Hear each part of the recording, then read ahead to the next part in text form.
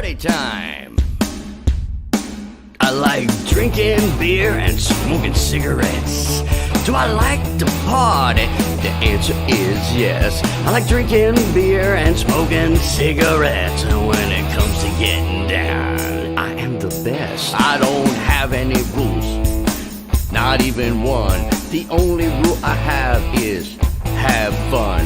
I smoke 100 cigarettes and drink 1,000 beers, and that's just in one day. Imagine in 1 year. Most people have boring lives with families and jobs. My family is this jacket and my job is to rock. I'm drunk all the time, even during the day. My parents say, get a job. I say, no way. 'Cause I like drinking beer and smoking cigarettes. Do I like to party? The answer is yes. I like drinking beer and smoking cigarettes. Party is my favorite word. It is the best. I dropped out of school when I was just 14, 'cause there wasn't a course on how to party. So I started smoking cigarettes with my mouth and fingering girls on my parents' couch. My parents said, you can't finger girls in here, and no more smoking cigarettes and drinking beer. So I said, get bent, and I got up and left, and I've been smoking and drinking and fingering ever since. That's right, drinking beer and smoking cigarettes. Do I like to party? The answer is yes. I like drinking beer and smoking cigarettes. My motto is always live your life on the edge.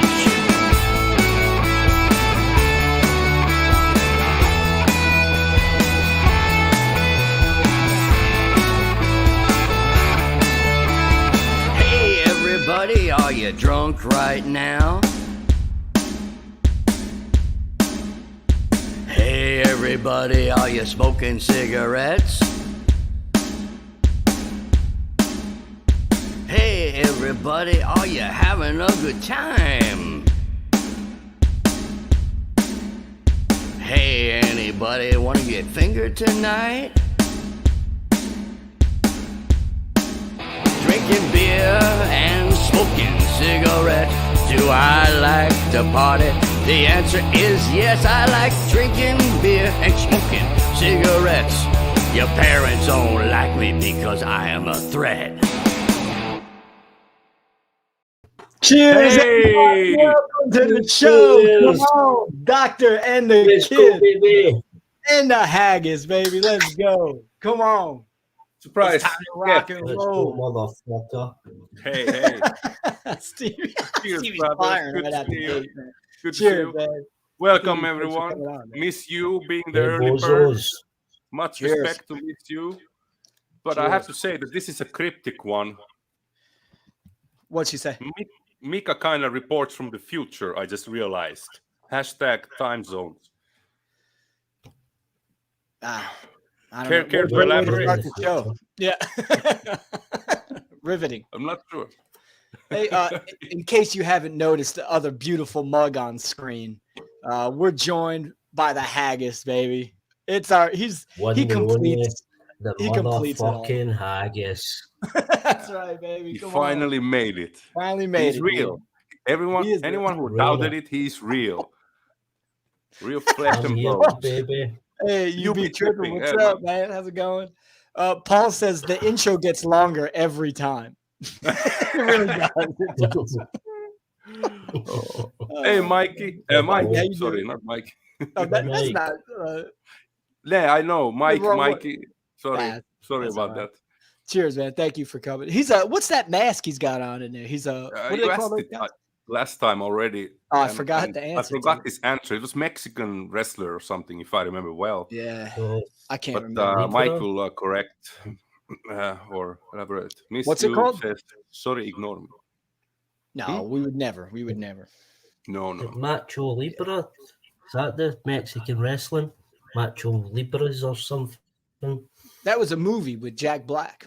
It's a Mil Mascaras Yeah, mask. but is that not Yeah, what but they're called? what are they called? Yeah, is it not Macho Libre or something? I don't know. What do you like? I Incense? think Then? that's the. Yeah. Is it not the genre? Wow. Wow, you are a hippie motherfucker. Man. You're a fucking weirdo. Insane. I'm chasing away the spirits. This house The is spirits. clean. Cha-la-la-la. La, la, la, la, la. The power of Christ compels you. The power of Christ compels you. And then- See, this A is luchador. why. Luchador. Lucha Libre. That's what I said. You said Oh, you Nacho did? Libre. I said You said- luchador. Nacho Nacho's Libre. Grande. Isn't Nacho Libre a Jack Black movie? Yeah. I didn't like that one. Me neither. I didn't like it either, man. I don't know, man. Nah, whatever. His But, best movie is Tenacious D, The Pick of That's a Destiny. good one. Yeah, that's a That's good a one. good Yeah. one. that's a I good liked one. him in High Fidelity. He was Oh. the best in High Fidelity, Oh, man. that's good too, man. Yeah. Music snob, man. Yeah. Music police. Yeah. He goes, He wasn't. we were called Sonic Death Monkey, and then when you say we're gonna be Kathleen Turner Overdrive, but tonight we are Barry Jive in the Uptown Five. Silent.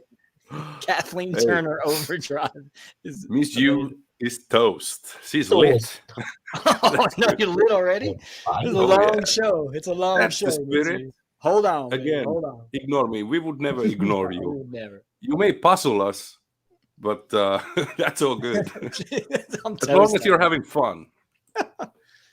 Oh, Just man. strap yourself in. Yeah, Yeah, exactly. we're gonna be man. okay. So, We're gonna Stevie, be a-okay. very nice of you to join us right from the start. Very, How you doing, brother? Very happy to be here. Yeah, Yeah. I'm good. Good. Good. Tell the people what's going on in Scotland, man. Yeah. He's a rock and roll brother from Pissing on Scotland. rain. Yeah, lots of rain. It rains. I really enjoyed your Lots of audio rain. file video. Oh, yes. Oh. Yes. Yeah, That was the best. I really like an audio file. They're just fucking idiots. Yeah. Last time, actually, I tried to Audio. start a conversation about the Mofi controversy, but Ryan wasn't down for it. No. But Oh, that's because Ryan's probably got about 80 Mofis there. no, exactly. I don't want any of that talk on this stream. We've had enough of that shit. Had enough of it. Mofi. Every video is a clickbait video, like the Mofi controversy. Shut up. When My you got take. records like this, who needs Mofi when you got a band like this, baby? That's high What a record, fidelity. man. Right there, That is, baby. man. Hey, Mine's is up the stairs. When you do the rest of the show like this. Ryan, put your hat on the top of the picture. It looks like you know. that's pretty good. That's pretty good. Pretty good. A caricature of the kid there. A sleeve face very early. Very early. I just wanted to sleeve say, face. just quickly, my take on this Mofi controversy. Oh, come No, on. I'm kidding. I'm leaving. I'm out of here. Come on. This is my last video about Mofi. One more video about Mofi. That's what they all One say. more. Yeah. One more. You know, I wasn't I'm- going to do I'm another gonna do Mofi one more. video, but then there's breaking This is a news. video I didn't want to make, Yeah. but Mofi said this on the webpage. I maybe come out of retirement and do a Mofi video. Yeah. Yeah, that'd be great. This is my last video about Mofi. I didn't want to make this video, and there's like those are the two like main, things people say. But we I should love talk this. about it. We probably get the viewer count up there. I already got one. So keep it up, man. So Yeah. let's Yeah. say Mofi. Maybe the algorithm picks it up. Yeah, And yeah, there you puts it go. there. I don't know. That guy algorithm. Maybe Al will put it up there. Yeah, help us out, in Al. everyone's feed.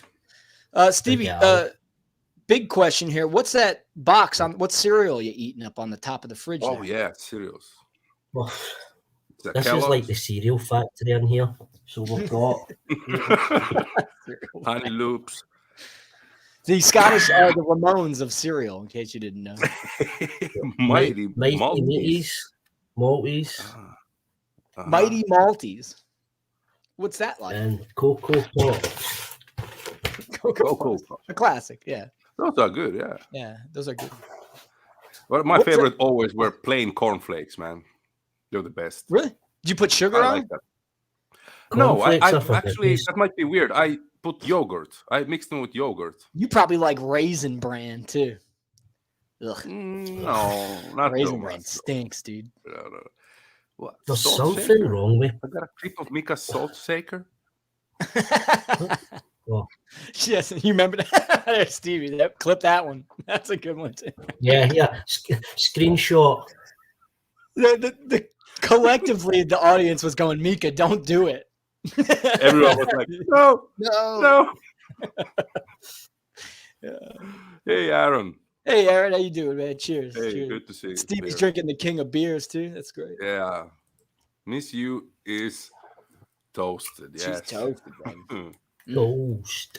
Weren't the Mighty Maltese on two-tone back Yeah. in the day?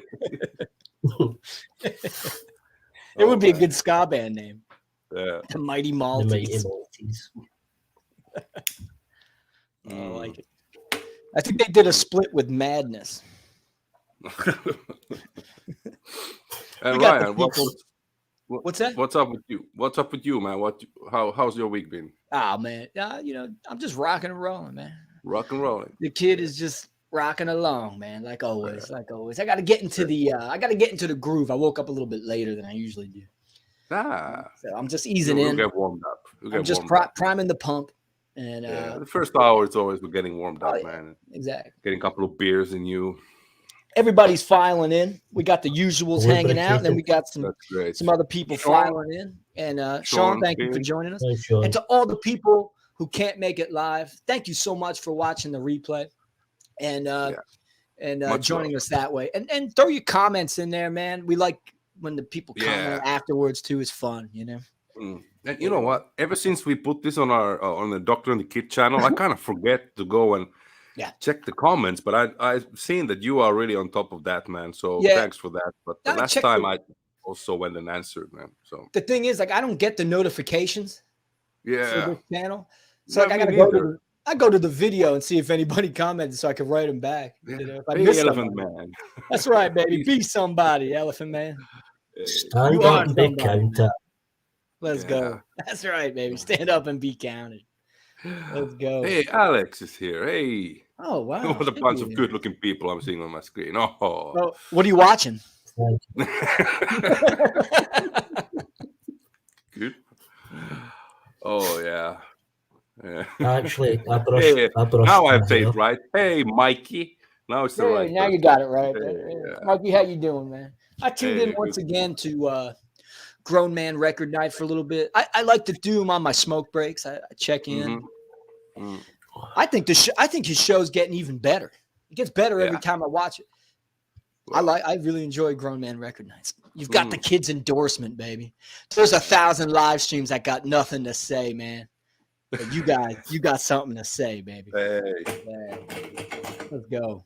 So cheers to that. Hell yeah. Cheers to that. Hell yeah. Man, That's a Oh, good- it sucks to be in this time zone, man. I miss. Well, you don't get to see a lot of the stuff live, right? Yeah, It and it's not the same Yeah. watching on replay. I mean, I I know. do catch up oftentimes, like Pilmers and Grown Man Record Night, and yeah. Steve, you're the same sometimes way, right? You're- Hydro sessions sometimes Yeah, play in the background when I'm working. a lot of the, But, like, like Hydra sessions as well. You know, you don't. It's like Right. the middle of the night here. You know, it's Yeah. just difficult. It's yeah. difficult. Especially with that stream too. Like And- you want to comment as they're playing the stuff, Exactly. you know, because Yeah. it brings something to mind, and you're like, oh, I want to. So on the replay, it's like, yeah. About Yeah, replays, so- how you guys feel about because I don't know. I Charlie's know Angels? Ryan. I thought it was Charlie's Angels, but with some punk rock dudes. Well, I gotta Okay. say, like, do you ever notice, like, in the Charlie's Angels show, whenever they go somewhere, they pull up like right to the front, Mhm. like right. There's always a parking space open for the Charlie's Angels. So anytime I get a good spot in front of a place, I call it Charlie's Angels parking. Hey, I wanted to ask you guys like sports. I mean, I know Ryan likes to watch basketball, but let's say, Yeah. do you like to watch an important game on replay if you for whatever reason you cannot watch it live? Yeah. Do So you tape it and watch it on replay? I tape with my schedule, I tape every Knicks game and I just watch them when I avoid Okay. all things Yeah. score-wise, Yeah. and I watch it when I get home. Mhm. I haven't missed a Knicks game in like, dude, a really long time. And they've been terrible for a dedication. long That's time. true. So, you know, That's I'm funny. dying. That's funny you say that, because obviously the time difference again. I do like to watch basketball, so I was like you. Like if I was watching it, I wouldn't want to know who won, so I would stay Yeah. off like the internet and wait to get uploaded, and then Yeah. I would watch And then it. go back and watch it. Watch it My as dad if I always was used to watching it say, live. my dad would go, But- "Why do you watch the whole game? Just watch the last 2 minutes." See who won. You know, he didn't understand the culmination of the game. There's something about watching a sport event actual live, but watching it as a replay, it doesn't have that. Even though you don't know who won, I don't know. It just doesn't feel right. Like when you're watching it that's live. where I'm also. Yeah. I'm with Stevie. I've never taped anything. If I missed it, I just missed it, and I watch the highlights next day. I just cannot watch a game on replay. Like I don't know. I'm like, I know it's already played. I want to be in the moment. I do it out of necessity. You know, but it's like you can it's equate it to like a support. live show. Like you know, I don't really like watching like live, like newer acts, like on Neither. YouTube. It's fun to see them live or whatever, but like there's a difference between watching it live and watching just a video, you know. But Stevie, what is he asking? Celtic or Rangers? So it's the two big Glasgow football teams. I don't bother with either, Alex. I'm not really. I think I remember you talking about it. These two hate each other, right? Detest each other. They detest No, one another. They murder each other. Honestly, man. I'm actually putting it probably the nicest way possible. Like there's people being killed and stuff. That's crazy. Over a game of football. Like honestly, it's not That's too far. Me personally, That's it's not also one thing good, that puts me off from a good thing. football. Scottish soccer, man. It's the fan thing, man. it's just I fucking. don't get it. It's fug mentality. See, I Fucking think the stupid. problem that I have is like it becomes someone's identity, like that they're a fan of this team and that's who they are. Like you got a problem if that's like you make that your whole world. Come on. Sean says, I think replay is different because the idea of fast forward is there. No That's a nervous good point. waiting to find score. True. Yeah, but I love the nervousness and the you're shitting your pants, having a heart attack, of these things. You have to. I don't know. It's just. I like it because I can fast forward through the crappy commercials. Well, yeah, that's a good thing, though. That's a good part. True. That's a great point. Commercials. Although when it's Fucking commercial break, I commercials. have my, I go make a sandwich, whatever, play with the dog, whatever, Well, you made use. You make good use out of the time. Yeah, exactly.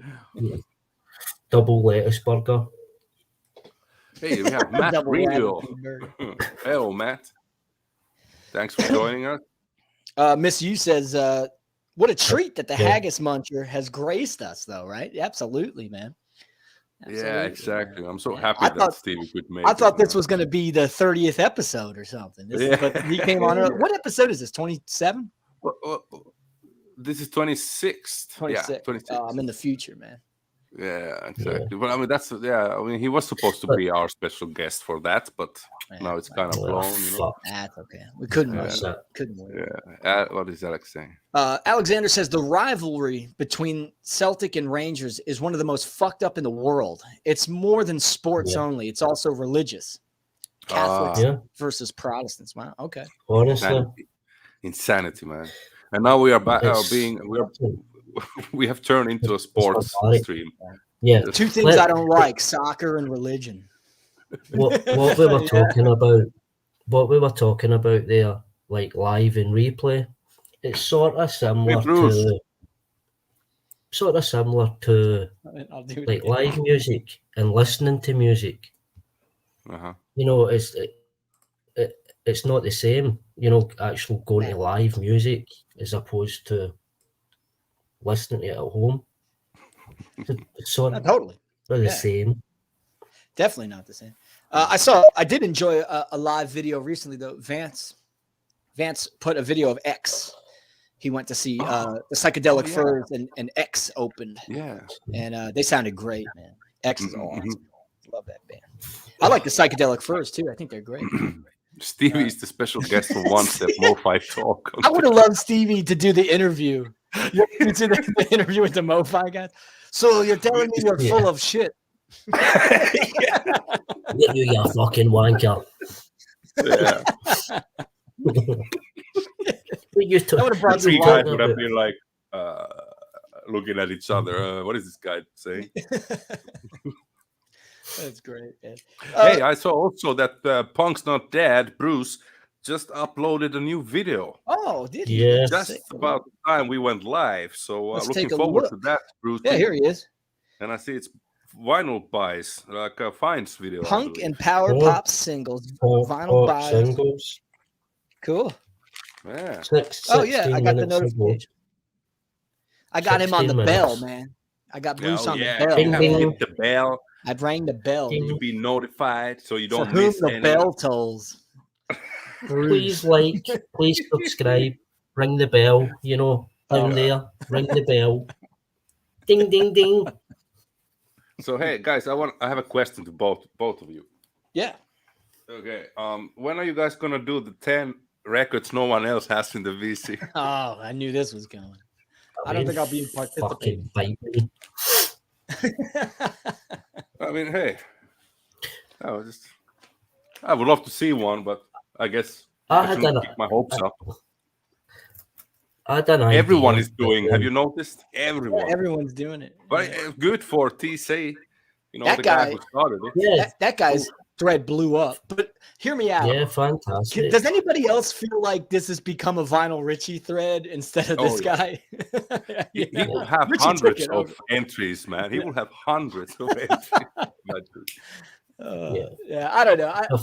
If Final Richie doesn't win, then the draw is fixed. that dude's going to have like by the time the contest is finished, it'll be like 300 entries for Vinyl Richie. Oh yeah, no, that's the same chair, isn't it? Yeah, it's my kind of lazy boy kind of leather chair. Whatever. Chair's humongous. I've had this for a while now. Yeah. I don't know. Miss You is toasted. Yeah. She thinks there's a new chair and all that stuff. I don't plan on did making have an an entry idea. for the thing. I did have an idea of that 10 obscure, but not necessarily obscure, just a different twist to it. Well, I mean, Like, basically what this is just my opinion, but what I've noticed is, you know, people keep showing all of these cool obscure shit, like amazing, like just some of them are actually artifacts, like they're so cool. I want somebody to show me something that it falls under the rare bracket, like say maybe 50 or 500 pressed, but there's still some available.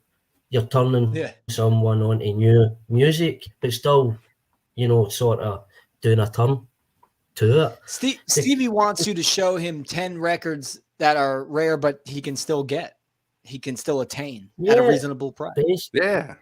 That would just be a long thread name. Show me 10 records that you can still attain that are rare at a reasonable price. Yeah. But it's like what?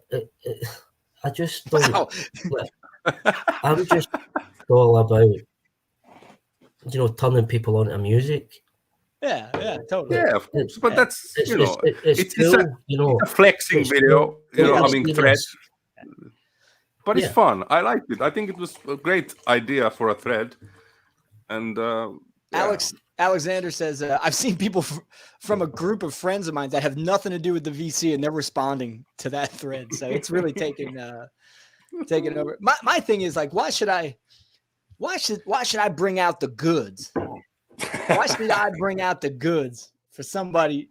You know, I'll do it when I'm ready, when I want to show 10 records. I think, please. I don't know. I don't do threads or contests anymore. I just buy reissues anyway, so I've not got any.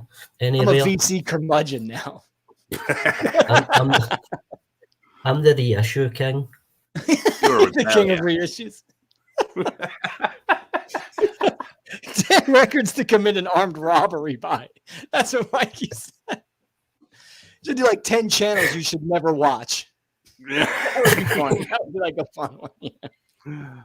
Yeah, both there's 10 records that everyone has in their collection. Hey. That's that's a good. Well, then everybody would be showing the same ones. Yeah, that would be fun though. I guess in a way, in a fun. Just be a massive Beatles thread. Yeah, well, that was disturbing. Richie in a leather jockstrap and Beatle boots. My man is off the hook lately. Yeah, Richie's been unhinged lately, man.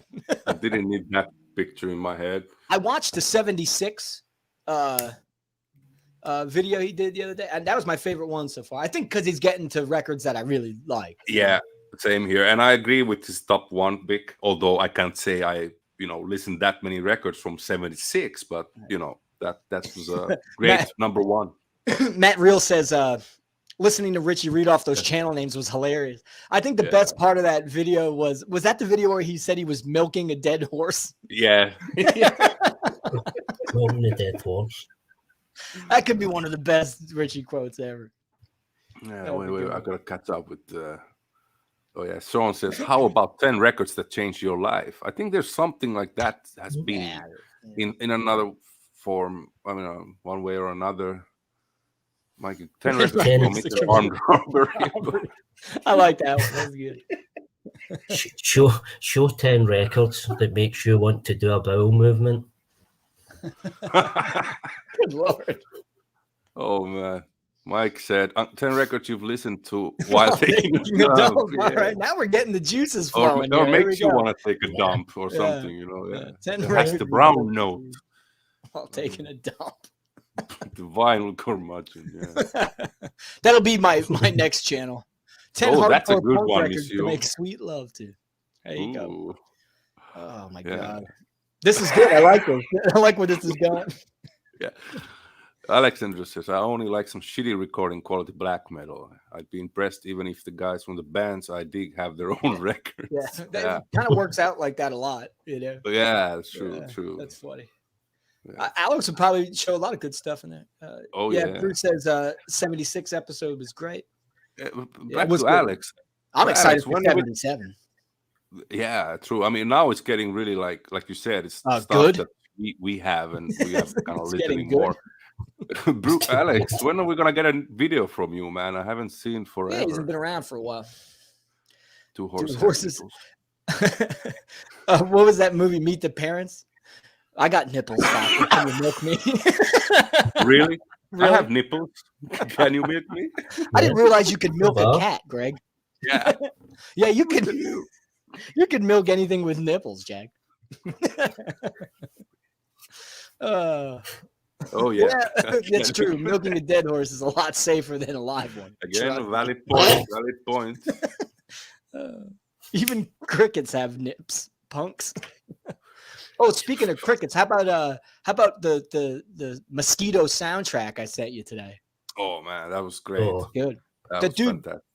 There's a new tape out. It's from the guy from the Coneheads, that seminal egg punk band that Mika loves so much.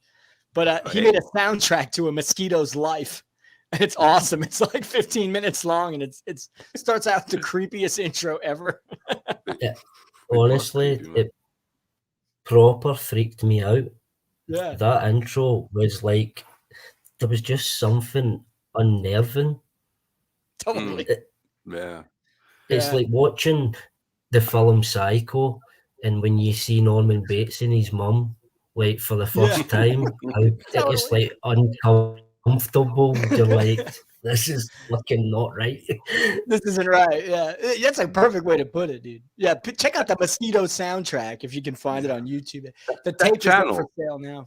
what was the channel? Because you turned me on to that. Tremendo Tremendo Garage. I Tremendo- love that channel. Tremendo Right. Oh yeah. He uploaded. I think a couple of days ago he uploaded a cassette of Foil. Oh, Did you okay. check that out? It was pretty good. I liked Demos? it. It was like the demos cassette. Or no, something? I think it was a live. Oh, tape. live. Okay. I think I missed that one. I did listen to the Billiam cassette. I bought that one. Oh yeah, you showed that. The new Billiam, yeah. New Billiam. That was pretty cool. Like what I was saying, like you pay $5 and you get everything that he's released, plus any future releases. And I thought, really? For a one-off payment of $5, can't beat it's that. Pretty decent. And then bootleg the cassettes. Yeah, totally. I bought the cassette and it was like $7 or something, and but like I bought it because I love the music on it. I love Billiam rules. It was great. It was fantastic. And for me, it wasn't egg punk. Honestly, he's just bizarre, man. He's like reckless Eric Weird, like it's just a strange guy, and but I was reading the description. I was already going to buy it because I like his music, but I read the description. They were like, oh, it's handmade 50 tapes done. And I go, okay, I got to get this now. Like 50 of them in the world. That's awesome. I get you a link, Miss You. Wait, and can you read why are we this? getting a link already? Just for the mosquito? Yeah, exactly. It's like what you said, Ryan. He's like weird. He fits in with that scene. But he's like did unique. Did you see the comment he left on my channel? Yeah. Who? I gotta find this comment.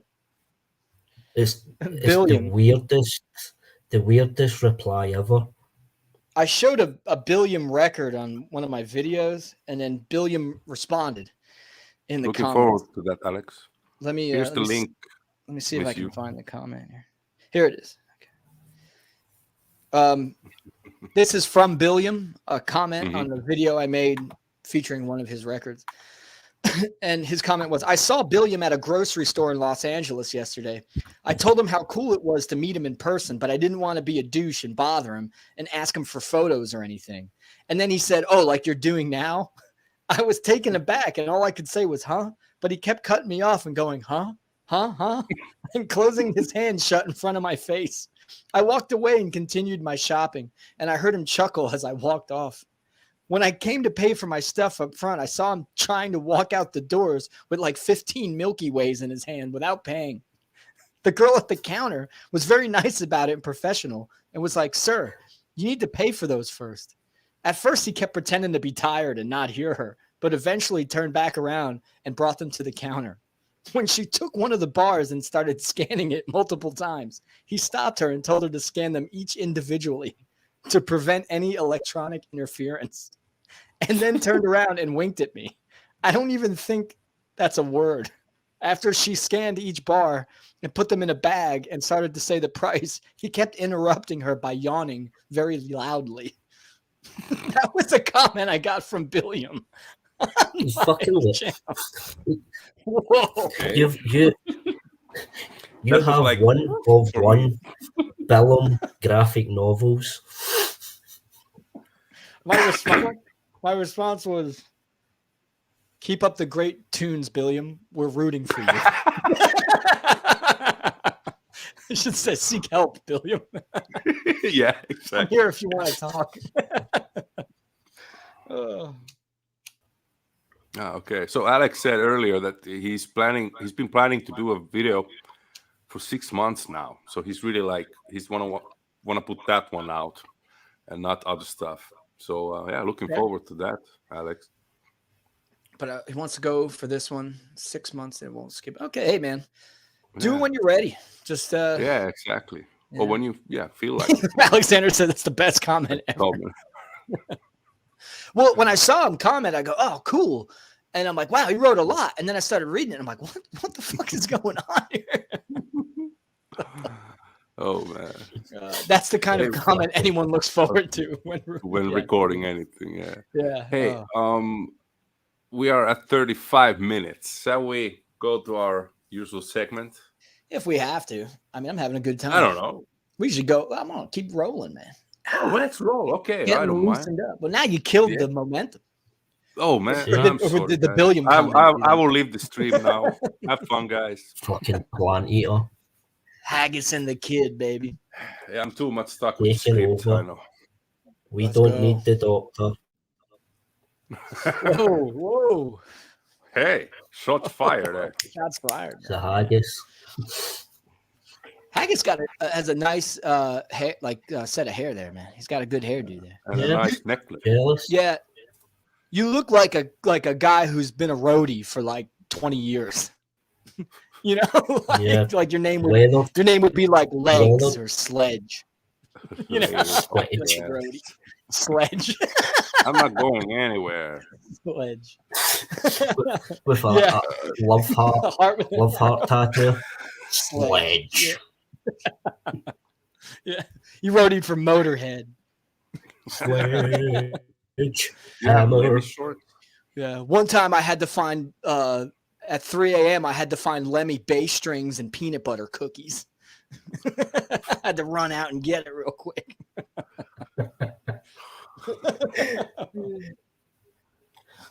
Yeah. Let's No, go I to the washed- segment. I washed my hair tonight. This segment. What? You washed your hair? I washed my hair because I was coming Oh, on the just for the stream. stream. Wow, good for you. Just Oh, for- nice. Looks good. Very Stream. thoughtful. Very thoughtful indeed. Just for you. Oh, what was the album I came up with the other day? I came up with an album that we were going to do for like aging punks. Was it called Never Mind the Follicles? Never mind the follicles. It's just songs about balding, you know. Never mind the follicles. Tell me why you got no hair. You wouldn't go on stage like that. Oh my goodness. Well, Okay, I was trying to make lyrics for it for Pretty Vacant. Like my head is pretty vacant. It's pretty fake. Vagrant. I can't remember what I wrote down either. I think I have the audio clip. So It was like there's no point in asking because there's nothing there. I don't need shampoo and I don't care. Something stupid like that. no hair. No hair, don't care, baby. That's right, man. Keep it real. Hair man. is overrated anyway. Yeah. Nah, speak for yourself. You don't need What do you hair. got? You got like There tied you up in a. You don't have like a bun, do you? Like a man bun? Good lord! Oh my god! I got to really reconsider who I'm doing this show with. No more man. Hey, look who's talking, man. Or should I just let it be loose? Ah, Yeah, that's a better look. Yeah, that's like the rocking that's look. better. Yeah. okay. It's just so fucking hot, warm, humid, and your neck is just sweating from this thick, luscious hair. The luscious locks. Cool yourself down with some bubbly water. Hashtag bubbly water gang out there. Yeah. Cheers to those. Peer pressure, Probably. peer Regular. pressure, and I took it off. Okay, happy Yeah. now. Yeah. Give him enough soap. Give him a soap. That's a good one. Oh, man. That's a good- Give him enough soap. Oh, that's fuck's sake. fantastic, man. Give him Oh, yeah. enough soap. Alex is with me. Oh shit, Okay. that's really funny. Good to know I'm not alone. Paul got me on that. Was great. What did I miss? Someone says, Adam says, I'm glad someone got that reference. Yeah, what did I he missed say? it. I don't know what's happening. Give him enough soap. Anyway. Give him a Oh, I'm already sweating. What the fuck? God. Oh, It's man. been hot here, man. Don't give in to Humid. the peer pressure, man. Mm, When I make fun of the bun, you go, fuck you. yeah. Fucking Right, rock cool. the man bun. Just call him a baldy. Huh? Just call him Baldy. Yeah, Baldy. Baldy. I still got some fuzz going. It might just the be on the brown side. M&M reference. Okay. Too bald to die.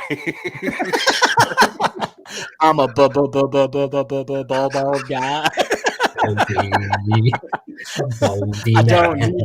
I don't need I hair have no ties. hair. I'm a bald guy. Oh Baldy. man. Oh man. I don't need Okay, hair but only, ties. it's only 40 minutes. Yeah. 40 minutes. Mm-hmm. I think that's my favorite. Too bald to die. We got never mind the follicles, too bald to die, and give them enough soap. That's pretty good. What else is there? I'm sure somebody's gonna come up with some good ones. Oh man, Fucking hell. that's fucking great. Oh my goodness. Yeah, that's awesome. Too bald to die. Shave time for democracy. Oh, come on.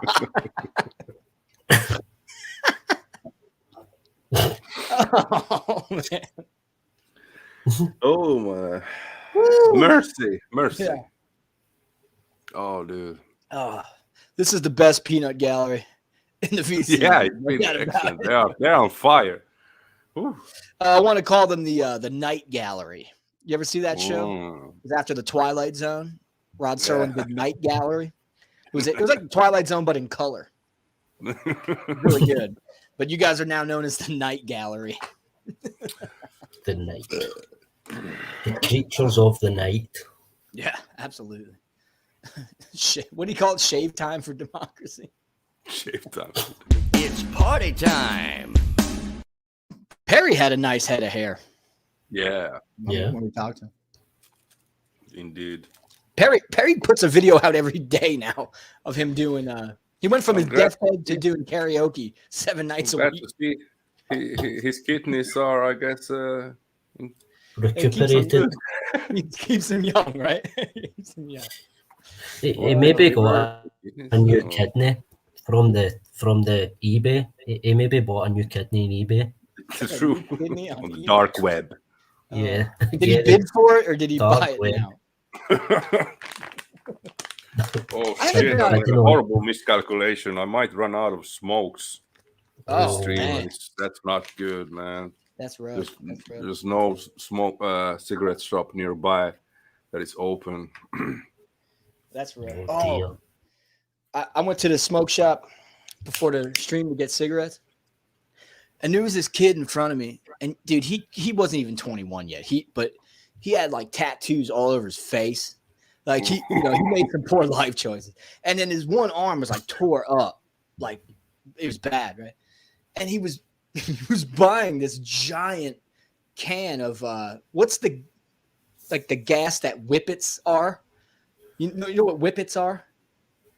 Oh. Okay, so when we were younger, cans of whipped cream. Yeah. Okay. Before the whipped cream comes out, there's this gas, and you put the nozzle in your mouth and suck the gas in, and you get all wong, wong, wong, wong, wong, wong for like 10 for some seconds. Apparently, the smoke shop sells like giant things of it, And dude, the kid was like, he was fried. He was like prune juice, yeah. And he was like, how do I know this is really the right gas? And the guy's like, because I'm telling you, it's what we sell. And dude, I swear to God, this guy was sitting there and he was picking his nose and looking at his finger and like just looking around. And I'm like, the last person who needs this whippet gas is you, man. He was he was in outer space, dude. You know what? I don't know. You know what people do here like some people do in Budapest? They have some glue in plastic bags. Some kind of, I don't know what kind of glue it is, but they are like sniffing it. And they are like zombies, in the buses and stuff. Okay, when I used to live in the city. A lot of Ramones fans. Oh man. It's like, big Ramones fan. But man, like they were scary bunch, man. They were like acting very fucked up, man. It's not good. What people do, man. Yeah, dude. But that's the last guy who needed Whippets. Aaron says model glue rocks. Yeah, sure does. Evil stick. We're at 45 minutes in. Let's get to the let's get to our segment where each episode, Meek and I will listen to a record during the week, and then we'll discuss the record. Actually, Haggis as well did listen some today, so please join us in the conversation. I'll join where fit. So, are you ready to pull it out on count of 3? Yeah.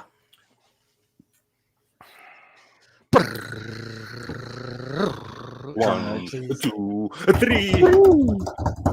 Oh, today we're talking about the Jesus and Mary chain, automatic, baby. Yeah, excellent. Excellent album. In my mind, a complete masterpiece. Oh yes, I love this record. I agree wholeheartedly. Masterpiece. Masterpiece. Yeah, I've got mine's unlimited. Yeah, it's on invisible wax. Whoa, 1989, man.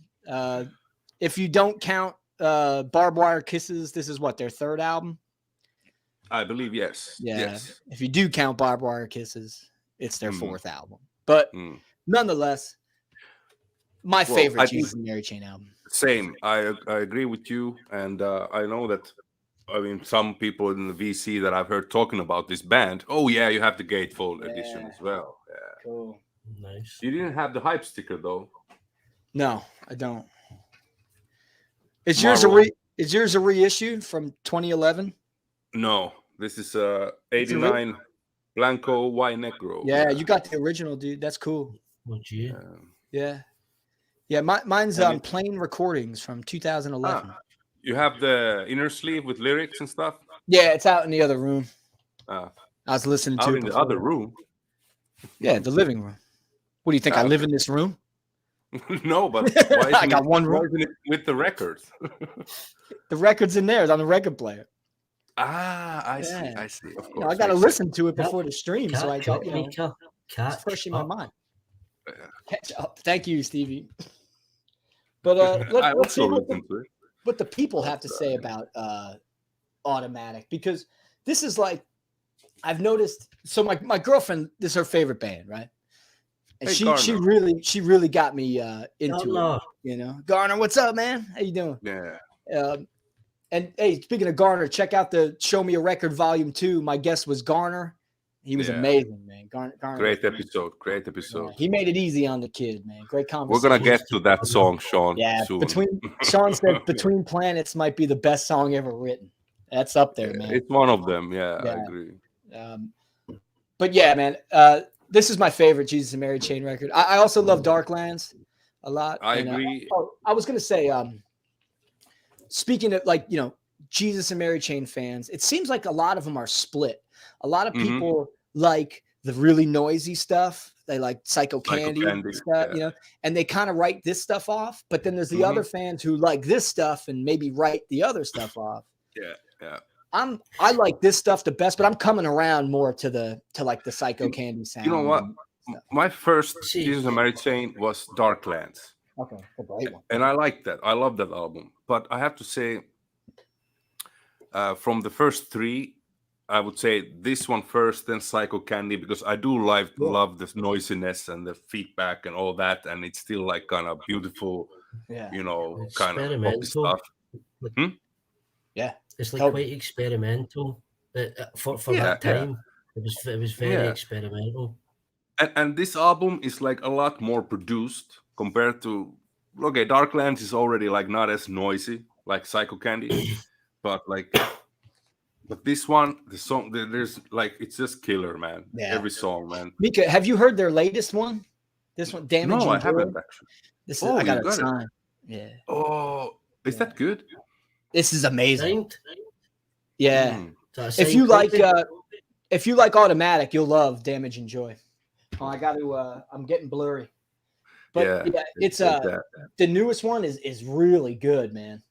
Oh, I'm gonna check it out because not working. Slow, not so. Like you were saying, that people are divided. Like I'm kind of like, but Stoned and Dethroned. Yeah. That one, it has a couple of good songs, but I have to say it never really won me over. Like it's not a bad album, but it was like No. Yeah. same with Honey's Dead. Mhm. Uh, Monkey. I don't, oh yeah, that one too. Yeah. They are a bit like, they're good tunes and all that, but it's just I do prefer this early stuff so much more. Yeah. To me, they don't get better than this, but that's just me. Yeah. And See yeah. what I was saying today. Obviously, I said to both of you, I'm not like a huge Jesus and Mary Chain fan. I listened to Psycho Candy and I liked it. So like, when I get into music, the internet and stuff like that, you could dip in and out of bands and stuff like that. So the noisy stuff was in line with a lot of the stuff that I'd listened to. So I never really ventured in. I moved on to the next thing. Yeah. And when you obviously spoke about that album and I listened to some of it today, like I'm glad that I've listened to it at the age that I'm at. This is You a appreciate ripping it album. more. Like resonates it's more. just filled the backbone. My opinion is the backbone of that record is just rock and roll. I don't care what anybody says. It's my opinion. It's just a rock and roll Chuck Berry. You could imagine that was recorded in Memphis. The Memphis guitar sound. Yeah. Well, drum machines are banned in Memphis. Yeah. minus the drum machine. This is It's the beauty so of this record. written. The beauty of this record's in its simplicity. Yes. I mean, the songs are three-chord. That's the beauty of Jesus and Mary Chain. At least the first albums, the first four, let's say, with Barbed Wire. Yeah. And that's what always resonated with me when I was young. I heard Darklands, then it was Psycho Candy, and this one last. But this one right away, I was like, man. And obviously the song Head On, it's a hit. But the first time I listened to this, every track's playing, and I go, well, when is the bad song on the album gonna come up? Exactly. Where is the one that I would skip in the future or whatever? But no. Every one of these could be a single. I mean, it's all that good, and like I said, man, the beauty of this record's in its simplicity. What's that? Like when I was listening to it as well, like I was going through obviously the track listing as I was listening to it, and as you say, each song it's just like boom, boom, boom, Right. and each song seems to get better than the previous. It's what I love about this record is the production for Jesus and Mary Chain got a no, he's talking just fine, but come on. The production obviously got a lot cleaner. But it's still got such an edge to it that like the lyrics give it like that ultimate like cool edge, man. This record just oozes cool, man. Yeah. Like going back to like both of you obviously made the point of like a clean production, and obviously as I'd mentioned, like Psycho Candy, the really noisy stuff, and then to that it was obviously pretty off-putting, to me at that time. But listening to it like now, it is each track you listen to, I think they've got their own, their own sound, but there's so much influence that's come through music from that album when you listen to it, like especially 90s Britpop, like the 90s indies scene in the UK. Like honestly, like the vocals, you could take Liam Gallagher, from Oasis, Stone Roses, like Ian Brown, like you can just hear so much influence that's come out of came from historic, but then came, going forward, like later bands taken from that album, because the production, like what you'd mentioned, it is a lot cleaner than the previous two.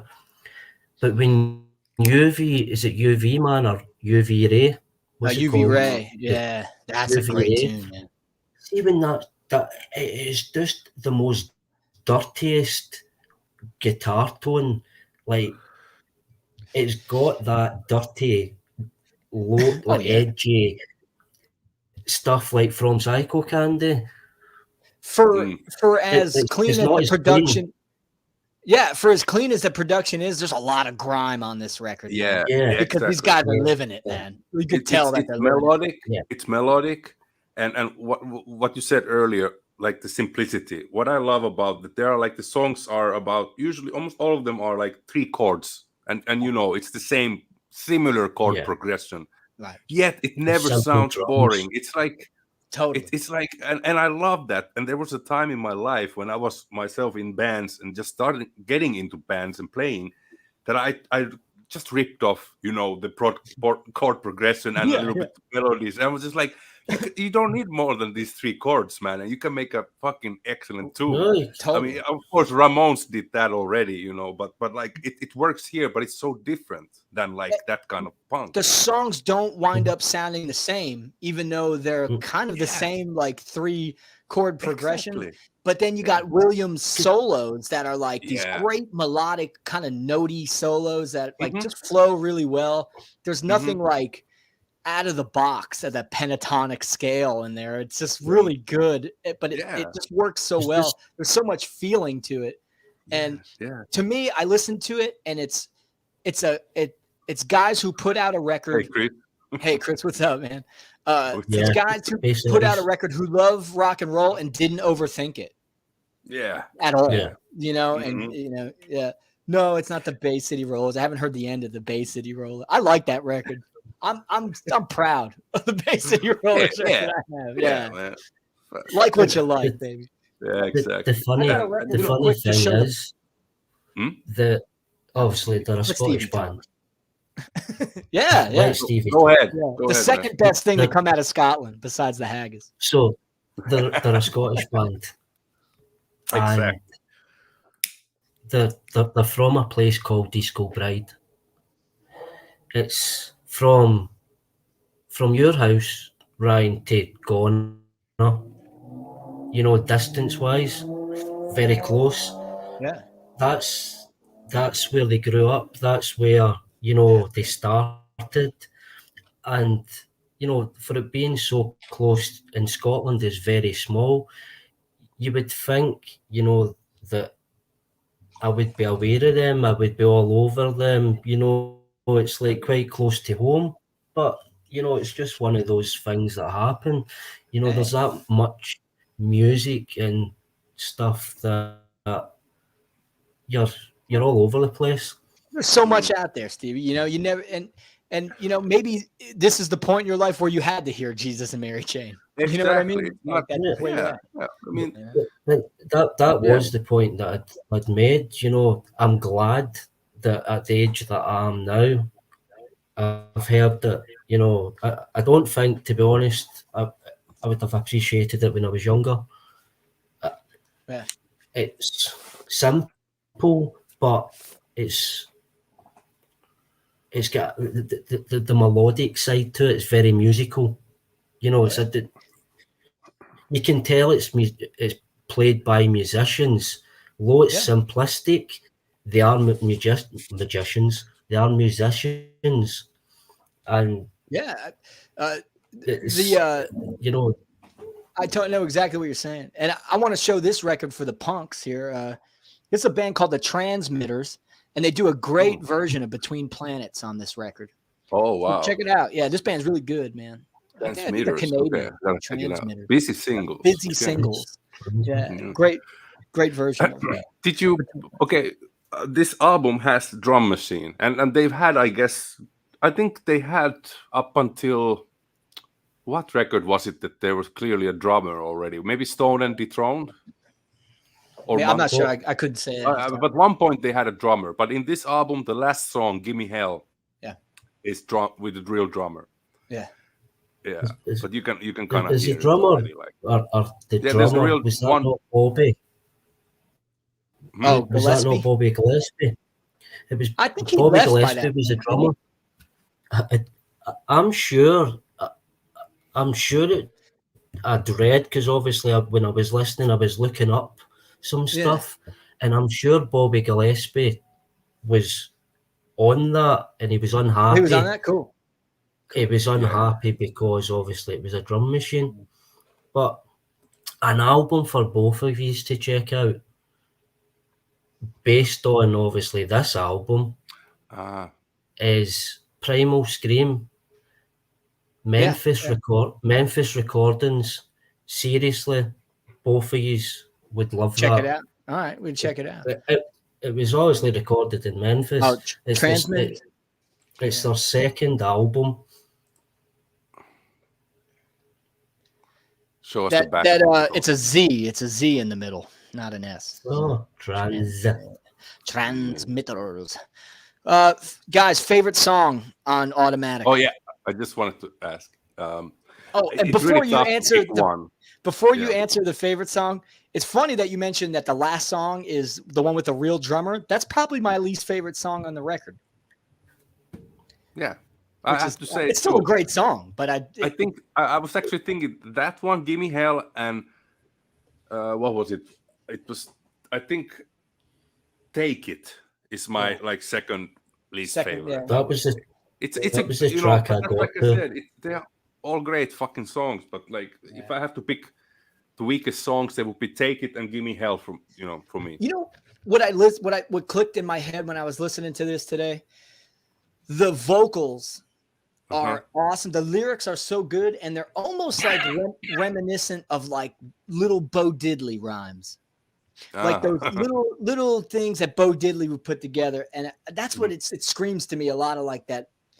It's got that aura of a little Bo Diddley in there too. I don't know if that makes sense, but it's just the cadence. There's a lot of culture. Yeah, there's a lot of culture in that album as well. Totally. Like lyrically,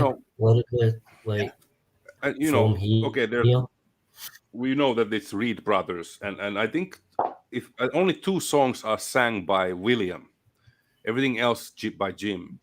But I don't. When I'm listening to this album, I never kind of even think about that there's a different singer. Me neither. Yeah, it doesn't really sound in a way. Yeah, it's like I'm like, oh yeah, I always forget that they both sing, but the other one more than the other. I mean, it's like So, Mika, the big question is, what's your favorite song on? Okay, Between Planets would be the very obvious one, and it's like I said, it's tough to say the best one. So I would say 3, with 3, which I would put in the top one. Okay. Am I allowed to say 3? Yeah, sure. You can say whatever you want. Between Planets, Halfway to Crazy, and Head On. Really? Okay, I would go halfway to Crazy, Between Planets, and Blues from a Gun. Blues from a Gun. Okay.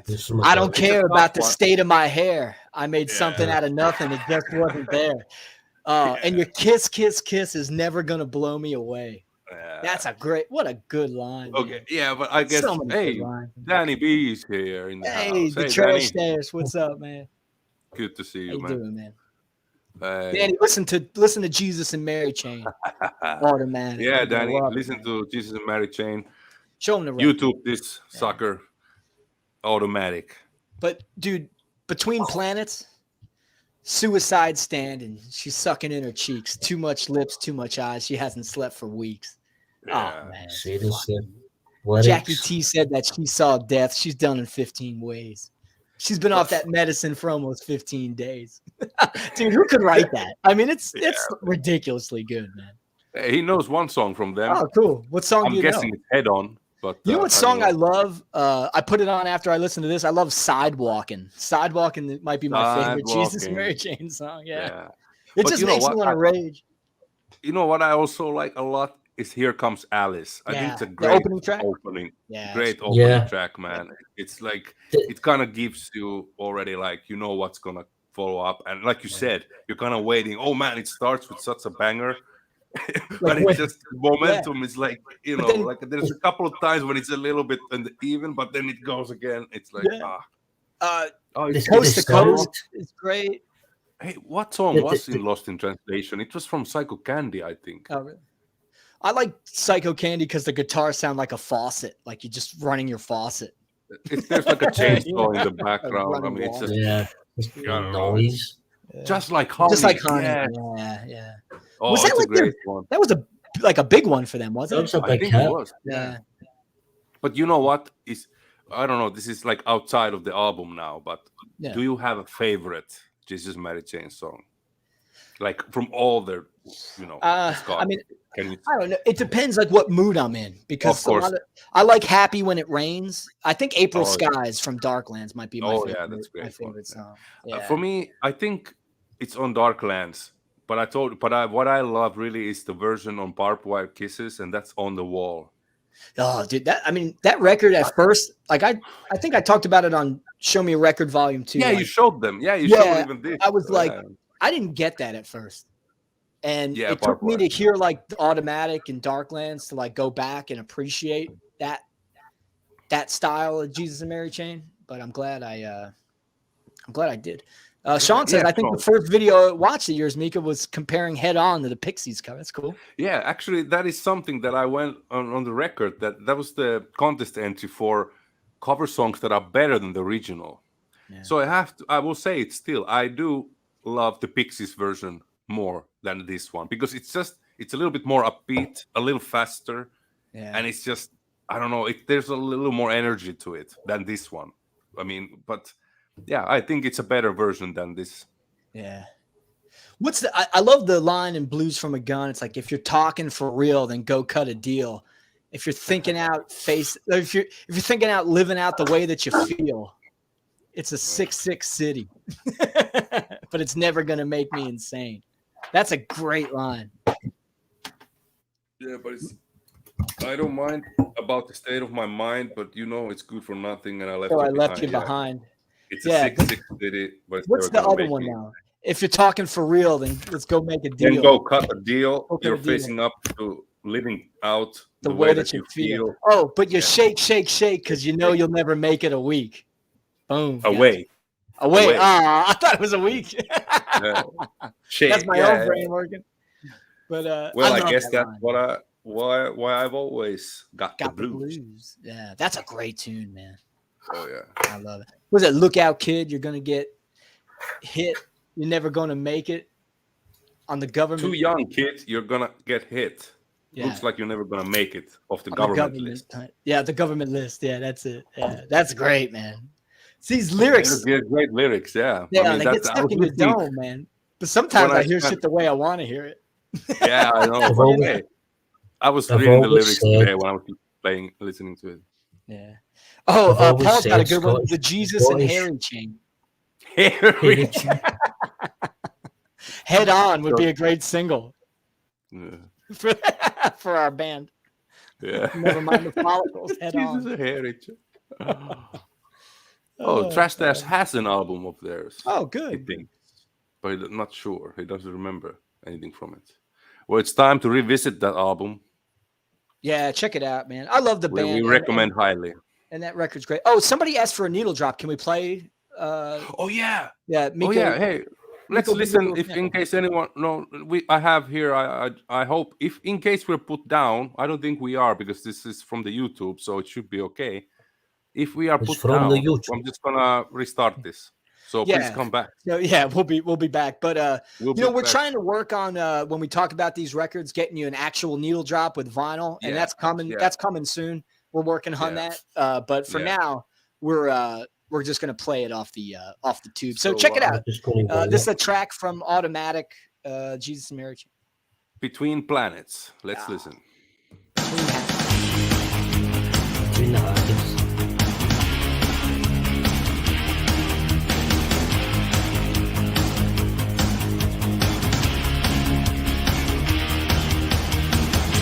Suicide stand, dies as it slipped away. She don't know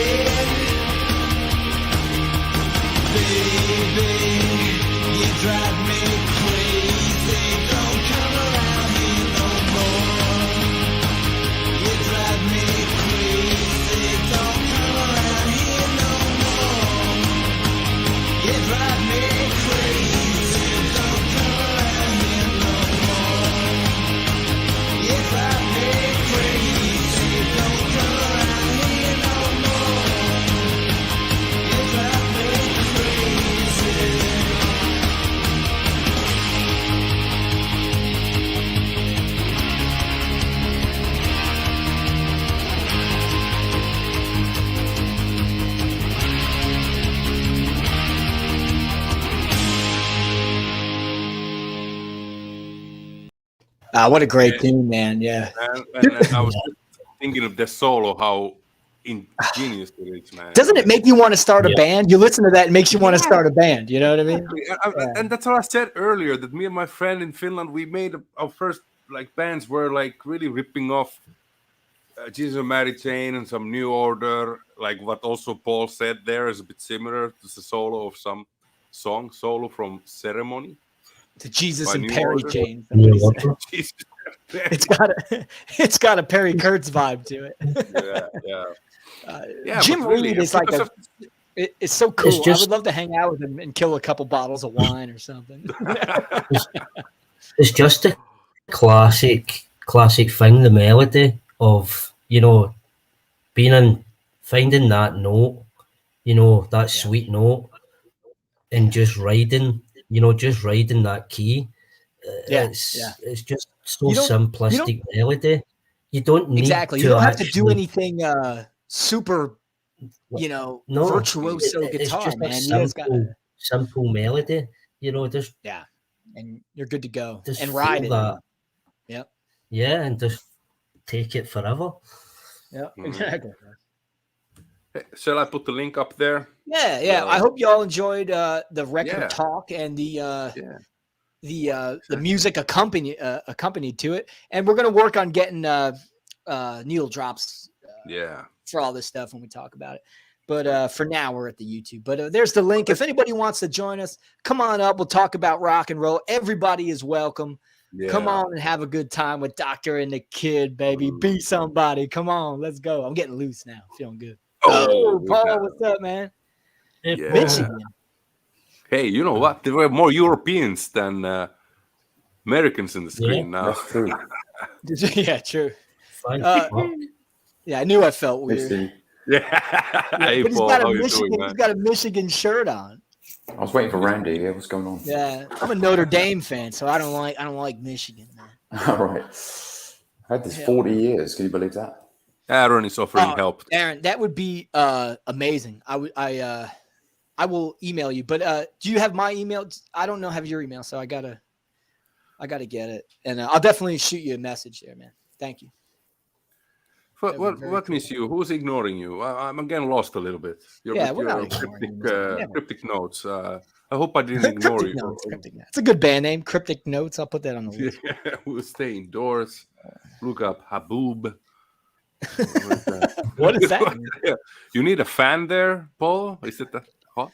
A little bit. It's just Paul's melting in the Dying, UK, really. man. What's It's it hitting 17 over there? You guys Celsius. don't know what to. You don't know what to do, do you? It's like 70 degrees and I'm dying here. I'm dying.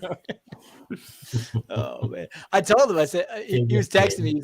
He's like, oh dude, it's hit 100 degrees. I said, 104, that's that like was every hot, day in Memphis, man, in the summer. Oh, Oh, man. brutal. Well, what do you think about Paul about the Jesus and Mary chain? Yeah. Yeah, I liked them when I think I recorded them off John Peel back in the day, the early stuff. Yeah, like, they was have it some- You Trip Me Up or whatever. I just like that noisy stuff, Yeah. Ah, So you you're a like fan of the noises. Psycho Yeah, Candy so and all that. definitely a And they- division in the fans. Yeah. And they kind of had that Beach Boys, kind of a poppy Yeah. harmonies vocal Yeah. lines going, didn't they? Pretty Like poppy. Kill Surf City. Yeah. Yeah. Yeah. It's cool. Yeah. So I mean, a lot They're of still the- going. They are still a going, lot right? of the They just stuff- toured, I Yeah. think, right? They're Yeah. still going, I think. When they He's started done it coming back, Battle. Kim and I must have seen them maybe 3 or 4 times. I can't Mm. remember how many, but they were great, man. Every Hey, time. Tuco. They just Hey, Tuco, what's up, recorded- man? They played What, the Stevie? Barrowlands.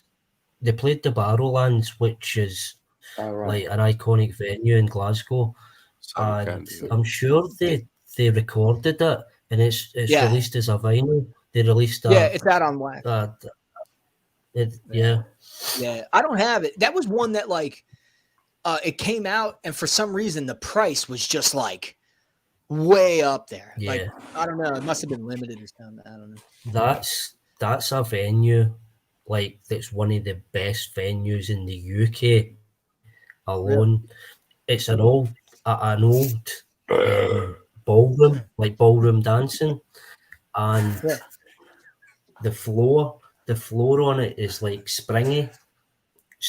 Oh, no. Oh, right. They like, used to have the springy floors for dancing, right? yeah, Wow. so like seeing Stiff Little Fingers, they play the Barrowlands every single St Patrick's Day. They play the Barrowlands in Glasgow. They've did it for years, and when people start pogoing, like honestly, it's like because of the spring, it's amazing. What a atmosphere! Like Have you it's seen Stiff so Little good. Fingers lately? That guy, he's unrecognizable, Jake. Yeah. Stiff Little Yeah, the lead Fingers. singer. Yeah. Red wax, everyone. Red. Oh, nice. It's a reissue, the barbed wire disc. The old ones are on that Blanco y Negro, right? Yeah. Black and white. Oh man, you have singles, man. I used Oh, to. sevens. I burst my That's the first single there, Mary right? singles. Oh man. Oh, you got them all, right? Yeah. Oh yeah, that's nice. Let me put you big. Let's see those. I used to have that one, Dark Skies. Yeah. Oh, sweet. Ah, Oh man, there's a You got bunch. the April You have Skies some, has got like 2 singles, right? It's a double thing. Yeah, I had that double thing. You have the box set also, something, yeah. Yeah, I have a box set, Uh-huh. and then it's got all the Shiny live- covers. Yeah, but there's even more. Well, you have a That lot. one Yeah. too. Yeah, Shit. I'll just keep going. fuck me, man. Keep going, bro. Hey, That's the best one right there. Paul gave me this one. Paul gifted me that one. Hold on, I'm not done. not done. That's a new. That's the new one. Oh, Yeah, That's the new 7. yeah. I had that talking. April Skies. That's the double disc one, yeah. Yeah. I think April Skies, yeah. What was the one on the? Oh yeah, that's another. Sounds. A newspaper one, right? Yeah. Yeah. That's Paul's again. Oh, Didn't they man. put one out like last year on Third Man there it Records. is. It was like £20 or something, $30. It's there up. Yeah, that's Dude, I think there was 2 versions of it. One was like Yeah. really limited, and when I looked it up, Yeah. I was like, I'll get it. I looked it up on Discogs, and somebody wanted like $95 for it. Yeah, I So saw I'm that. never getting Come that. on. Forget it. For what? Yeah. That's how I know didn't get it. exactly, because it was. Yeah, I think it was only available at Third Man Records in London That's right. at the Yeah. opening of their store. Yeah, Jack White played on the roof and all that stuff. Yeah, Jack White. whatever. Jack White can keep that record. He can have it. But yeah, that's the. When Mika goes, hey, let's talk about Automatic this week. I was like, all right, cool. Now I can show all the singles. You got a box, right? You got a big Yeah, box. it's in this haven't you? box here. Hold on. The old 50s box. Yeah. Yeah, nice. Nice. Nice. You It's have like a the double. box set. The box set is up there, actually, on It's top over of your shelf. No, it's yeah, behind it's you. over here. Yeah. Yeah. I don't want to break that thing out. It's, No, it's all right. It's all right. But Yeah. what albums do you have? Do you have all the full length? it's all the studio albums, and then there's a live one in there. So that Pretty is cool. a 12-inch box set. Okay. It's what? The box set, is that 7 inches or 12 inches? 12 inch. 12. Okay. So that's all the studio albums. All the studio albums, and then a live record. Right. Yeah, but there's Never cool seen Brooke that in anywhere. everything. Never seen Really? that anywhere. It's cool. It's cool. Yeah. Well, for sure, man. I would buy that. Yeah, it looks I'd really- buy that it for looks $1. really nice. For $1. The only thing that bothers me about it is like the box itself is it's plain. Like for a band that looks so cool, like put them on the cover, you know. Yeah. At least give me just Jim and William fighting or choking each other on the cover, you know. they had some spats, Wally? just like the Gallagher Bros. Yeah. I think I told this story before when I saw them one time. I don't know. Maybe I didn't. I can't remember. But it was in Brooklyn. And they came out and they weren't as lively as they usually were for some reason. Like, I mean, they were never like going crazy on stage. Yeah. Jim just sits there with the microphone like this, but he's so cool, you know. But William was playing, and I swear to God, he didn't look up once during the entire set. He just played and just looked at his guitar. And it was like after like the third song, it was quiet. He was like quiet for a second, and some guy behind me goes, "Hey, William, you're fucking pissed, man." I was like, "Oh, this guy rules." That's proper shoegaze. Isn't that proper shoegaze right there? Right? Yeah, he was taking it to the extreme. I mean, he didn't look up once. For all he knew, there was 10 people there. He didn't care. Yeah. Hey, I have a dumb question. You said shoegaze. I've never really got the grasp of what is shoegaze. Give me a shoegaze band. What is shoegaze? Brian My Bloody Jonestown. Valentine, I guess. Yeah. I've never listened to Brian My Bloody Jonestown. Valentine, so I don't know how it sounds like. I have to check it out. Do you like Is there any Brian other shoegaze Jones? band? Brian Jonestown Massacre. Yeah, that's a good band too. Oh, that one. Okay. Great name too. They're really good. If you like they're very Stones influenced. They've got a really strong Stones. What about Lush? What sound about to them. Lush? Would you call them shoegaze? I'm not Lush? familiar Lush. with them, Paul. Lush. Me neither. Okay. I don't know. I don't know. Did you see the documentary about Brian Jonestown Massacre? Yeah, No. it's pretty Oh, funny. was that a trip, The- man? That was great. With the Warhols, Oh, yeah, that maybe that was it. the one with Andy Warhol. I think so. Yeah, that was good. You were hollow. The clip in that documentary where he's like going insane, but they're in the garden and he's got like a guitar at his foot and he's playing this weird instrument, but he's shouting at everybody and they're like jamming along, and We he's have room for two so more. much a control addict that All right. he starts Yeah, he shouting at was. them all. You're not playing it right. You're not playing it right. But how talented he is as a musician, he just basically starts playing this, constructing this full song, like in this film, and it's pretty neat. But It's they're fucking Wait, would you be? yeah. a band called Artistic Decline, and they have a song called Andy Warhol. It's from '83. It's the California punk. This is really a really good single. It's not the Bowie cover though, is it? Yeah, No, you it's should not the check Andy it Warhol. out. Yeah, look at it. It's pretty cool. This is a good record, man. I don't know. Somebody said Andy Warhol, and the first thing that came to my mind was this stupid single. But sorry, Falling in love. couldn't help myself. Yeah. When am I going to get Did the that show not- Artistic Decline again? Did that not get reissued? Yeah, it was reissued Turn the a kid couple chain. years ago. I think. Yeah. Doctor and the Kid Chain. I like that. Yeah. It's pretty It good. has a nice ring to it, though. It does, yeah. Blues from a live stream. Merch. Yeah, this merch. Oh, that Where's should be a John? thumbnail. John and Jason Randy? Eric and us as Yeah. Where are the regulars? John, Randy, and Yeah, They're probably, none of who them. knows? They probably got something going on. It's Saturday night, man. It's all good. Anybody who's here, you're Summer. welcome to It's join us. summer anyway, so Yeah, you know. come on. I'm actually surprised that we've been steadily in the 20 viewers, more or less. Sometimes dropping to 18, but in the 20s. So thank you, everyone, really, for Yeah, hanging I'm not out with us. surprised, man. Everybody wants to It's hang summer. out. You all have much better stuff to do, I'm sure, but appreciate I'm getting the impression that everyone's afraid to come up on screen because the haggis is here. they're intimidated by the haggis. No, I think that would be I more of think a so too, yeah. I think more of one a reason to come up. Yeah, no, I think they're afraid. It's not every day Pussies. you get to talk to the Rightly haggis, so. man. Yeah. Times from bubbly water. Pussies. Bubbly water.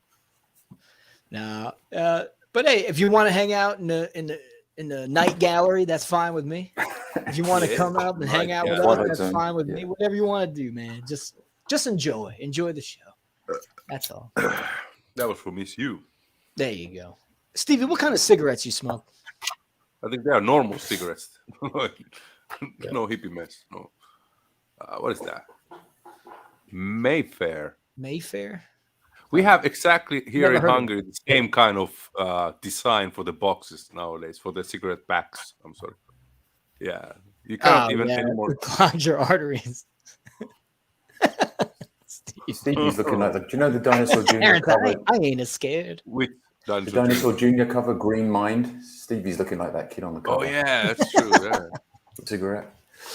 I mean, I wonder if they had back in the day any issues putting that cover out. I'm surprised that it was allowed. Underage kid smoking. Yeah. It's a little kid with a cigarette in her mouth. Wouldn't happen these days. What's that? It wouldn't happen these days. Oh look, dude, I had a Wayne Kramer bobblehead, but his head fell off. Oh, Yeah. He's been beheaded. It's even cooler. I think, with that. Yeah. And then like when you press this button, it does like a Chuck Berry riff, but the batteries are done. It would just go. But now I have a headless Wayne Kramer. Yeah. But I was going for this. Hold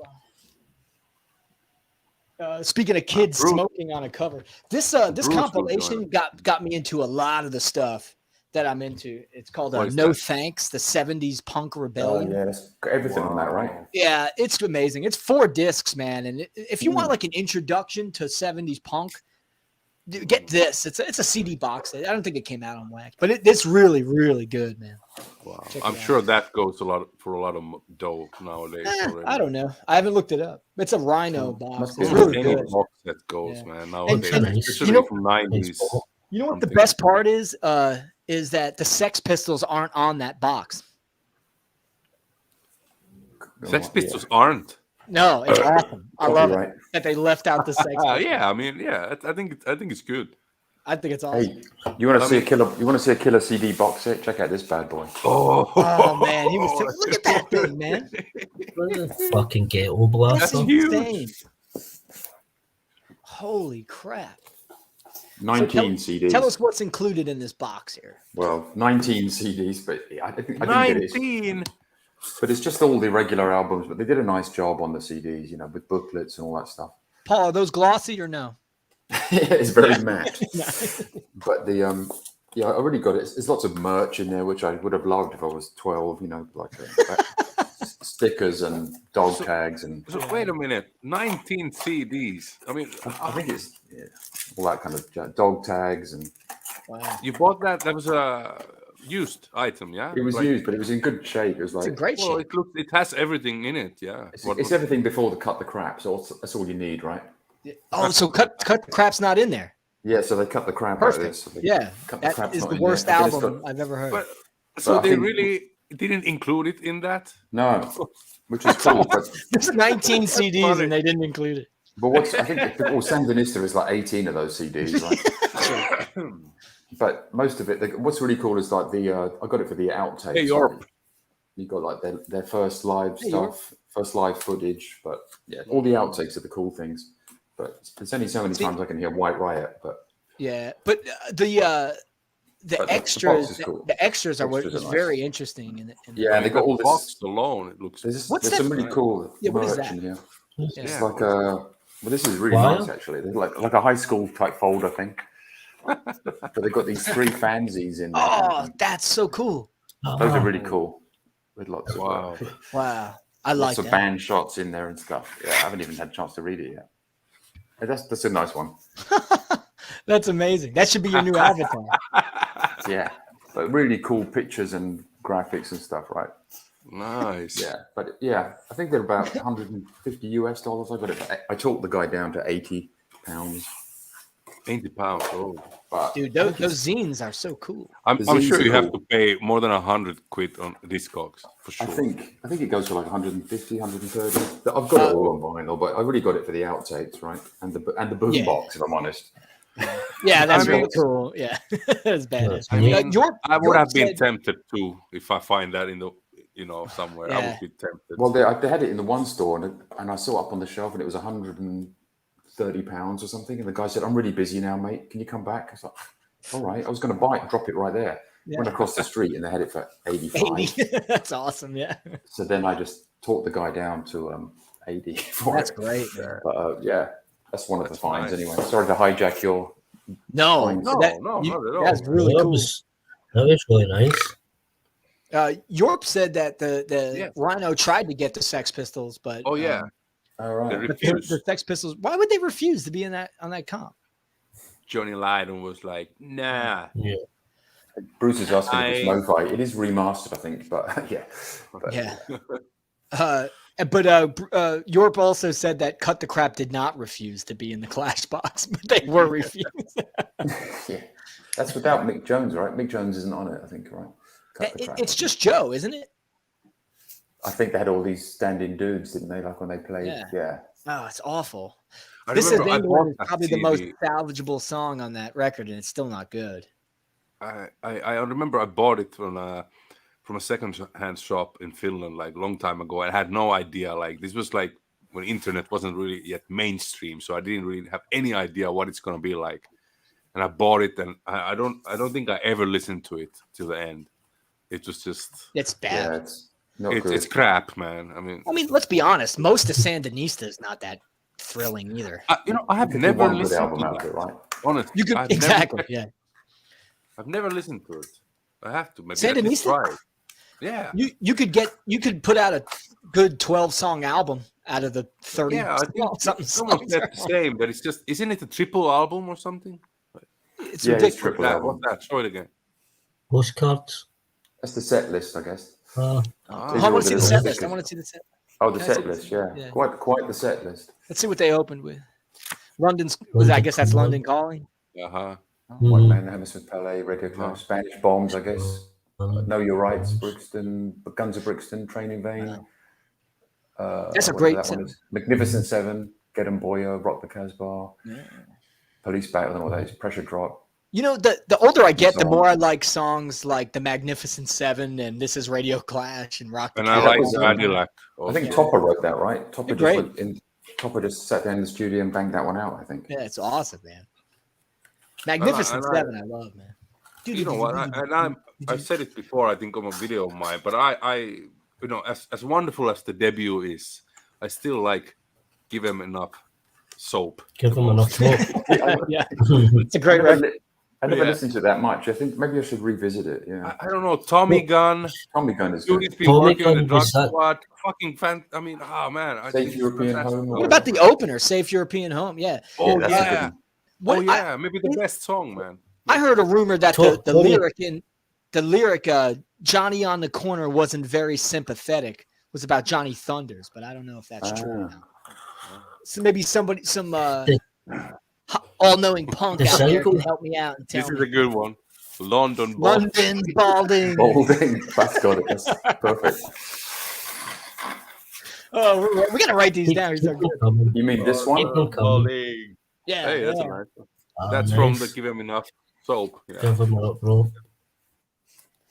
This one's pretty cool. Do These your stick- I'll let's never take hear these your stickers least off, right? favorite Clash songs. Least favorite Clash songs. From it'd be something on Sandinista. I don't know. I would only have to say from the first three. I'm honestly just the first three albums. It's like what I really know. Here's a controversial question then. Do you think the Clash are overrated? No, No, Be honest. no, I don't think they are. I don't think so. No, Be honest. no, I don't think- being honest. I don't think the Clash are overrated. I think everybody should listen to the Clash. Yeah. No, everybody should listen, but personally, I do. I think They're they're lost in the overrated. supermarket. Bruce is on fire. Sorry, Steve. What did you say? Say again. I personally think they're overrated. You do. You think? Yeah, So coming from a UK perspective, I can think they're accept that, overrated. but tell me why. Tell me why though. it's like the Pistols. It's as if Untouchable. you must listen and you must. It's like Nirvana. It's like all of these bands that are got this iconic status, and it's like people are forced to listen to them, but it's not as good as it's made out. That I don't. It's difficult to try and word it. That's okay. Obviously, because I'm trying to speak English. You know, Okay. I'm not Take speaking your my time. own language. Okay. Yeah. No, it's good. It's good. It's all right, man. It's no, I definitely. I think it's like the Pistols and stuff. They're so iconic that, and you've listened to it that much that it's sort of lost that meaning. I don't know. Okay, I'm probably talking a pile of I could shit, imagine. but I can. I'm just. Sorry, Steve. I think it's I could because of imagine. being. I think it's because of coming from the UK. It's like Yeah. one of those bands that are pumped. Like Paul will probably understand this. It's like pumped. It's like the mainstream punk band, if you know what I mean. I think, It's like, in the context of just the times, it wasn't, but now I think young Yes, angry punks think yes. pretty tame, right? Yeah. obviously historically and what the influence, the people that they've influenced, and the historical dent that they made in punk music. I'm not taking that away, but it's like people put this halo over them. Like, you can't say anything bad about the Clash type. Oh, They've yeah. got Well, this you could definitely say bad aura. things about the Clash. I mean, They've there's some got stinglers. this aura. Yeah. I get you. It's for you. It's kind of over commercialized to a point where it's become kind of a norm, right? Okay. Yeah, exactly. It's Even and on American radio, you'll. Yeah, if you put on a mainstream rock station on in the USA, you'll hear "Rock the Casbah" or "Should I Stay or Should I Go Now." or London Calling. Whatever. Yeah. No, you won't really hear London Calling, but you'll hear "Rock the Casbah" for sure. Should I stay? Should I go? I like both of these songs, to be honest. In Finland, London Calling. You won't hear bodies on a played Head lot and Shoulders shampoo on radio. commercial. Really? You won't hear bodies on the FM radio. I think that the obviously the important point, and it was a point that Paul had made at that time, it wasn't, it was so different, so explosive, lyrical content. They were challenging, they were challenging social problems, they were challenging political problems. True. That nobody had the balls, to stand up and say, do you want to know what? I don't agree with this. I've got something to say. This is another opinion on what's happening. And, it is maybe the term then that I've used is overrated, is probably the wrong, but they're like on a pedestal type thing. Yeah, for sure. Where kind of untouchable. That it's more they're on a pedestal rather than would you class them as being overrated. It's more, we can look at it. We can look at it two ways. We can look at it as one, when it came out, it was subversive. It was something different, and they were talking about issues going on in the UK. White people go to school where their teacher had to be thick and all that stuff. Yeah, exactly. And then but then you can look at it another way. We have the overview now in 2022. We can look back on everything they've done and every choice they've made and every other thing, and I get what you're saying. I don't listen. I don't think I listen to the Clash for the. Yeah, some of the messages I get and I like, but I listen to them mostly because when I turn it on, it makes me want to pogo. It makes me want to go wild. Like, it makes you happy. You get something out of it. They took, as usual, there's different track listing on the US version, right? The first album, they took off some of the best tracks, I think. Totally. And wasn't it so too that in the US they didn't really break through, but later, during London Calling only, or I think it was late. The first album, I think it's Combat Rock, didn't they? Kind of broke through. Was it so late? Okay. it was the second album before. The second album was out in the US before the Before the first first album. one. Give me And it enough was rope when- released like as the first one in US. Yeah, I think the second album was kind of made for the American audience, right? I think the Blues, the cult guy produced That it. is right? already a little bit more polished than the first one. Yeah. I like on the second album. I like Julie's Been Working for the Drugstore. Exactly. I like That's that. one of my That's favorite tracks. great man. tune, man. I love it. Yeah. Yeah. What was And the even single London after Calling, that? man. Was it Oh man, I Tommy- love the Tommy London Gun. Calling. There's no thinker on that. Tommy Gun is great. Too, Yeah, Tommy Gun. Tommy Yeah. Gun Tommy was just Gun. that was Guns the on the single, Roof. wasn't it? Tommy I like Guns Gun. on the Roof. Yeah. that Guns on the Roof is about they were shooting pigeons with a BB gun. BB gun, yeah. That's right, yeah. Hey. But I love, I don't know if I could, it's hard to pick my favorite one. I would probably say the first one, but it's hard because it depends what mood I'm in, man. Mm. I like that Train in Vain, right? It's not even listed on the album, but it's a secret track on there. I love that song too. I love London Calling, man. I like all of London Calling, really. Yeah. Yeah. I like Coca-Cola. I like that song, Coca-Cola. Oh yeah. Elevator Yeah. going up. With it in the gleaming corridor of the 51st floor. The money can be made if you really want some more.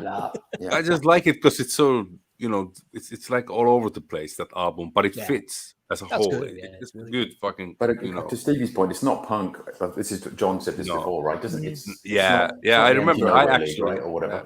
It's not going to be Well, I they think changed there the was name a- over there, yeah. yeah. Where's Joe? We need Joe. Yeah, Joe is a Clash fanatic, man. Yeah, Yeah, Joe likes Hey, Clash. man.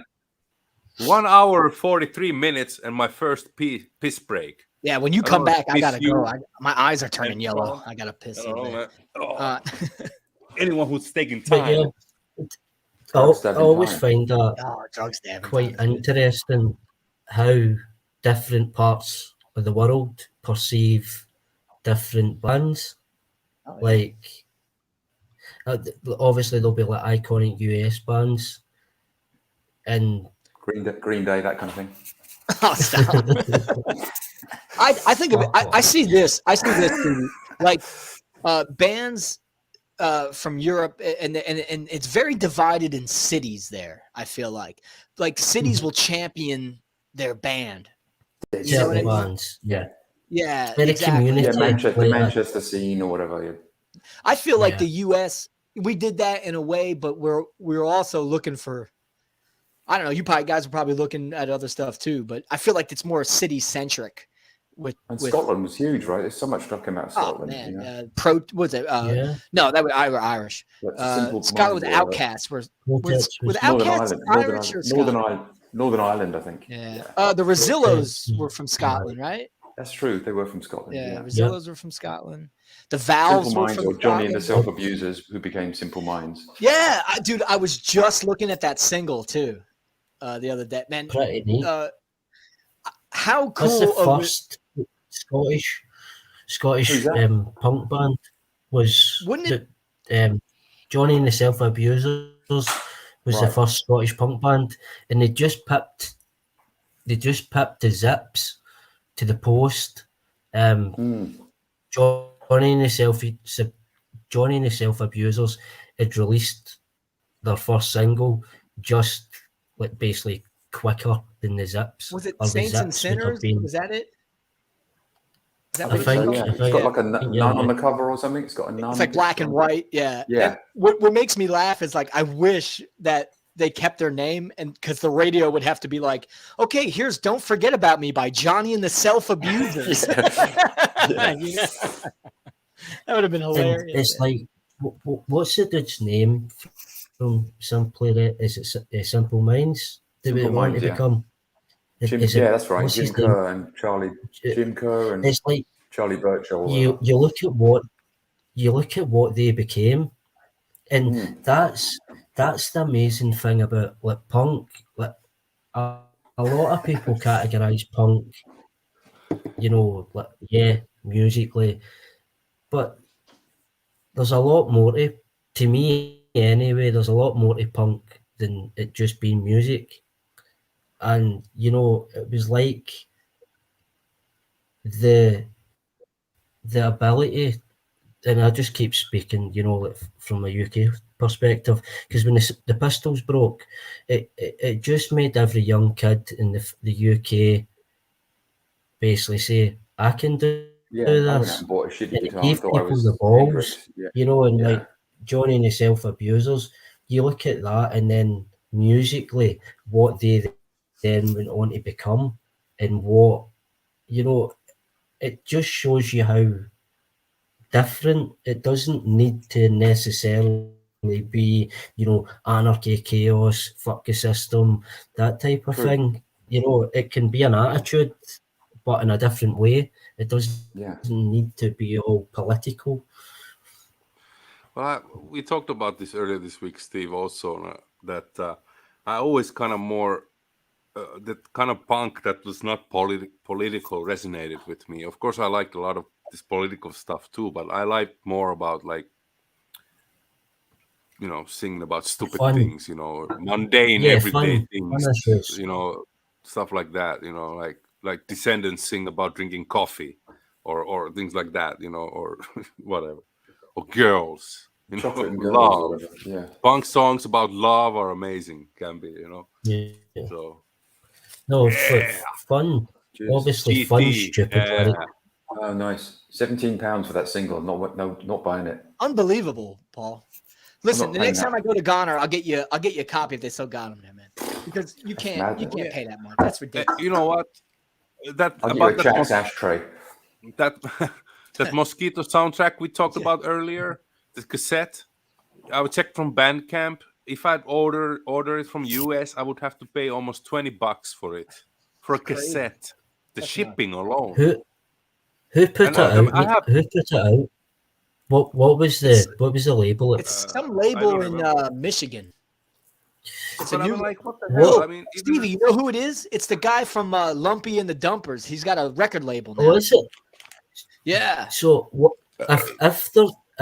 if there's an email address, Mika, and obviously you really want it, drop the dude an email, and 9 times out of 10 they'll give you cheap. Yeah. It'll be like It'll help you cheap out. shipping if you go just to them, because Goodbye Boozy in Italy, if like on their Bandcamp, I think the dude's name's Fabrizio, says contact me directly and I'll sort the shipping out for you, so it's But you cheaper. did that, right? You did that with the schizos, didn't you? With somebody? Don't just go right through Bandcamp, because Bandcamp, they'll just have an automatic shipping. So what the fuck? Has Bandcamp gone into this shit, man? Like that they're starting to fucking.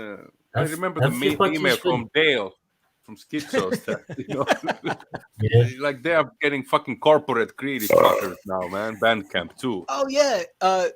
Dale sent an email like, "Hey, if you want a single, just email me. Yeah, I'll send it to you." Because that hey, Bandcamp you. was taking You're there. I thought you had gone. Been Nah, so quiet. Yeah, the mailing is ridiculous now, right? And I don't trust the mail here either. It gets lost or the one's break. I think you. Oh, it's fucking. I was I always telling, take registered and tracked, man. Yeah, I was telling these guys yesterday, man. I found this seller on Discogs. He had all these singles that were like £2 each, and they would really like fill holes in my collection, like stuff I really wanted, you know. And dude, I had about 20 of them in my cart. Right? I'm like, I'll make this fucking purchase, right?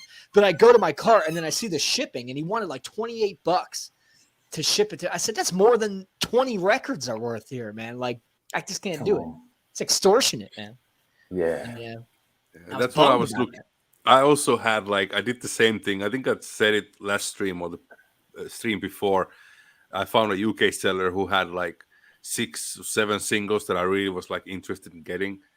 But and the price was good, but the fucking shipping, man, it made it to be like $60 all in all. I was like, for $10 a single. No. You should look at guitars. I was looking at buying a Jazzmaster. I thought, oh, cool. It's only $300 and it's like $500 shipping or whatever. Where's it from? The US? Yeah, it was from Reverb, I think. Dude, if you want, Stevie told this to me. If you want, get it shipped to my house, and then next time you come over, I'll just ship it to wherever you're at. I'll be there in November. We'll meet and I'll give it to you. That's what I was saying. Like, we've all built this little community. You know, our own little community. You know, we're all the freaks and fucking it's great. But we've all built this. Well, fuck off. We've built all this type of relationship. Why not use this to our advantage? like cutting down and shit, because we know, Cut the crap. like, if I ship something Yeah. to Mika, I know that I can send X, Y, and Z to Mika for a price. Whereas if you buy it off Discogs or whatever, they're just going to slap you with a standard price of X, Y, and Z, whether you buy a single or an album, you know. Yeah. So use this shit to your advantage. Get, It's just weird Also- how it varies, because I told you, Mika, I bought a single from Greece on Discogs the other day. Oh yeah. And it was literally like $6 to ship to me. It's something I wanted for a while. I found it at a good price. I said, all right, I'll That's do pretty that. cheap, even from Greece, because Yeah. they're not the cheapest usually. I mean, No, like this guy, it's $6. that was standard shipping, I guess, not registered. Yeah, or That- is it? I don't know. That's one if it takes 3 months to get to me. I paid so little for it that I'm okay Yeah, with it's fine. it. It's fine. Yeah. Not in any But, rush. you know, probably, what's the you'll probably Just give you what's- find that. yeah? Yeah, Huh? you'll probably find that's just a normal dude selling Mhm. Yeah, something yeah. Like from his could be plate. like- He's, yeah, he's one not of us. he's not a Yeah, shop. another- He's not in it to yeah. make money. It's just a dude selling something he doesn't want. You know, it's just funny, like the regional aspect of records we love, right? Because like this band's an English band, right? And Hmm. like Connections made. Yeah. you could probably find this record in the UK for £5, but in America it's a 1999 What about all those dollar fucking single. singles I found for 50p, like those lurkers things? Oh yeah, it's out of control, man. But yeah, See, like that. On Discogs, Like that all anti- those would have been like at least £3. Those Yeah. what you showed, Yeah. like That anti-pasty that you found, Yeah. Paul, that That's that good. was a big steal. I like That the was a I big didn't even Saints. know that steal. one. I just bought it. The Saints single. Yeah, that anti-pasty. yeah, the could Saints go was for at least amazing, man. I mean, 10. like, whoa. Yeah. You had You would get lurkers 10 quid too, for I that easy. think. The Buzzcocks, I've never seen it. But these, like I said, they're not super obscure, but it's just somebody just died. Obviously, the whole boom, 1977 to 80, was right there. It's like, yeah, When I saw the adverts, I thought I'm just grabbing everything. I'm getting everything I get. Then this guy my age came in. He goes, "Anything there?" I said, "Not much, mate." No. Boom. And then I saw him looking for my dregs leftovers. Yeah, totally, dude. Most of the cool singles, like the '70s punk stuff, I used to get on Discog. I used to have boatloads of them sent over to me because the shipping wasn't that bad. But now it's like, oh man. Well, I went to But that. I that's went to the the thing. flea market the same day. I got there at 6:45 a.m. I got right down there, and I saw the guy from the local record store ahead of me. And he was Fuck. picking out all the stuff. Oh man. But that's the thing, you know what? He flips them. Cassettes- He gets the 50p and flips them for £5 to £10 each. Yeah. Yeah, exactly. So like Oh, that's the weird thing about the shipping I hate nowadays. shit Like that. I bought the Schizos full length, the 12-inch, like last year, and it cost only $15 to ship from the States. And now a cassette is almost $20. Well, that I mean, it doesn't disconnects make cassette sense. in Norway is $29 to ship it or something. That's insane. Jesus, man. I can Norway, do that. I can do that now on my acoustic in about 10 minutes. Yeah. No, but Totally. Yeah. Yeah. It's getting wild, man. You know, I used to But be I able to don't get a know. lot of cool stuff like on the cheap because I knew where to look. I knew what I was looking for, but the shipping is what's killing me now. yeah. I ordered 4 shirts here for work, as you do, last night, and they came here this morning. Not even on Amazon. That's pretty Yeah. good. That's pretty nice. Yeah. All right, there you go. I mean, if I paid $30 for a shipping, I expect it to be next day there or something, or in 2 Yeah, you would days think, at least. Like, man. Yeah. Hey, que sera. I mean- It is what it is. I mean, man. I pre-ordered. I know this may not be a popular band in our Boo. panel here. Yeah, you're already booing me. I pre-ordered the Weezer album, I the love last Weezer. 2 new Weezer albums, and that one it didn't even cost. It was like, I don't know, it was $10 or $11 shipping. So for an album, so why a cassette is almost 20? So I That's would do weird. that, Stevie. What you said, I will write an email. Look for an directly to email the- and or There's even something hunt down. fishy with Bandcamp, definitely, man. Yeah, Oof. I think there are services where you can get somebody, you pay them a fee to be in the US, which we could get around that, right? To take all your stuff for you, and then they'll Yeah. ship it to you directly. Bruce says we want Discogs Prime. We want it. the It's next probably day. a good shout. Yeah. That would be excellent, wouldn't it? Alexander says, since the pandemic, Germany is taxing absolutely everything coming out of the same. EU on top of shipping. Alex, same in Hungary, man. Same. Everywhere in EU, actually, every country in EU is putting on tax. So it might be that the price has tax or custom fees or whatever, man. You would hope, I guess, at that point. But Stevie managed to send me the VCLT you sent me, man, last time, which was fucking mind blowing. You managed to fucking send it somehow.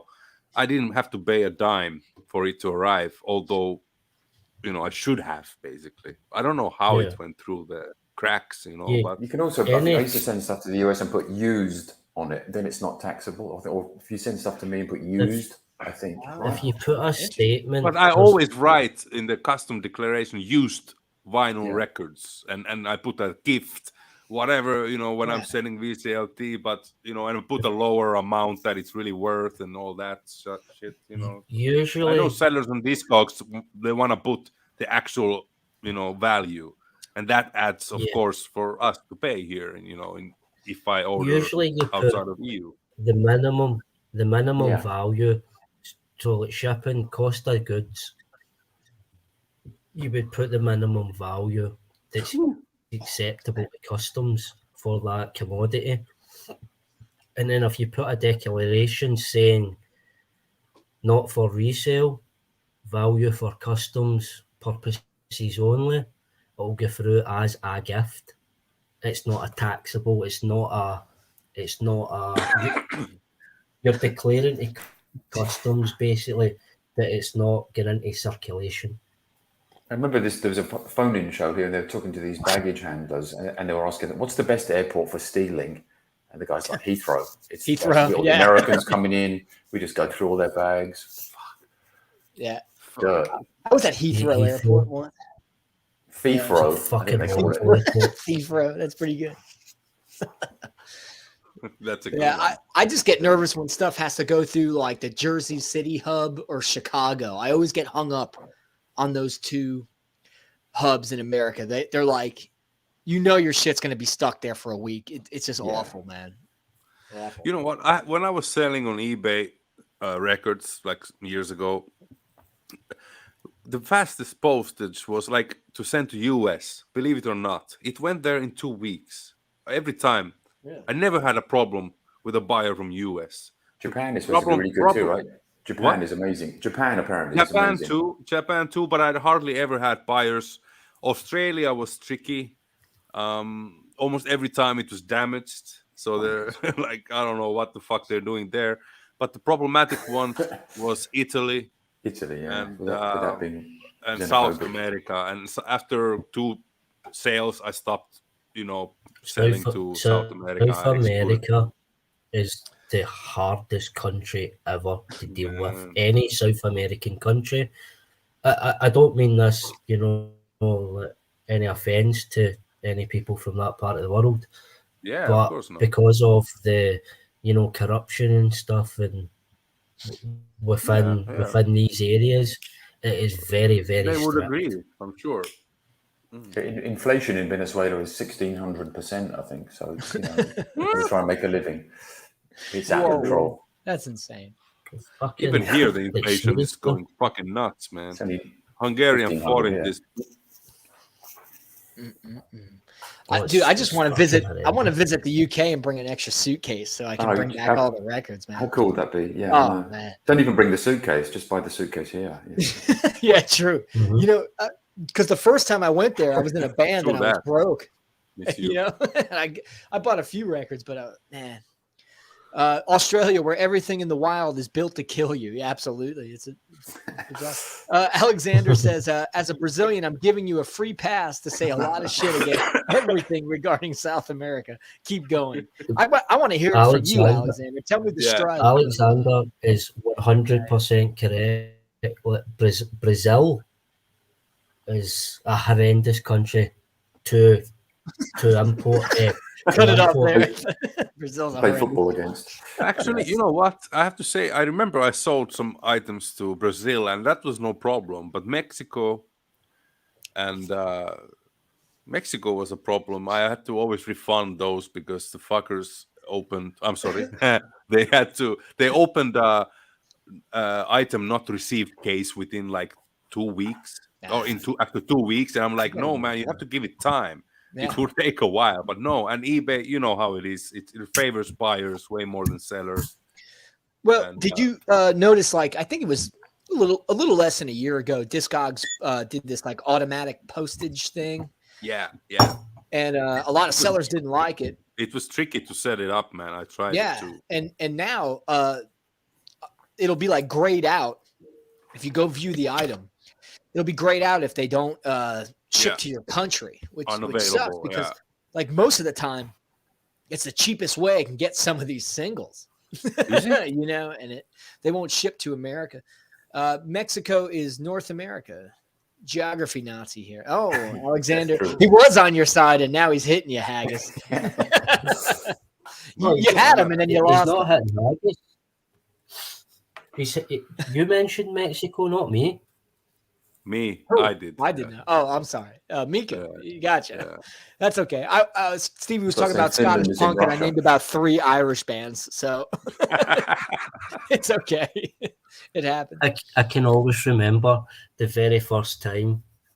I actually think it was I did the contest and you did the entry. If I'm positive, you said that I was Welsh. I thought you were from Wales for some reason. I don't know why. I don't know. Dude, my Really? brain. I forgot Yeah, that, man. same Really shit. bullshit. Oh man. Who knows what goes on up here, man? I don't know. Yeah, that's my friend Paul. He's from Michigan. Yeah, exactly. From Remember Michigan. the shirt, you know. Yeah. Oh man. Yeah, Michael Pilmer is also not. 2 more What? people. We got room for 2 more Two people. more people, and I was just gonna say that Pilmer. I wanted to say this in the beginning. He's in some island. He went to some holiday. So Yeah, he Pilmer will went not on be joining. vacation. His life is so stressful. That guy needs a vacation, man. Yeah, exactly. Man. Yeah, all the. Yeah. Well, good for him. He's getting out there on a beach. So in with case no Michael, you're internet. watching this on replay. Yeah, Hey, we- talking of box sets, I'll show this one, Ryan, not to make you feel bad. Oh, man, what is I hate that? you for this, man. Even though I hate Is box this sets, the time to really, kick we were Paul talking out? about, but these are quite nicely done, right? Hate you for this. Sorry, Ryan. I know we have to find you one of these. They did a nice job on these, even though it's. Those are beautiful. Oh, I only really bought it for the patch. Oh man, stretch your case, baby. The first, they even did They didn't do a Xerox. They actually made the whole the die cut. That's And, cool, man. Everything is here. That would This make is supposed great VCLT. It would, wouldn't it? There was right. maybe there was another one. I'll have to have a look. This one, Paul and I were talking because we were talking about New Rose. this is the and, one that's hard to find, right? Yeah, that's a tough one. Yeah. That's what I thought. I don't like the barcode, but you have to have that. But that's worth it. For the, Paul and I were talking about the first Cool couple stuff, of damn singles, how they're, you're gonna put out some bucks, if you want to get. Bruce just bought that box set yesterday. Oh, right. It was 40 pounds here, which I thought it's a lot, but for 5 singles, that's not 8 bad. pounds or something. And they're not obviously the OG will cost you 70 just for one, right? Yeah, because I have a box of their stiff singles, and it's by this label called Earmark, and all the labels aren't the stiff labels; they're the Earmark labels. And I'm like, why would you do that? Why would you? Oh, it drives me nuts, man. Yeah, exactly. It's And not then even Paul a shows cool me logo. that. Even their logo isn't cool, is it? They could have done a better job. No, it's awful. It's just like regular cursive writing. It's terrible. Okay, Bruce paid about the same, I think. Yeah. Alexander Yeah, says, never mind. Oh, sorry, I put it back. Brazil, it was good to be a collector between 2000 and 2010 when everyone was giving it basically for free when changing the CDs. He grew up in good timing. As of now, it's a millionaire's hobby. Yeah, I mean, dude, you look at, Alexander's into metal, right? And he's into like black metal and stuff like that. That stuff is skyrocketed, man. And I can feel your pain with the punk records. And I was talking to somebody who watches my channel. We're emailing, and he was saying how he used to be able to find garage, like 60s garage records for a decent price. And now it's like, forget it, man. It's like this kind of thing, right? It's a millionaire's hobby, man. Yeah. The Babe magnets. I never heard of that. Me neither. But I had to buy it Erotic, just on the strength of the cover. I had to have it. You know. That's Oh, the new yeah, name I of the. That's the new name of the stream. It's Babe random, magnet. Babe. random find in a thrift store here. Chat. Then you find that next to it. What the hell? Oh, God. Maybe Miss You can confirm. Are we babe magnets? Yeah, right. Yeah. Does There's Stevie have another no? one. Only Oh, I thought he had no female. shirt This on. is another at one nice point. Alright. Finnish punk one. I was showing Telly Mika. I found this in a charity shop here. Oh yeah, that one was Son a of a Finnish bitch. band. The Yeah. The Duplo. Duplo. The Duplo. with the patch. Homophobic son of a Yeah. bitch. Homophobic That's with the son of a patch bitch. again for my battle vest. For your battle vest. How was that? How was It's pretty. It's all right actually. It's surprisingly good. It's pretty Oh. punky as you'd imagine, but yeah, Oh. it's got like a fake. I think that's a fake Sub Pop logo. Is it that cassette thing? Is that produced by Juice Leskinen? Juice West's on it. I think, actually. Yeah. Juice Newton, I think, is on it. Mika, my goal is to mention Juice Leskinen in every At least stream. once. that? You've done it for a while now. Yeah, it's good, man. Everyone needs some juice. Whoa, Stevie's rolling a big in Yeah. there, maybe. Yeah, hippie man. Alexander says, it is indeed. People are crazy for OG copies. People that are crazy for OG copies are just insane. In Germany, collecting is playing in easy mode. I have absolutely no problems with repressing The hell is that? as long Is as that they one keep the video post? original art. What's going on? That's what I sound like the morning after at this stream. Tyrannosaurus or Truckosaurus Rex or something. Yeah. Oh, Yeah, man. I have no problem with represses, man. I like Yeah, represses. same here. Like I Alex also said, like it if when they keep the original art. Yeah. Yeah. And the labels, that's cool. You know what? I just noticed I have a repressing, and I know Alexander knows for sure. I have a Cannibal Corpse record, and I didn't realize that they actually had changed the fucking font of the logo. Like it's still it's a little minor tweaks, but still, why even bother? Why do you want to change it Yeah. even with little details? The logo, Sham a 68. fucking logo, of the name of the band. What did you say? Sham 68. I'm kidding. Yeah. I thought it was a good one, Paul. Yeah. It's just like we were talking about metal and changing Cannibal Corpse. It was like the creator stuff. Yeah. Like when they remastered. Yeah, And they put the Turn the remastered- dinosaur off. Fucking throw that away, man. It's this line. Dinosaur Jr. Losing Yeah, viewers they by had the that- second with this dinosaur. They had that text remastered under the album name. It's I called think, or Dinosaur. something. Yeah, And I was it's like, fucking what's up with stupid. that, man? Why you have to put that there? Put it on the hype sticker. Isn't that enough? Like keep the original artwork. At least the box set had pretty faithful. I think. Yeah. But sometimes the bootlegs are better than the like represses. Yeah, you true. know? At least they fucking used the same. Make an effort. Well, the bootleggers, sometimes I feel they do it out of love. So they really do a good Yeah. job on it, you know? But, I don't know, man. I was looking up, the other day, I was looking up Misfit stuff just Stevie, for the fun of it. pass it here, Stevie. Yeah. I don't want that hippie mess, man. No, you don't pass I want it. to I me, want it. man. No, out the window with that shit. Alex says, "Oh yes, that's because I guess that Chris Barnes did the original logo art, and since he left in the mid '90s, they reframed it to the stupid new version." Okay, I'm not too hip to that stuff, so I don't really know what you're. Yeah, but you were saying something. Yeah. No, I was looking up Before- Misfit stuff, Oh yeah. you know, and all these bootlegs look pretty good. I don't know how they sound, but you know, I'm not going to pay $1,500 for the Bullet single. Yeah. It was no. the comment. It was a comment that you'd made there about people making bootlegs like just out of love. Yeah. And the one that sprung to mind for me is the Teenage Heads. It's the one that Mika's got as well. Yeah. Like that's about it. Fucking sounds amazing. It sounds great. Like, it does. Yeah. See, like Yeah. it really sounds so fucking good. Is it up Mhm. their For- first album? Yeah, Yeah. self-titled. Great record, man. Mhm. And it's sort of plausible what obviously what you'd said. Yeah. People just doing it out of love. I found a bootleg copy of the Plugs. Chris Barnes is an a-hole. Electrify Me. That sounds great. It's really good. Get that to fuck. Hey, man. Yeah. Sean says you don't hear that in any other show. Turn the dinosaur off.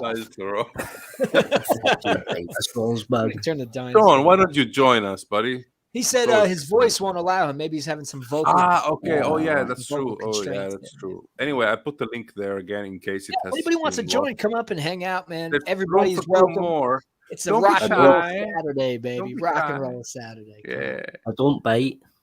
Yeah. Honestly. He's not a Dracula. Honestly, I'm very Now the nice. Draculas, okay. Don't get me started on a Dracula. What about Dracula? No, what? No, we're Nah, going to go hey, there, hey. man. Ain't even going to go Yeah, there. okay. So, yeah, but the Misfits He's thing. Yeah. He loves the Dracula. I love Dracula. The dumbest characters I ever literally came up with. sometimes those- It's not ready for public consumption, dude. Anyway. Oh, fuck's sake, man. Oh, man. Sean is going on Tuesday for a doctor for vocal cords. Well, hey, I'm a doctor or a pretend doctor. He's wrecked. He's wasted. Look at I'm a doctor. He can, His eyes are so squinted right now. I could blind him with dental floss. Look at him. I think you can get my email in my about page on YouTube. I think I need to take a the momentous occasion of the haggis joining has tipped Mika over the edge. He drank too much red wine. Yeah, it's either that or all the red wine. Either one. He swears by the red wine now. He's a fan of it. Yeah, I like it, but I don't Yeah. know, man. I was actually going to do it tonight, but Gives I me a just terrible headache. stuck to the Doesn't it? classics. Yeah, Gives me a killer hangover.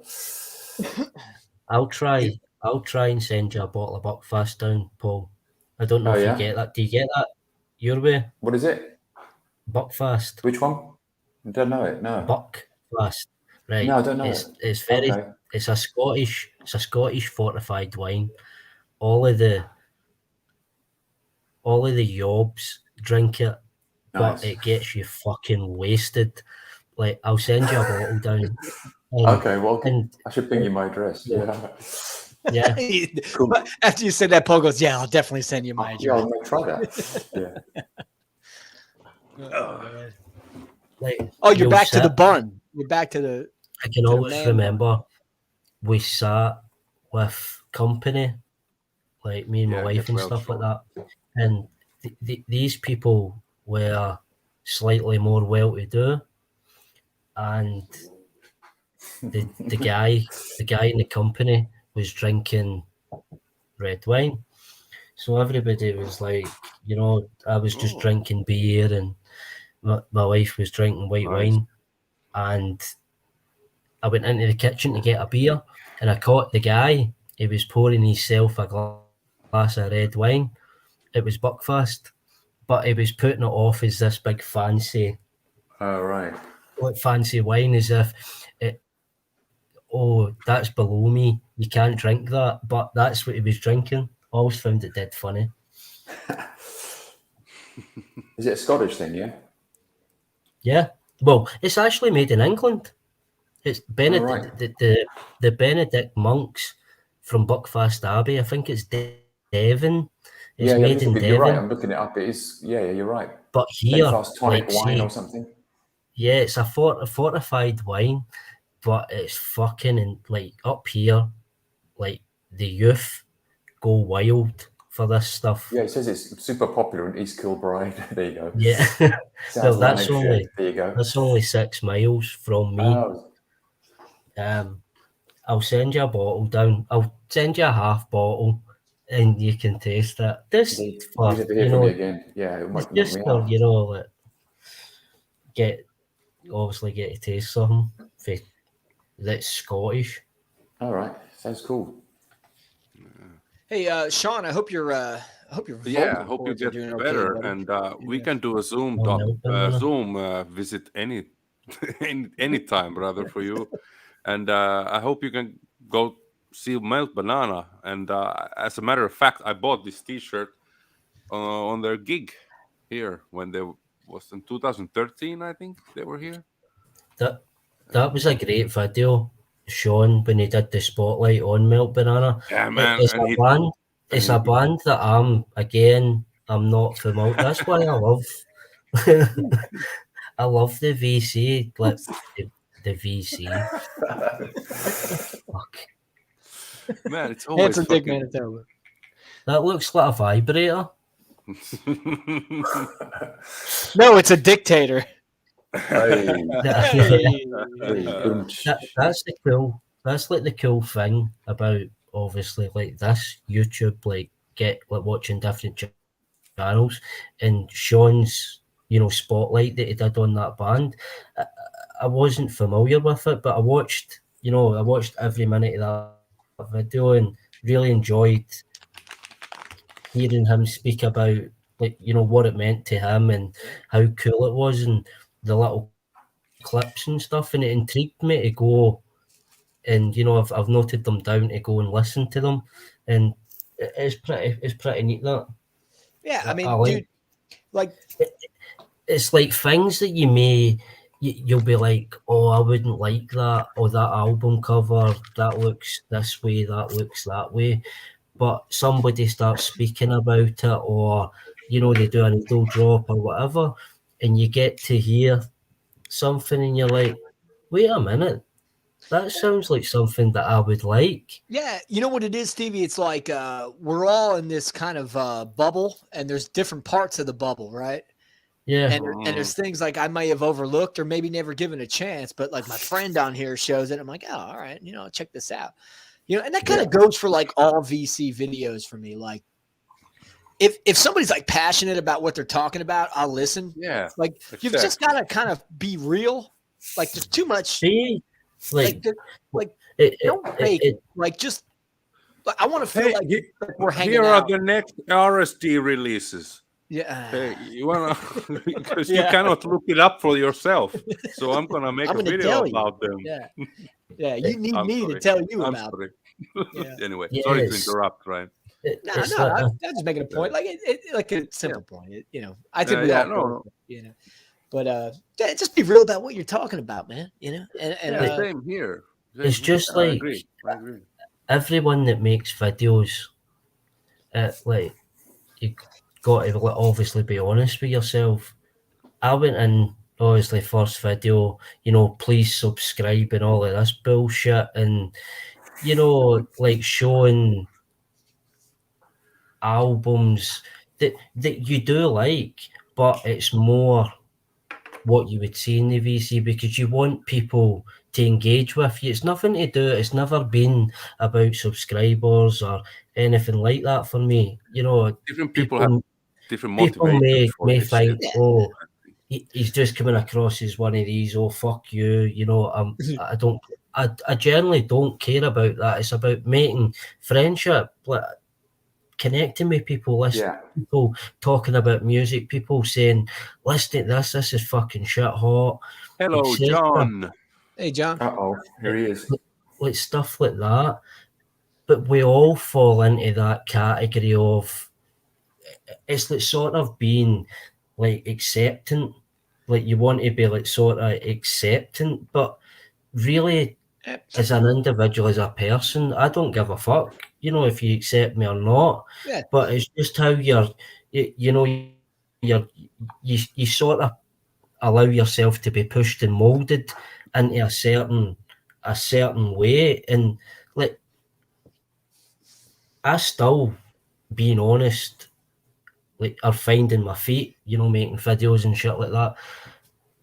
But when you find your feet and you find your niche and you find your connection, that's everything else goes out the window. Like if 3 people or 5 people watch your video, but you become really, friends with them, connect with them, then realistically, we're not doing anything any different to any other dude. We're sitting in front of a camera, talking about records, etc. Nobody's been that unique. So for people to expect that you're going to get like 10,000 views and you're going to start making money and all, that's all bullshit. That's all just, Yeah, nah, man. Listen, it's like Deep dreams. The way that I see your videos is the same way like I feel when I bring records home. I get stuff, I'm excited. And you want to throw that excitement into the videos because you're pumped about it, you know? It's like I don't care what I show. Like I don't show stuff for people to tell me, oh, that's cool, or I like that, or whatever. I'm showing stuff that I listen to that I think is fucking ripping, that it gives me, you know, an emotional connection, it spurs something in me to make me go wild. That to me is that's the most fun. music. I don't give a fuck. You know, you like it, you like it. You don't. There's always going to be some person that you're going to connect with. There's always going to be that one person that you drop the needle on this record and somebody's like, oh fuck, thanks so much. Like I didn't know that band. Like I'm going to go and listen to them. I'm going to go buy their record. Or, you know. What I love to see is our hey John, what's up, man? Hey John, it's good to see you. How you doing, man? Yeah. Stevie, good to see you, man. What I love to see in the VC now is like we've got our own little community, you know, and there's a lot more. I feel like punk and rock and roll kind of stuff going on, or maybe I just didn't find it before the people who were doing it, but I feel like we're finally getting together, you know, and kind of, you know, trading records and stuff, and it's fun, you know. But hey, but yeah, what Bruce says there, like if they have the passion, the fire, and it's like the personality is interesting. Like I mean, everyone finds different things interesting, but like we all find, you know, things we like. I mean, it's I'm stating the obvious here, but like that's pretty much it. I think what I've always found, and you look at obviously like John's up now. John's been in, you know, this. He's been making videos a lot longer than all of us.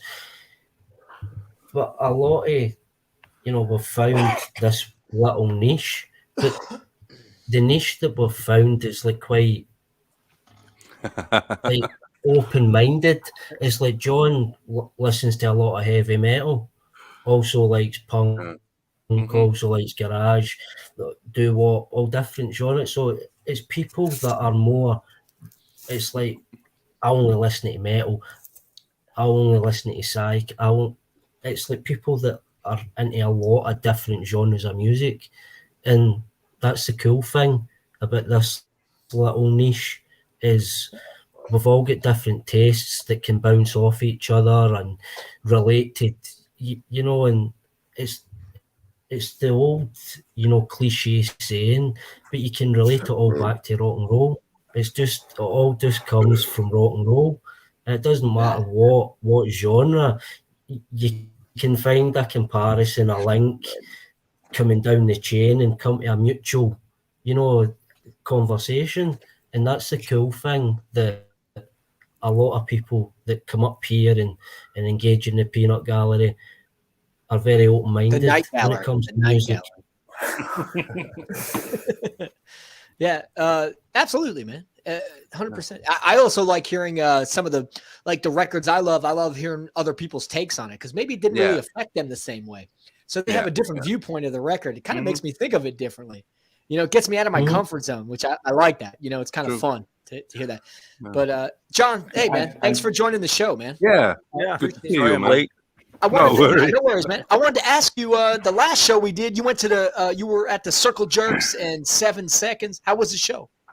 I was good. Yeah, it was good. Randy. Circle Jerks are really good. Yeah. I heard good things about their shows. Yeah, they were good. They paced it. You know, they did like 5 songs, and then Keith Morris would talk for like a long time, and then they'd do 5 more songs. That would be like a great little set, and then they'd stop and talk. And he explained, "This is how we're doing this to save our energy," and it worked. But you know, he always talked too much. But John, it was really good. Off was touring a lot. You know, I must have seen him 5 or 6 times, dude. But one time I went to this festival called Muddy Roots. It's in Cookeville, Tennessee, and every band had a half-hour set. That's it. Besides the headliner, they did like an hour. But Off was playing, and they did like 3 songs, and then Keith would talk for 5 minutes, and you're like, dude, you could fit like 2 more songs in here, you know? And after like the 3rd time he did it, some guy like was just like, shut the fuck up, you know? Like, you know, just play the shit. Yeah. You know, Keith can talk, man. That guy. If anyone should do a spoken word, it should be that guy. He is. I remember last time I saw him, like he's pretty good. Sometimes his talking gets annoying, but you know, every now and then he has something good. But this time, some wise guy like Young Punk was trying to be funny and said "Freebird," you know, as a joke, and he stopped and he said, "Listen, Freebird's a great song." He says, "When I was a kid, me and the original drummer from Black Flag and his brother, we went down to the Whiskey to see Leonard Skinner, and we got there early." And they pulled up, and Leonard Skinner said, "Hey, why don't you guys come backstage?" So, and they gave us their beers. So he's like, "We're drinking beers. We're like 15, 16, hanging out with Leonard Skinner, these dirtbags." He's like, "You could say what you want about classic rock, but don't put down Leonard Skinner." And I kind of like that, the respect. He's like, and he goes, "And there was music before punk. There was good music before punk rock." And I'm not a Skinner fan, but I understand his point. You know, I watched, you know, I was always like Skinner dad, whatever. And I watched that they had a documentary, right, about them or something.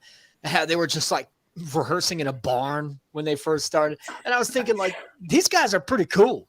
Like, they're just like down dudes playing rock and roll. Imagine what they would have looked like going into a diner in the South. I mean, they were dirtbags. Totally, you know, like people think, oh, it's Southern rock. Everyone was into Southern rock in the South. Not true. You know? No, that was a different thing. It was a different ballgame. Yeah, Speaking of Keith Morris, you know, there's a new Off record or something. Yeah, it's coming out soon, right? Yeah. I like Off. I just saw today's music video or something for some. Mika, there was a tour where the Spits were on tour. They were opening for Off. And I went to like 3 shows on the tour. And the last one I went to was actually in New Jersey. And the Spits played, and then I walked out, and I was going to leave. I was just like, I seen Off twice. And Keith, the talking just annoyed me. And I was talking to Aaron. Hey, what's up, Vance? I was talking to Aaron from the Spits. We were smoking a cigarette. He's like, all right, you want to go in and watch Off? I said, no, I'm going to leave. And he goes, wait, you're not going to watch Off? I said, no, he annoys me to no end. And he just started laughing. Like, he knew what I was talking about, you know? Yeah.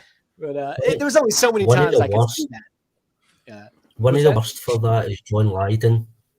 Like, see John Lydon, he goes on at like a half-hour tirade like about Catholicism, or you know, like he is so fucking annoying. It's like, just fucking play music. That's what I fucking hear. Yeah. If you know the old surf music, Dick Dale was like that. And like the first time you saw him, like, these are great stories. And he didn't talk too much the first time, but each time you see him, he talked more and more. And it was the same goddamn stories. I taught Jimi Hendrix how to play Leo Fender with the amps. I blew all the amps. Like, I invented heavy metal. And it goes on and on. And like, after a while, it's like, God damn. Yeah. Play Miserlou. Yeah, by the end of his career, he was just talking and playing like 7 songs. That's insane. When I saw Wanda Jackson was like that, but she was great. I know all her stories with Elvis, and then we met Johnny Cash. And exactly, yeah. I only saw her once, so the stories were fun, but I could see how that could get tiring after a while. Did I tell you the story? My buddy Kevin, who plays in rockabilly, like, he's been going the whole time, where I kind of dropped out, but. So he was playing a weekend or a big festival, and he was hanging out with Groovy Joe Poovy. I can't remember, one of these old time guys, like a second tier rockabilly guy. And he's backstage because they're playing and hanging out with a guy from the 50s. I think it was Groovy Joe Poovy. And Wanda Jackson comes in, and Groovy Joe Poovy goes, "Hey, Wanda." Was it Groovy? Yeah, I think it was Groovy Poovy, Joe Poovy. But he goes, "Wanda, remember me? We toured together in '57." And she kind of looked at him and whatever, nodded and left. And so they're like, "Hey, Joe, did you know Wanda?" Like, cause she kind of blew him off. He's like, "Did I know her? I fucked her. We all fucked her. She was a slut." Oh no! Oh, dear. Good Lord, man. Oh dear.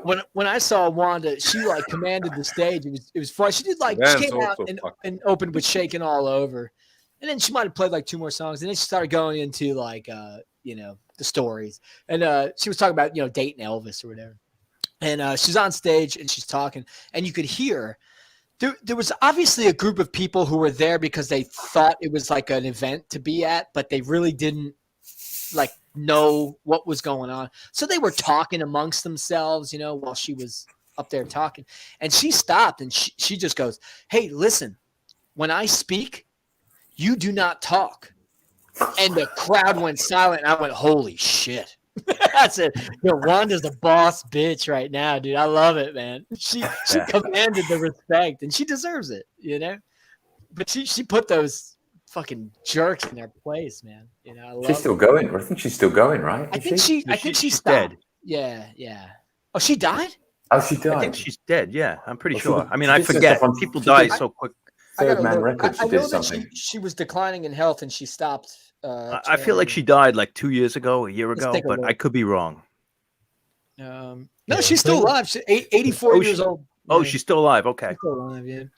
But When someone else died, I get confused. But yeah, I did read something. Michael Jackson, maybe. That she was declining, and she kind of stepped back a little bit. So, well, I'm but glad I'm she's glad I still got to alive. see her when I did. I love Wanda. I love those songs, man. They're great. Let's have a party. Yeah, the best one is Fujiyama Funnel Mama. of Love. Yeah, that's a good tune. man. That's a killer. That's a Now, wild John, one. what year was that recorded? Do you remember what year that was recorded? Because it has a 60s kind of vibe to it, but I don't think it was the 60s, was it? It could be 60, but it's not after. It could be Yeah. 59, 60, but it's got this crazy guitar player on there is what makes it, not to mention the lyrics. Yeah. It's got a wild It's a- guitar. Yeah, it's wild guitar, kind of twisted sound to it. Yeah, really it's fun. very bizarre. Yeah. Yeah, very bizarre. So Funnel of Love. What a great I have the single somewhere, but things are all Yeah. messed up. that's cool. Dude, Wanda's good time music, man. That's like party music, I like Let's Have a Party, Yeah. Was it, I never It's party time. I could shake a chicken in the middle of the room. Yeah. What does that mean? Were you familiar with Janice Martin? She was Not so another much, no, 50s chick. Yeah, she was great. Yeah, cool. She All would right, blow. yeah. Yeah, she was in the 50s. She was like the female Elvis, Janice Really? Martin, and but she tore it up. And then we met her, and she was the real deal. Like there's just like a tough 50s broad, That's just cool. talking, no show business. Janice Martin, I gotta look that up. Yeah, she's great. She has Yeah. more good, Hey, more better Cameron. songs than Wanda. How you Yeah, doing? Hey, Cameron. Talking of great lyrics, I was thinking about that poke salad Annie. Was it Gator's got your granny? Whatever. That's awesome. That's great. I was listening to Billy Lee Riley the other day in the car. That Flying Saucers Rock and Roll. I love that song, man. That's a fun song. Yeah, he's great. One of my he's faves. awesome, man. Yeah, he's great. Flying shit. Saucer Attack, the Rosillos. The Rosillos, Yeah, that's the first song on the album, isn't it? B-side of Sculptures, isn't it? I think. Yeah, that's great, man. Bob Dylan was a big fan of Billy Lee Riley. Really? And in the 60s, maybe late 60s, Bob Dylan looked him up and met him. And Billy Riley had no fucking idea who Bob Dylan was. He was huge. Bob Dylan's like the king of all popular music, 20th century. And he's like, oh, Dylan. I think he came to his house or called him on the phone, but they ended up becoming really good friends. And That's cool. it's pretty interesting. When he died, Dylan made a speech to the musicians union or some sort of musicians health care, and basically the whole speech was praising them for taking care of Billy Lee Riley. And then he badmouthed all these like Lieber and Stoll, all these like crappy musicians. But he said Billy Lee Riley, these are the type of real musicians. And it was pretty funny because he's That's just cool. a footnote in rock and roll. But Exactly. Dylan, Yeah. Vance says his intro to Wanda Jackson was from Zeppelin covering "Let's Have a Party" in '72, and an Australian show. That's pretty cool. Then I looked her up her music in the early '80s. Yeah, that's great stuff, man. That's cool that Zeppelin did that for you. That's sweet. Did they? I'm not a big Zeppelin fan, to be honest with you. Did they cover a lot of that kind of stuff? They did a lot of that. Stuff? yeah, they throw it in the medleys, especially That's during cool. Whole Lot of Love. But they grew up on that stuff, Scotty Moore, Elvis's guitar player. That was Jimmy Page's influence, I think Cool. A lot of those guys, they heard Elvis and then, the Plant loves guitar all that playing. stuff, right? Robert Plant loves big on rockabilly stuff, I think. Yeah, they are. They if Vance probably has way more than me, but they go into like Ricky Nelson numbers, Cliff Richard is his rock and roll stuff, and It's cool. they do a lot of 50s stuff in there. Yeah, Jimmy Van Page. probably has a lot of those shows. He collects all that stuff, man. Yeah, He's like- Johnny Kidd and the Page was Pirates. big on folk Yeah. as well. He was really into folk music as well, Jimmy Page. No, he was into. Well, he got into it later in like the 60s folk, but he was Yeah. into the skiffle. Skiffle was like pre-rock and roll, and that was like the working Keith class. Richards as well. Yeah, it was like their equivalent of what rockabilly was, except it was a little more like strumming guitars, like and Making a bass guitar out of a washboards. piece of wood and a key Playing chest. old primitive American music and old traditional English music. I love that Johnny Which- Kidd in the pirate Lonnie stuff, Donegan, man. Lonnie Donegan. And dude, I like when the Pirates just went solo. That record is rip. I have a Pirates record that's killer, Yeah. man. I bought the just the other day. I bought the repro because you're not going to get it of Casting My Spell. This is the Pirates. This is a killer. This is right after. This is after Johnny Kidd died. But Casting My Spell is a killer, and then My Babe. But it's like a British repro because I could Cool. never find the original. That's a pretty good copy, though. And then I got That's this right. at the same time. This is fantastic. the Oh repro. yeah, that's great. Love Is that the Chiswick got- one? No, Yeah. this is a bootleg. Oh, okay, but- because didn't Chiswick reissue that really early as a label? Yeah, I think. Chiswick might. Yeah, I think I have that actually. Yeah. I have some sort of Chiswick reissue, like in '77 for the Teddy They Boys. did- They reissued a did some couple of stuff like British ones. 77, 78, they put a few out. I- like Yeah, no, I don't Crew. know. The second. No, I single they have. put out. What I think I have is Johnny Kidd Shaking All Over. I think was Okay. reissued. Okay. Maybe not in See- Chiswick, but Sea in Cruise '77. and Frankie, that was out as well. It might have been EMI. I can't remember. But Yeah. what? It's just a killer picture sleeve, That's man. a, yeah, That that's guy's a, that's a great. great picture sleeve, dude. He Yeah. looks good there. He didn't look Look at so that good hair. later. That's a good set of hair there, man, right there. Gee, Come on. it's yeah. Which we can bring it full circle back to the Clash brand new Cadillac. We were talking think about he Clash. I We're think he talking wrote about that, the Clash right? earlier. Vince Taylor wrote that, I think, right? Yeah, that's Vince Taylor. Yeah. That's good shit, man. We got some action in the peanut gallery, don't we? In the night gallery. Yeah. I'm sorry, the night I see gallery. Cameron. Yeah. New people joining. Everybody's welcome. If you want to Yep, come up, we Shard. got room for one more. Yeah, if you there's wanna room come for one more. up. Yorp says he And, got to meet Wanda a couple times. That's awesome, man. She was always sweet. Yeah, she seems like Yeah. she's really cool. You know. I was supposed to go. Good to I was see Yorp supposed to here. Figure out this shit with my bank about and StreamYard yesterday, but I couldn't do it, man. In the, You seem a little stressed about it. Why is the bank giving you such a hard time about our live I don't stream? know. First of all, like- the bank that I have, it's an They probably like Austrian bank. jazz at that bank. Maybe, They're all maybe, jazz man. bands I that wouldn't want be this stream surprised. to flourish. Yeah, it's an Austrian bank, and they don't have too many branch offices, and they're really scattered around in the city. So when I Is went it Friday, to the office- Raiffeisen? Is it Raiffeisen? Raiffeisen, no, that's German, I think, or German, Austrian Austrian, as well. whatever. But I have Erste Bank. I don't know, maybe you Okay. know that. Yeah, yeah. And I checked online, when I was in the office in the city on Friday. I was like, okay, I'm gonna go to the fucking bank and sort this shit out. And and I checked, on Google review, there, and the branch, like the office, what is the review? 2.1 out of 5 stars. And we're like, and I read the reviews. Oh, thank you. And it was like everyone was saying it takes forever there. They are slow. They are like, it takes 30 minutes just to do the simplest things and blah blah blah. Whatever. I went there, and it was in a mall, their office, and I thought like, okay, there's a huge queue.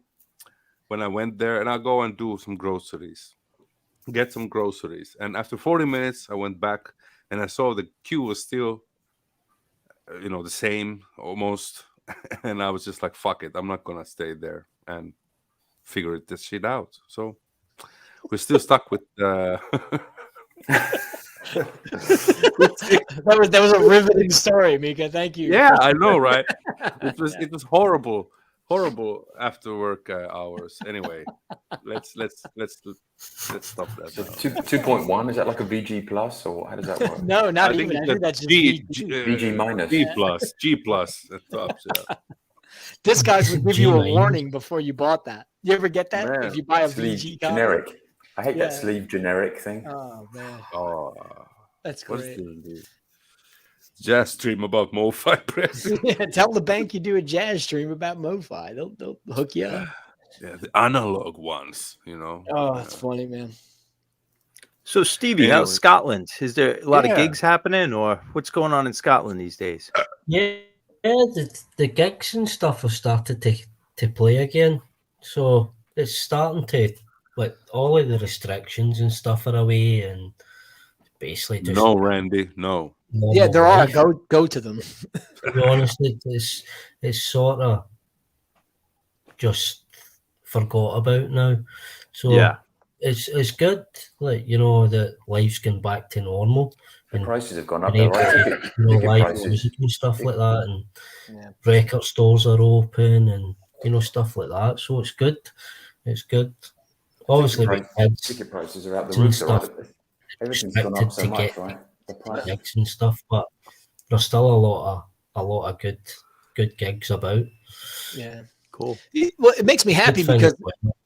I've seen a lot of people in the VC posting live footage and stuff. It makes me happy that people are getting back out there and going to shows and being able to enjoy that stuff live. That's what we live for, man. You know, the records and the Yeah. live stuff. Man. And You know, basically, remember, I have mentioned a couple of times on the stream that I bought tickets in 2019 for the Pixies, that they were coming here for 2020 August. But then, of course, the pandemic came, hit, and they postponed it like 2 times. Yeah. And now they're gonna play on the 30th of August here. But I will be in Greece, so I will fucking miss it. that's Too bad. Oh, Anyway, I will give the tickets to my bandmate, and just I'm just like, whatever, man. I just give them. I don't. at least care, it's man. only the Pixies. yeah. I love the I big. told you, John. I know a lot of my friends do. I just tease. Yeah. I mean, I know.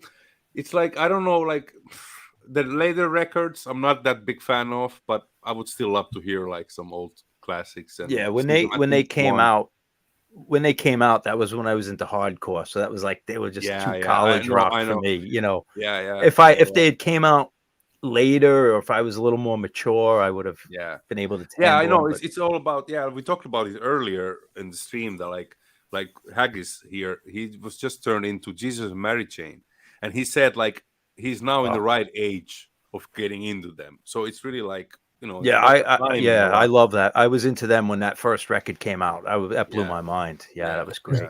We It's talked about quite the funny. automatic today with Ryan. So. It's quite a funny thing, you know, like music, like Who is this how fucker?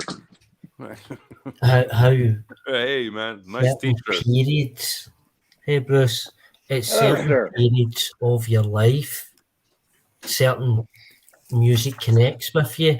Like if you listen to it too early, it just didn't connect. But Yeah. you just get it at the right time. It's quite unique. It's quite special. And it never ends. There's always new bands or like Exactly. new old bands that you keep discovering that you heard of, you didn't know. It never ends. It's wonderful. Yeah, that's a mad, like, mysterious journey that you don't know where the end is. And also when you're young, you kind of put blinders on purpose. Yeah, Like if I'm into heavy definitely. metal, I don't want to Definitely. hear 100%. about Yeah. your Smiths. I don't want to hear about this. I didn't like it because I didn't like that guy who wore the T-shirt, Hey, and Troy. Sure, which what's is up, kind of man? romantic. But Yeah. You Cheers to become you, Troy. like your friends. Like your friends listen to heavy metal, so to be cool with your friend type thing, it's like if it's not singing about Satan, I'm not interested. yeah. You know, you get that childish mentality, Yeah. but I think like some people find it early, some people find it late, some It's people, the Green Day you know, guy. you find Oh man.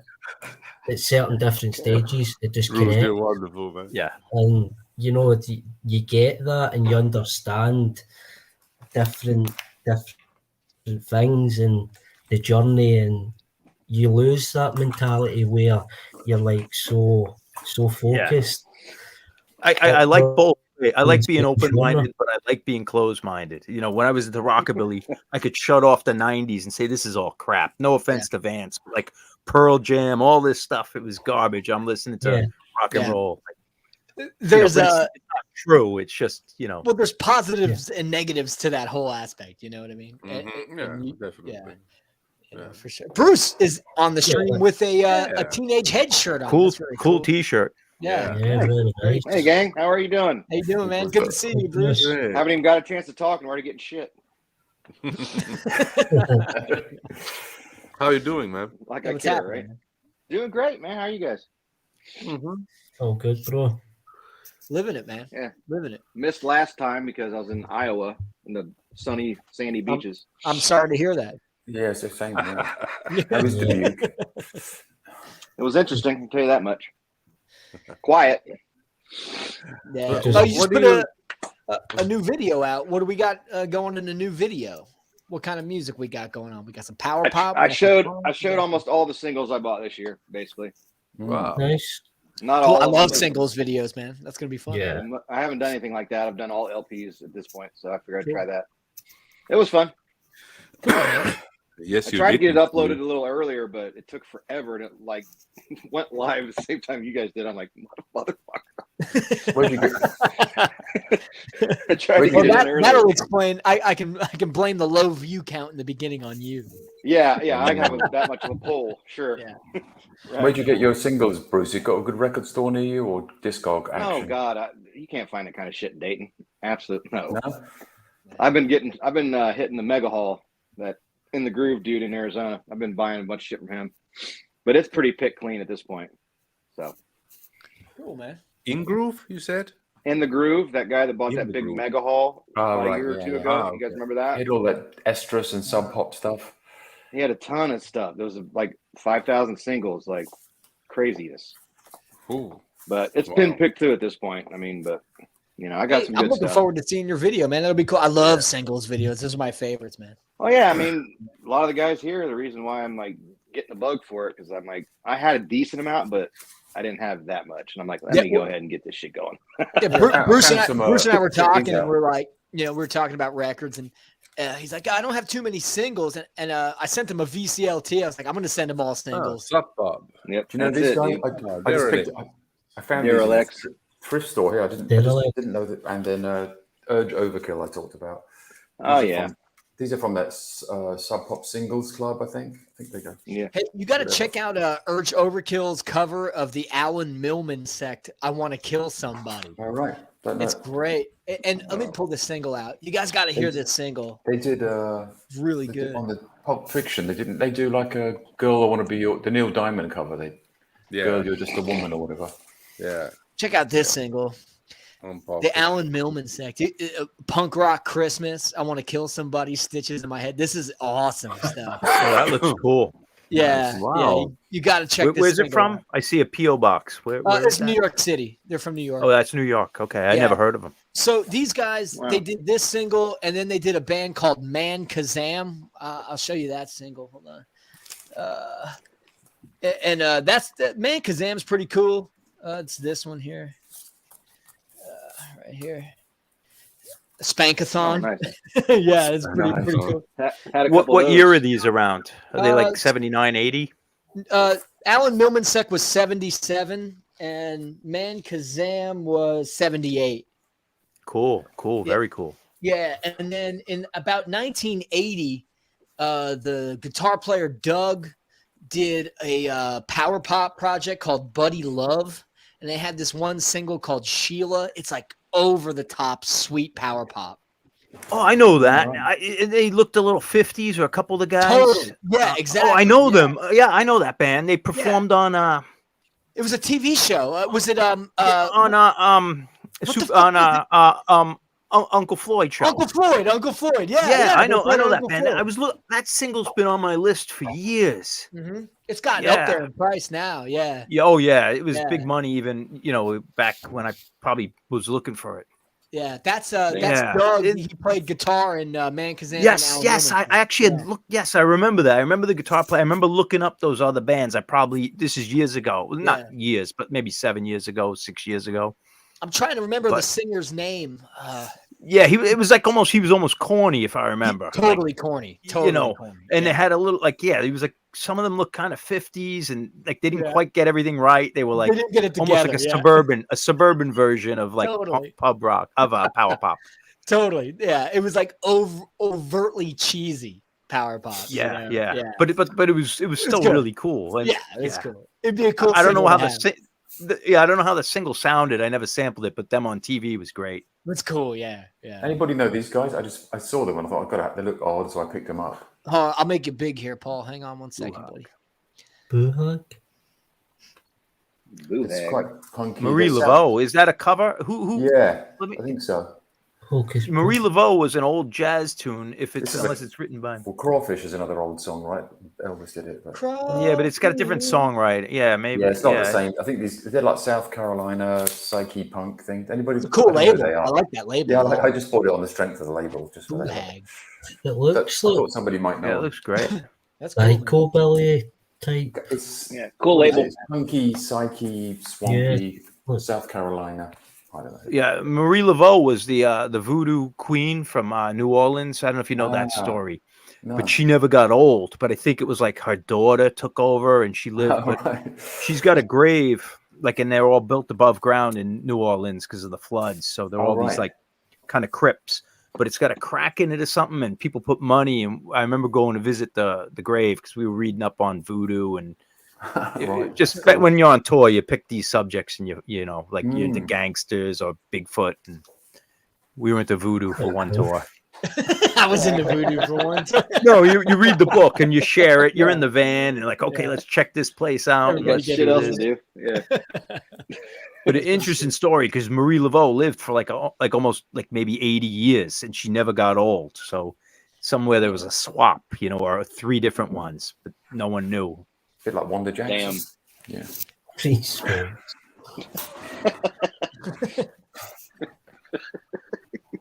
Wow. I'm trying to find the. Joey Kelly was the lead singer of Buddy Love, because I remember before I left New Jersey, he was playing at Bowery Electric all the time, and he was doing these residencies. He was playing all these old 60s and 70s songs, his I think his own songs. If Joey Kelly's watching, which he's probably not, his own songs kind of stunk. So he was playing he was a good singer. So he's doing all these 60s, 70s kind of stuff. Did he have a mullet or something? He had something something was weird with him. I can't remember. He had a permed mullet. It was bizarre. It was really weird. Right. It's so. I need to look that footage up again. It's been so. I would love to see that. It's on YouTube. You can find it. Yeah. That's where I saw it. As long as it's permed, you're good to go. Yeah, that was some hairdo, man. The pullet. What was it? The permlet. That was in Saved by the Bell. Skeecher? No. What is it? Saved by Screech. Was that the one with the perm? Oh, he had a white boy fro. No, he was the dumb one. What was the one out of Saved by the Bell that had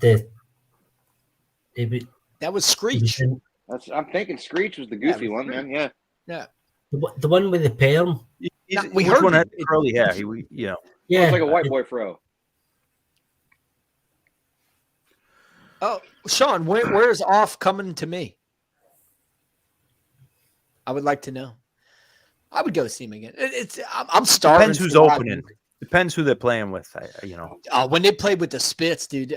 Oh man, that was a good tour, man.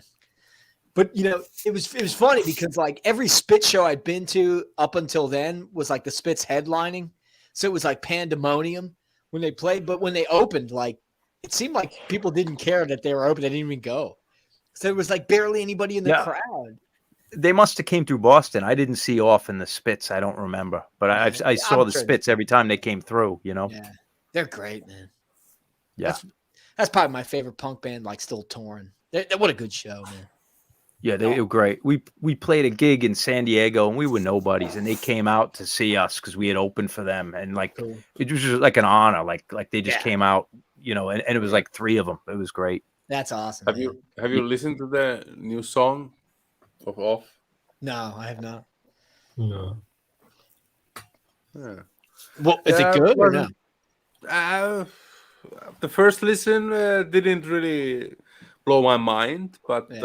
I'll give it another go. I mean, it was a bit. The first thing they put out with the first four EPs, that little box set, I probably got it over here somewhere. This really blew me away. I was like, this is cool.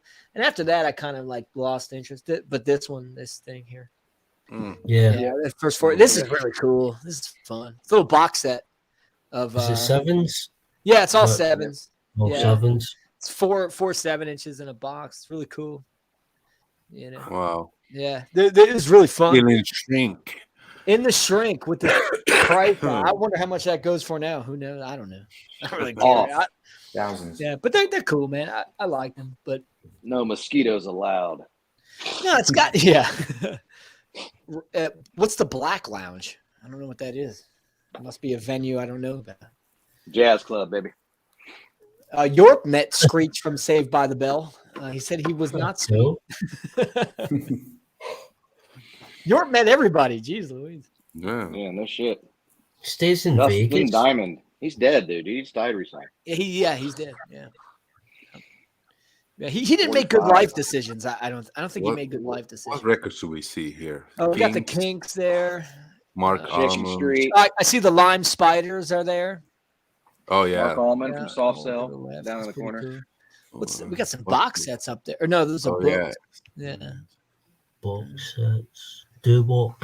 We Hey, get out of the room with before he noticed. Blade. Hey, Bruce. Let's start with. What the Hey, hell? make Bruce big here for a second. We're gonna put you on the spot here, bud. Let's reach back and do a blind pick. Let's Oh see, yeah, let's I wanted see to fucking say that we can next. pick here, baby. Come on.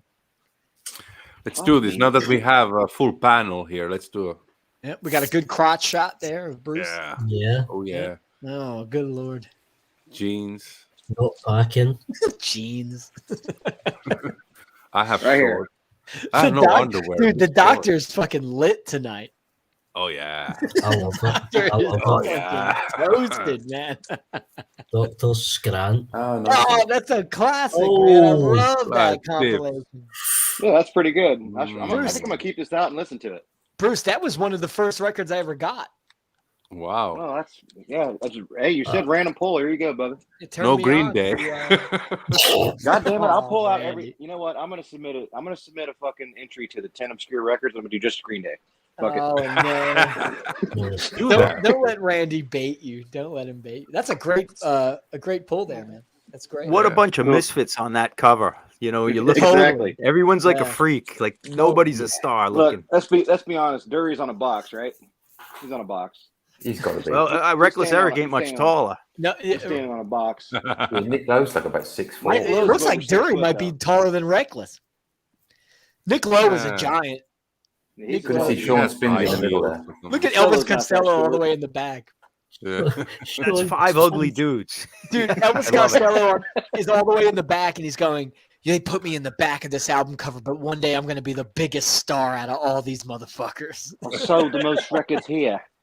He definitely did. Angry Elvis. I miss angry Elvis Costello. Angry Elvis was the best, man. Yeah, Reckless Eric didn't have good words to say about Elvis Costello. No, he doesn't have anything good to say about Stiff Records either. The first time I saw Reckless Eric, Asbury Lanes, I was so pumped, and I wore my Stiff Records shirt, and he saw me and he goes, "Oh, well, they ripped me right off." And I go, "Oh no!" I said, "Reckless Eric hates me now." Thanks for reminding me. Yeah, I thought it would be a cool shirt to wear to the. Yeah, I would show, think so too. You know? Hey, You yank. how is the later or the newer Elvis Costello? Is it any good? Nah, I heard a brand new song the other day, man. It's just it's mediocre. It's Uh, not. Sounds really overproduced. he Actually. went yeah. through so many phases of like he went through Yeah. jazz. He did an album with Burt Bacharach, and there's actually some like Yes. pretty good songs on that. To be honest with Paul you, I like McCartney some as of the well. songs. Yeah, Okay. but then he started doing like some folky stuff, and I was like, this kind of stinks, you know. His wife's a big jazz person, though, He's, man. yeah, Diana Krall or whatever. Diana Krall. Yeah, That's it. Thank you, yeah. Paul. Do you But remember that? Anyone have that Sex Pistols record, Some Product Carry On, where it's like all different things? It's got the radio interviews. Oh, It yeah. came out. Yeah, I remember that. But Yeah. like I had that record when I was a kid, and they like the interviews trying to be hip and like asking him about like, oh, the new music out there. What do you think of Elvis Costello? And like Sid and Johnny are just laughing. Elvis Costello, and they're just hysteric, like belly laughing. They can't even get the sentence. He wears glasses with no actual glass in them, like Elvis Costello. So that was my first impression of him, like before I heard the guy. So I just knew the guy was a loser. So then when he came out, when I saw him like in the 80s, I couldn't get behind him. Oh, I love Costello is one of my favorite. Like that early Costello, those first 3 albums, I think are brilliant, man. Yeah, they're good. I have those. The first 2 anyway. Even if it is Huey Lewis and the News in the backing band, it's still good. Yeah. That's the first one. Yeah, they were his backing band for the first one, right? Oh man. Yeah, the News basically. Such a good record. Zepp says Green Day did a Lolla after show at Metro, a small one. See, to me, a 1,000 seater is not small to me. But when you play stadiums, it is. Nah, whatever. I mean, seeing footage, you'd have to say would have been cool to see in a small club. Yeah, I mean, honestly, they're a band built for small clubs, but somehow they managed to play giant arenas. I don't know, but whatever. I don't know. Yorp said Larry Wallace for the win. You got a good point there, man. Yeah, Larry Wallace. I like Reckless Eric, but Larry Wallace is my favorite, probably. Yeah, I love Nick Lowe. I love all those guys, man. I like Larry Wallace way better than Nick Lowe. Ian Dury for the lyrics as well. Yeah. Larry Wallace, rock pile. Larry Wallace was like a true rock, like a gritty rock and roller. Like Nick Lowe was just living. He was like one of us. I feel like Pink Fairies, Motorhead. Yeah, totally, man. Yeah, Nick Lowe was the in-house engineer, right? Stiff. He produced the Damn first album. Well, Nick Lowe produced a lot of Stiff singles, man. They called him the Basher because he would go in and just. It was very primal, the production of all these records, and quick. I think, quickly, real quick, and he produced the first Damned single, man. Time is money, baby. I love the first single he did on Stiff, So It Goes, but the B-side, Heart of the City. Heart of the City's a cranking tune. Oh, yeah, dude. We used to play Heart of the City in one of my bands. That's a ripper, dude. But the best part of Heart of the City is when he do it live, he bring Dave Edmunds on tour, and Dave Edmunds would rip over that song. Dave Edmunds is an amazing guitar player, man. Yeah, rock pile, brother. Yeah. Yeah, great band. So, Ryan. What? Do a random pull. Yeah, I picked up that. You can random pull me. You want a single or you want an LP? Yeah, your pick. No, you pick. You're random. One of each. Album. Right behind you. What? Yeah, from that shelf behind you. Try not to fall off my chair here. Okay. DI. Oh, I love it. Yeah, that's a classic record, man. Good one. I got this for $4.99. It's too funny. Yeah, look at that. Not now. Yeah, that's a great record, man. Rock and Roll Part 1 and 2. Nuclear Funeral. Richard hung himself. I mean, come on, man. This is great stuff. Is that an OG? No, I don't think so. Let's see. Yeah, that was in print through the 80s. Yeah, this that might be for a while. Yeah, that might be later. That Triple X. But either way, I think that's the same as mine. It's a great record, man. Yeah. Look at the back. Look at the back. The back's cool. Band's looking really cool. Yeah. Good picks. Rick Agnew. I love that that record he did where he played all the instruments on his own, all by myself. That's a great record, man. Yeah, that's a really good record. OC Life. Yeah, It's got like some kind of surfy gothic feel to it. It's just such a really fun record, man.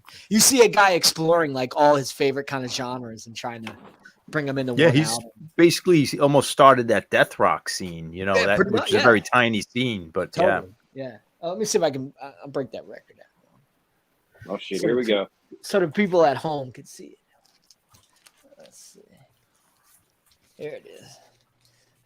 Rick Agnew, All by Myself. This is a really good record, man. Yeah. That record used to be in the shops every time. You couldn't give that one away because it wasn't quite fun. Serious, like in the late record. 80s, early 90s. Yeah, it's a fun one. Finding it now. Yeah. Well, I mean, I don't know. I don't really know what it goes for now. I don't know, but it's a fun. If you find it in the wild, you're not gonna find it in the wild. Yeah, but it's a good one, man. I love DI. I think I love Mika's I think Mika's forgot that it's a blind random pool. Damn, he is searching. He's searching good, isn't Look he? at him. He's really digging in there. Let's see what he's looking for. Juice Leskinen. It's looking He's Who's the finding the Oh, power yeah, from it's the just man those- bun. It's on this one, no? Oh, Ancient I was Artifact. pulling a Yeah, PR. another really good one. Yeah. Yorkshire just saw Di. That's pretty cool. At a pizza I've- shop. I haven't you seen meet him him? in years. Wow. Rick Agnew delivering pizzas or what? What's going on with him now? No, I don't think Rick Agnew. I think it's just Casey Roya now. Right? Really? Yeah, So that's Mika, a good one. Hey Mika, how about we do a blind pick for you there, partner? Okay, you can. I'm gonna make you Pick them. big here. Yeah, there you Which go. one? This shelf or Yeah. that shelf? You pick. You go to- pick. Just don't look. Left to Husker do. He's wearing shorts. He is wearing shorts. Oh my God, this is disturbing. All right, here we Yeah, go. He's gonna fall. He's gonna fall. He's gonna fall. He's got no body hair. He's okay. He's This hairless. is gonna be- this is gonna be great. This man is Oh, hairless. That's more Can't disturbing. see Metallica Black album. Yeah. Unknown pleasures. No. Vertigo, man. Oh shit. So, you want me to talk about the Metallica Black album? I No. don't think so. Spare me. Yeah, exactly. You want me to do another one? Let's do another one. Let's do another one. Yeah. Yeah. Yeah.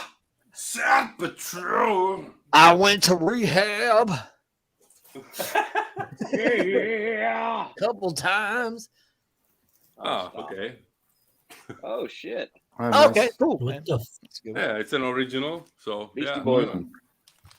So, yeah. I don't know. Anyone else like Hello Nasty? I love this album. I love it. Yeah. Yeah, good one. What's your favorite track on the record? I like actually the I Don't Know, which is a really chill song. It's nothing like hip hoppy or something like that. Is that the record that has Intergalactic on it or whatever? It does. It does. It was the hit That was a pretty song. cool tune. I don't like anything with galaxies. I Don't Know and the Negotiation Limerick File. Those two songs are back to back, and they may be my favorite ones on this album. Number 15 and 16. That's too many songs. That's a Yeah, lot I of know. tunes. It's Damn. a lot of songs, 22, man. It's a great album, man. What can I say? Like an anthology. Yeah. I love the Beastie Boys, man. All right. So, all right. That was a my nice, random poll. nice little random pull. Who didn't do a random pull yet? Let's see who we got here. John, Bruce did one, Stevie, I and did Paul. one. All right. I got nothing John, here. can we get a random pull? Yeah, I'm moving. I've got nothing here. I Look. guess this is mostly rock behind me. Punk rock's on the other side. Underneath is heavy metal. If you want to see a heavy metal, like a random poll. Let's do it. Yeah, Heavy let's do metal. it. Yeah, that's fine. Whatever you want to Okay. pull. Yeah, let's see. Fuck yeah, Danny.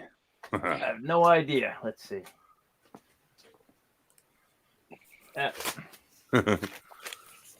Oh, Randy, this is a. Headbang 66. where is Randy? This is a. Who knew? I want to say they were Finnish.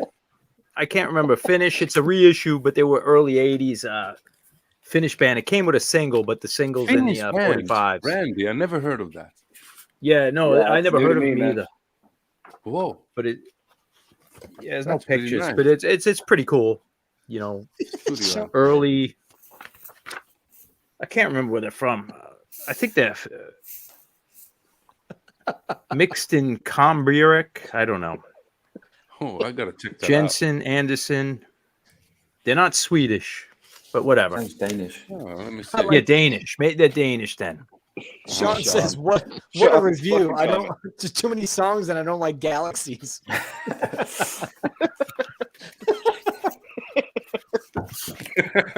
So stupid but funny. Yeah, Mika is a rare Beastie Boys. Whoa. Hey, get me small. Yeah. What is that? Alive at York's house. It's like a I'll see a promo, hole in there. promo thing. George's yeah. house? Yeah, Yock's house. Adam Yock. Rest That's in It's peace, like a bro. promo thing. Yeah. Anyway, that's it. Well, Paul, let's do a random pull, man. I haven't. I've got nothing here. Right, it's all in boxes. Look. So just grab something out of the box. Grab something out of the box. Come on. Yeah. Have, look here. You still got 2 houses there, Paul? You I'm in still 2 moving places? stuff. Yeah, It can't be worse than the Bay City Rollers, Paul. I have. Let's have a look at. Oh, there's some stuff here I could look at. Let's have a look There's at a little bit. compilation. You're section looking here. too Have much. shorts on too. I'm looking Short too much. shorts. Yeah. Yeah, We're not on stage, Ryan. Calm down. Yeah, exactly. Boom. Boom. What is Oh, that? John Barry. Like, Wow. no, That's I a only nice bought it for the cover cover. artwork.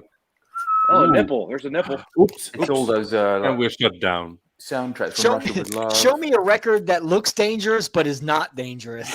That's pretty much it. 007 theme. 007 theme. Okay, yeah. Yeah, it's, Yeah. yeah. I think there's a more revealing cover as well. But what else have I got here? I could do another one if you like. Let's Yeah, have a do look. know. That's Probably get some embarrassing Jethro Tull or Genesis album. Let's see what we got here. Show me a horse that can be milked. Oh dear, where did that come on from? a live stream. Bob Dylan's greatest hits. I'm sure I'd love listening to that. Billy Lee Riley. Yeah, I mean- anyway, that's it for me. I haven't got my best stuff here. Stevie, I saw you were doing some poses. Oh, hell yeah. Look at that. Please Look do at some this. poses. Oh, that's a nipple. Oh, You can my milk God. that. That's one hairy man, don't you think? It is a hairy I man. got a lot of chest hair too, man. You wouldn't believe it, but I do. Yeah, same here, dude. I'm so happy that I'm not hairy, man. Oh. Nah, you're weird. You're weird. Look at this People, hairy chest. that Not- men not- that don't have body hair, like, there's something wrong with you. Unless they're Native American Indians. That's They're the called women. exception. Yeah. Stevie goes, Because you're like- yeah. Yeah. It's like Scottish people need hair because it's cold. Like over where yous are, it's very warm. That's You cultural can shit, cope for sure. with no hair. The more south you go in, I mean, if you go to Italy or Greece, the hairier the people get. But in North, they are less hairy. So what's up with It's a that? good conversation. Yeah, I know. I Shit find it always very goes off the rails. interesting, though. Hairy people.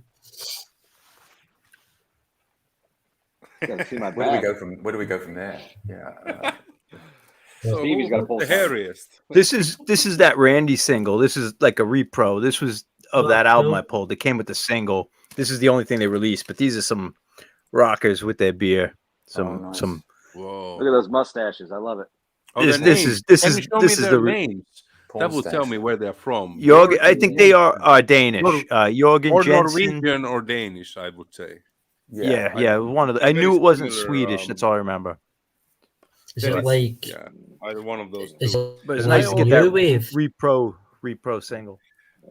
John might be interested. I pre-ordered today our Digging for Gold, Volume 13. Have you heard of this compilation series, Digging for Gold? No, is it garage rock? Yeah, it's actually only Finnish 60s garage beat, pop rock, some kind of a compilation, like rare obscure singles, like one and done or one-off stuff. Yeah. Yeah, I just listened like a couple of songs before I bought it, and I'm just gonna savor and wait until I get the vinyl and spin it. But it sounded nice. I don't know some. Yeah, The I don't know if comp I've ever have any Finnish. There's a lot of Dutch, stuff. Yeah, but but what I don't heard, it was fantastic, and I was like, "Whoa! I never knew this existed, man. This kind of stuff from the '60s in Finland, man." Ooh. Yeah, he sent me the label of it. I was like, whoa, Yeah. that looks really I'm cool. I gonna never send heard of you it. if you wanna check a couple of the songs. I can send you later. But what I heard, I liked it, so I listened to 2 songs. I'm like, yeah, I'm sold. I'm sold. Hey Mika, before me and Goner did that Show Me a Record Volume 2, Yeah. before we pressed record, we were just bullshitting. We were bullshitting for like 30 minutes. And I said to him, I said, hey, all right, we're gonna press record and start. And he goes, wait, we're not recording yet? I go, no. And he goes, well, this conversation's probably gonna be better than the video. I said, yeah, probably. I just wanted to talk to him for a while. I can pick that dude's brain all day long, man. Dude, we had to restart ours because something fucked up, if I remember Well, no, correctly. because Zoom only allows me to go to like 30 minutes without paying for it. Juiceless. There you go. Right. Juice But Leskin, yeah, that baby. was fantastic. I really enjoyed you can it. make Yeah, yourself big. He guys did a he good has job the on that. ability. I cannot multitask, man. I cannot multitask. You know, you can make yourself big. Oh yeah. Oh, now he made himself big. What an ego on this guy. I know. Look at him. It's the same. Both. There's nothing interesting really, but it's I love again. I love the rat in the leather jacket. That's really cool. Yeah, That'd be a good tattoo. Quite. That's a feint. and I dude. love the label of this Love That's the Records. Fink's nephew. the logo. Yeah, Coit. Juice Leskinen, legend. Yeah, I love it. Coitus, that means fucking. I tried to get that Juice Leskinen stuff. He sent me Yeah, all the yeah, Bruce. Yeah. Coitus don't YouTube interrupt videos us. of it, man. For the folks that don't know, you know what I mean? I Latin, feel, Latin and He's shit. funny. feel because, like, smarter now, Bruce. Mika sent me You the look Juice a lot Leskinen smarter. single on YouTube, and I listened to it. I was like, wow, this is really good rock and roll. And then he sent me the next one, and I was like, dude, this is the same song. Like, it's like exactly the same song. You know? I have 3 7-inches of his, and the B side is the same song, but it's The like same it's shit, yeah. just what I actually want to do a video about that thing. That'd be Those 3 funny, singles. So Yeah. stay tuned, people. Yes. Dude, the doctor's in outer space tonight, dude. Look at him. You on that wine again, Mika? I love it, man. I killed the wine bottle, and I have nothing but bubbly water now. So He's smoking that hippie meds, dude. He's higher Yeah, than this- a have pilot's hippie This meds, isn't man. an alcohol I'm not high. even hippie meds, Yeah. bro. He's higher than a pilot's lunchbox. No, I'm not. I'm just drunk tonight. Look at him right now. I love it. That's the devil's lettuce. I got it. Right. No, I have no devil's lettuce today, man. Shit's Oh, pure shit. in Europe. When I have devil's lettuce, when I have that hippie mess, I don't talk much. I don't anyway talk much, but like I talk even less then. So you know. Yeah, Hey, that's the problem with me. that's- I just shut up. I don't want to talk to Yeah. anyone. Yeah, yeah. But I wanna love go- listening to people, man. When I'm I want to go and around the stuff. panel. I got a question for the panel here. So, you know, we love to explore the obscure, right? We love to dig out those obscure singles. But what's a classic record that no matter what you could put on and you know that you'll always enjoy it? What's a classic, a stone cold classic that you can always go to? a 7-inch or an album. It could be anything. I'll start it off. I'll go Okay, with. okay. I could put on Cockspar Shock Troops Ah, any day of the week and enjoy Look at that. myself any day of the That- week and sing That's along. a great fucking record. Good And pick, you know what? dude. It Good sounds pick. as good to me today as it did the first time I ever heard it, and I love that record. you know what? You know, the older I get, the more I love Cockspara. They become Oh yeah, closer same, to my favorite band. The older Totally. I get. Right. same. Yeah. Shock Great Troops. It was a big impact on me when I was younger, and it's still like you said. It's like wine. It gets better. I mean, it's You know, yeah, John, it's a good point. Like when I listened to it when I was younger, I was like, "Oh, this is cool, punk." But the more I get older, Filed it in with the oi stuff. Yeah. You didn't. Yeah. the more I get older, the more I identify with it. You know, and I'm like, "Oh, yeah, this is." you know this is at the end of the music. day. At the end of the day, it's not so much oi. I would say, like You're right, but they have so much rock and roll roots in them, and yeah, they're almost exactly. avoided the trend of punk rock. I mean, even Yeah. though obviously they're influenced by Yes. punk and the Pistols, but definitely. they didn't get on that bandwagon. They were still like the same Mhm. guys. Yeah, yeah. It's a record you could put on if you could play it out of the blue, and I go, "Oh, that's Cockspar. That's that Cockspar sound." There wasn't really a band that sounded like they were lumped into a bunch of different things, but really had their own sound. So, like a classic for me would be "Shock Troops" by Cockspar. I could put that on any day of the week. It's a perfect LP, like Yorkshire you- said. That's a great one. I mean, you mind if I go next? Yeah, go ahead. I'm going to show some juice. No, I'm doing. I'll choose Leskinen, baby. All right. As What long was as that? it's produced by Bernie Grunman, that's okay. You're gonna show some what? Yeah, and Kevin Gray. Yeah. I actually got this. It was funny. When was it? Yesterday when Vinyl Richie put his 76 best albums. I actually bought. I have this album already, and this is a cliche, but I can anytime listen to this one. Yeah, that's a great record. Yeah. I mean, and I bought this Rhino reissue just because it was very cheap on Friday. I went to the when I told my riveting bank story and I went shopping.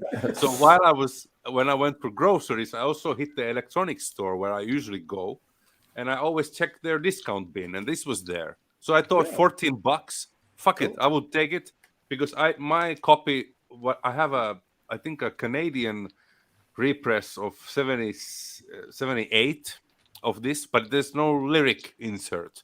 This one has one, so I thought I will get it. It's an expensive lyric insert, but I also wanted to know how it sounds. Yeah. And it sounds fine, but I listened to this yesterday, and I read the lyrics while I was listening. Although I pretty much remembered the lyrics, but man, this is just one of my favorite albums of all time. What can I say? Mika, I can put this anytime on, and it's a good time, man. I listened to it. No brainer, man. I played it last Saturday night because for the Ramones, I find myself actually going to more of the later stuff because it, like, I don't know. There's something about it. Yeah. And then I put that record on because I hadn't listened to it in a while. And I was like, wow, this record is really good. I hadn't listened to it for a while. And Friday, I was like, fuck yeah. Yeah, it's a great record. It's got the same impact, like Nevermind the Bollocks. Like you have the same connection, the same connection where you've heard the songs to death, and it's like you go and you pull something and you're like, oh, I've listened to that, but the minute you put it on and you drop the needle, it's like boom, it's like for the first time again, it's like you're fucking going wild, and it's just one of those records. It's the same, the Ramon. There's good ones, Yorp. So many. Yeah, Yorp's got some good picks too. Yeah, totally, Steve. I get what you're saying. Yorp says he would also include the first couple Ramones LPs, the first two Boys LPs, Rocky Erickson, Evil One, and the first Zero. Hey, Boys. Eric. Hey, Eric, what's up, man? Yeah, I mean, Eric. I don't know what it is about me, but like lately, all I want to listen to, I like to listen to like the later Ramon stuff for some reason. I don't know. I love that stuff too. I grew up, I've been listening to that Ramon, like the first 4 Ramones records since I was a kid. Not that I haven't listened to the other ones, but I find myself going from Pleasant Dreams to maybe halfway to Sanity. That era I like the best, but I mean, I don't like the best. I enjoy the most now. But the first record's almost like me listening to Led Zeppelin or something. I've heard it so many times. If you put it on, I'm going to absolutely dig it, But the first 4, I've heard so many times. It's a record you don't play often, but when you do, you're fucking rocking your socks off. Well, they're drilled into your brain for so long that when you leave them for a long time and then you come back to them, you're like, holy shit! Like, I forgot. Yeah, like, exactly. I didn't forget, but I know how great this is. It's like you enjoy it all over again. Yeah, it's like you get that funness that you got like hearing it for the first time. I was trying to. The first album is great because they pan the bass and the guitar are panned. So there's a way we used to do it in the car because you have the balance, and in the car the knob is so tiny you could go really quick. But if you go on the off beats with the left, whatever the guitar side, and you go to the middle to off, you could turn it to reggae. So Johnny Ramone's hitting upstrokes. And I almost want to do this. I have this echo pedal, and I almost want to do like a dub version of a couple of those tunes where I'm doing this and then hitting the echo pedal. I almost there, but I want to get that. John, did you ever hear that record? It's a guy, I can't remember his name, but he did a mix between Ramon songs and Bob Marley songs. Bobby Ramone, yeah. Bobby Ramone. Yeah. No, I haven't heard that. It's an album. That's it's really amazing. Fun to listen to. It's pretty amazing. Cool. Yeah, I don't have it, but dude, I'm surprised that tape didn't explode because playing upstrokes. I'm surprised it didn't blow up. Yeah, that's really fun. John did Bobby Ramone before Bobby Ramone was a thing. Yeah, but you could do it if you could be quick on the balance control, or if you're in the car, it's real easy because you just turn it a little bit, that little knob.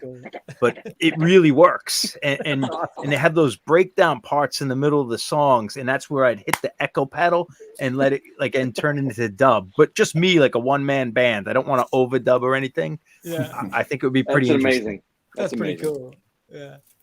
So we got. I'll work on it one day. Yeah. We would love to hear it. We got. Yeah, I just my want to pick, do a we tune got- or two. We got Mika's pick. Anybody else have a pick? Yeah, I got a couple. Bruce got a pick. Let me make you big here. There's a bunch. There's So a the bunch question right is, here. what's a classic record you could always go to? You know you're gonna have fun. You know you're Well, gonna. you love know, it's got to be. All day long. Yeah, Eternally Yours is Certainly great. yours. Okay. Dude, if I'm having a shitty day, I can pop this on and immediately I feel better. Not Yeah. I'm stranded. Okay. I was like, okay. I love this is my favorite Saints record. I love this so much. It's like I'm kind of ridiculously into this record, almost weirdly. It's an amazing record. So that'd be my pick, I guess. At least in the last 5 years, that's a go-to for me. It's a great pick, great record. You know, I really love that album. I think I love I'm Stranded more though. I think I'm Stranded. I think that's what Yeah, I'm. I love it too, man. I just for some reason I like that one. I don't know. I like an where they album. went with the sound though. I like the An production album. on it. I think it's really cool. It is very That- cool. An album that I would pick Oh, let's go to Stevie here. I don't have it. I have it up the stairs. Dead Kennedys, plastic surgery disaster. Oh, nice. Yeah. After hearing Fresh Fruits, just how amped up and how they took it to the next level. It's But a different thing, and yeah. they stayed true to what they did in the previous record, but just took it up a notch. It was just fucking ferocious. It was wild. Like, it just had such an important, and like me getting into hardcore and stuff like that. It was it's a special album.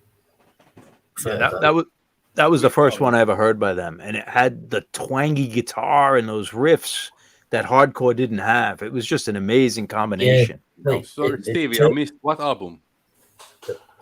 Plastic Surgery. Okay. I think like what you're saying, obviously you explained things better, but with that twangy guitar, they changed like hardcore. They like sort of flipped it. They added something that wasn't there, and I love when bands do things like that.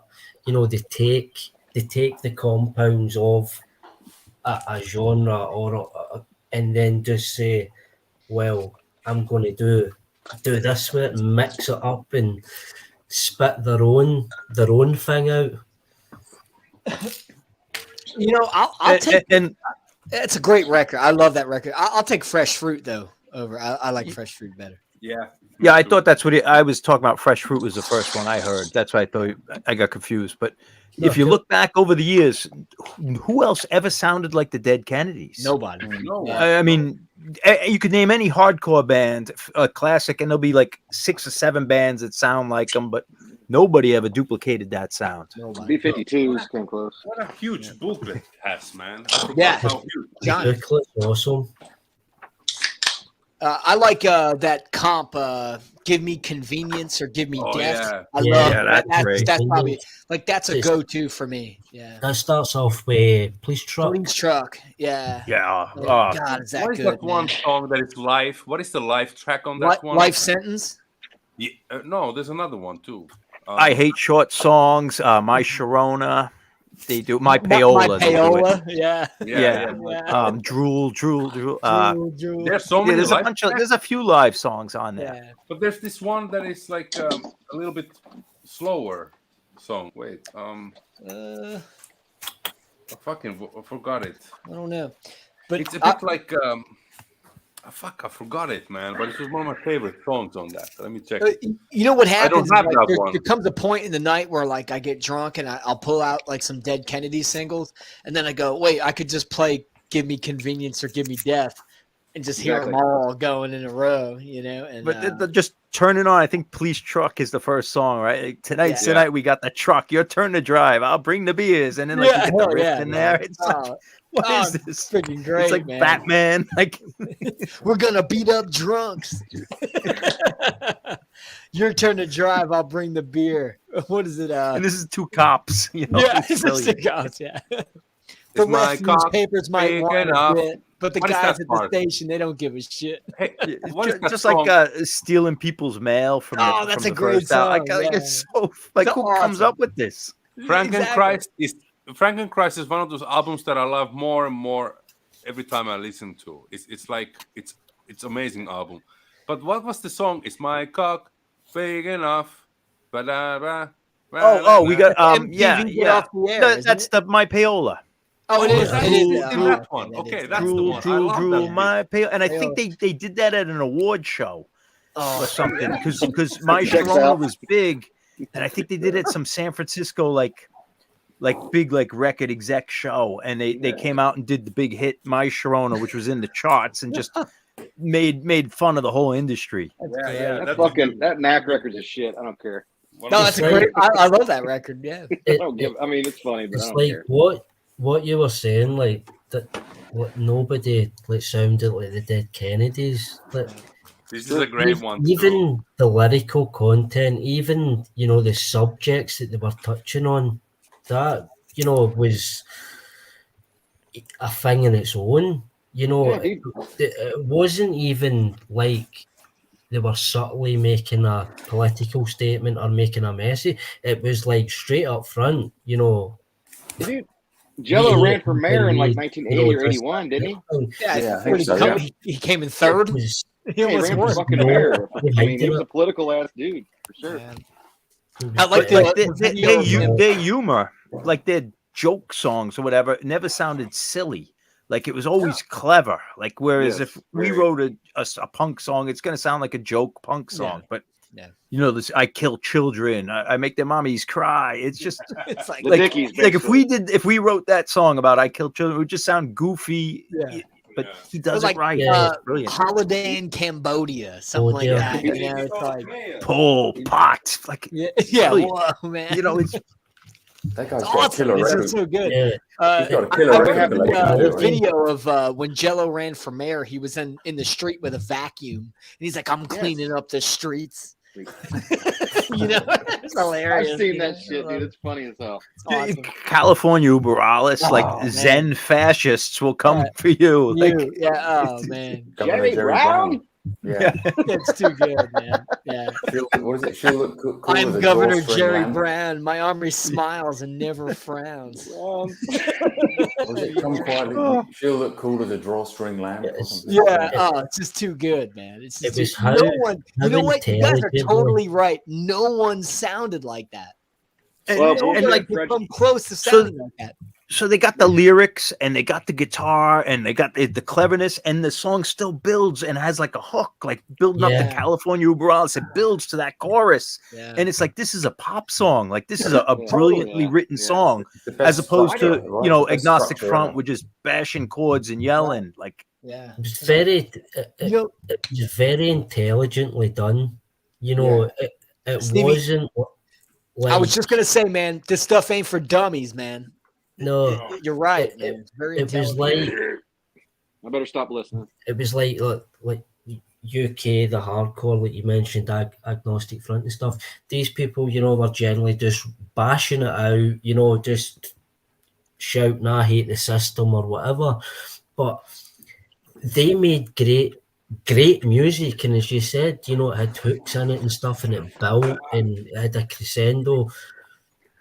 But it was so intelligent, like how it was constructed, the message, how they constructed it, and even as you'd mentioned, the joke when they were making taking piss takes, it was even so cleverly done that it was took seriously. It wasn't took as a joke; it was took serious. yeah, Bruce was neighing us. Bruce was throwing his hands. He was saying, "I'm not going to talk anymore." What brought you onto that, Bruce? Let me make you big. What? Bruce had something to say. Oh, you got the poster. I was gonna make a joke, man. Stevie's actually talking about some real shit. he's looking all slapshot tonight. Yeah, what's going on here? You're gonna man? knock the beer out of my hand. Yeah, what's happening? Here, man? The bouncer. Because I said the Dead Kennedys, they sounded like nobody. Nobody sounded like the Dead Kennedys. And Bruce waved me off. He said, I said no, bullshit. no, Fred no. Schneider from the B-52s could have filled in Jello's spot in the second. Oh, come on. Love Shack in Cambodia. Boo. Yeah, boo. That's why I don't come on here very often. That guy's got a killer. It's Jello Biafra's got a killer collection. Have you seen his record collection? Oh, I've seen videos of his record collection. It's insane. Eric has a good. Eric says Biafra and DOA doing Full Metal Jack Off is one of That's the a most good record. epic hard songs. Yeah, that's a cool record. Yeah, I need to put that on more. yeah. That's cool. That's a great pick. If there. you get up the air. Yeah. Sean says we've got a bigger problem now. It still hits me hard. Yeah, that What was was the the one Reagan song- one.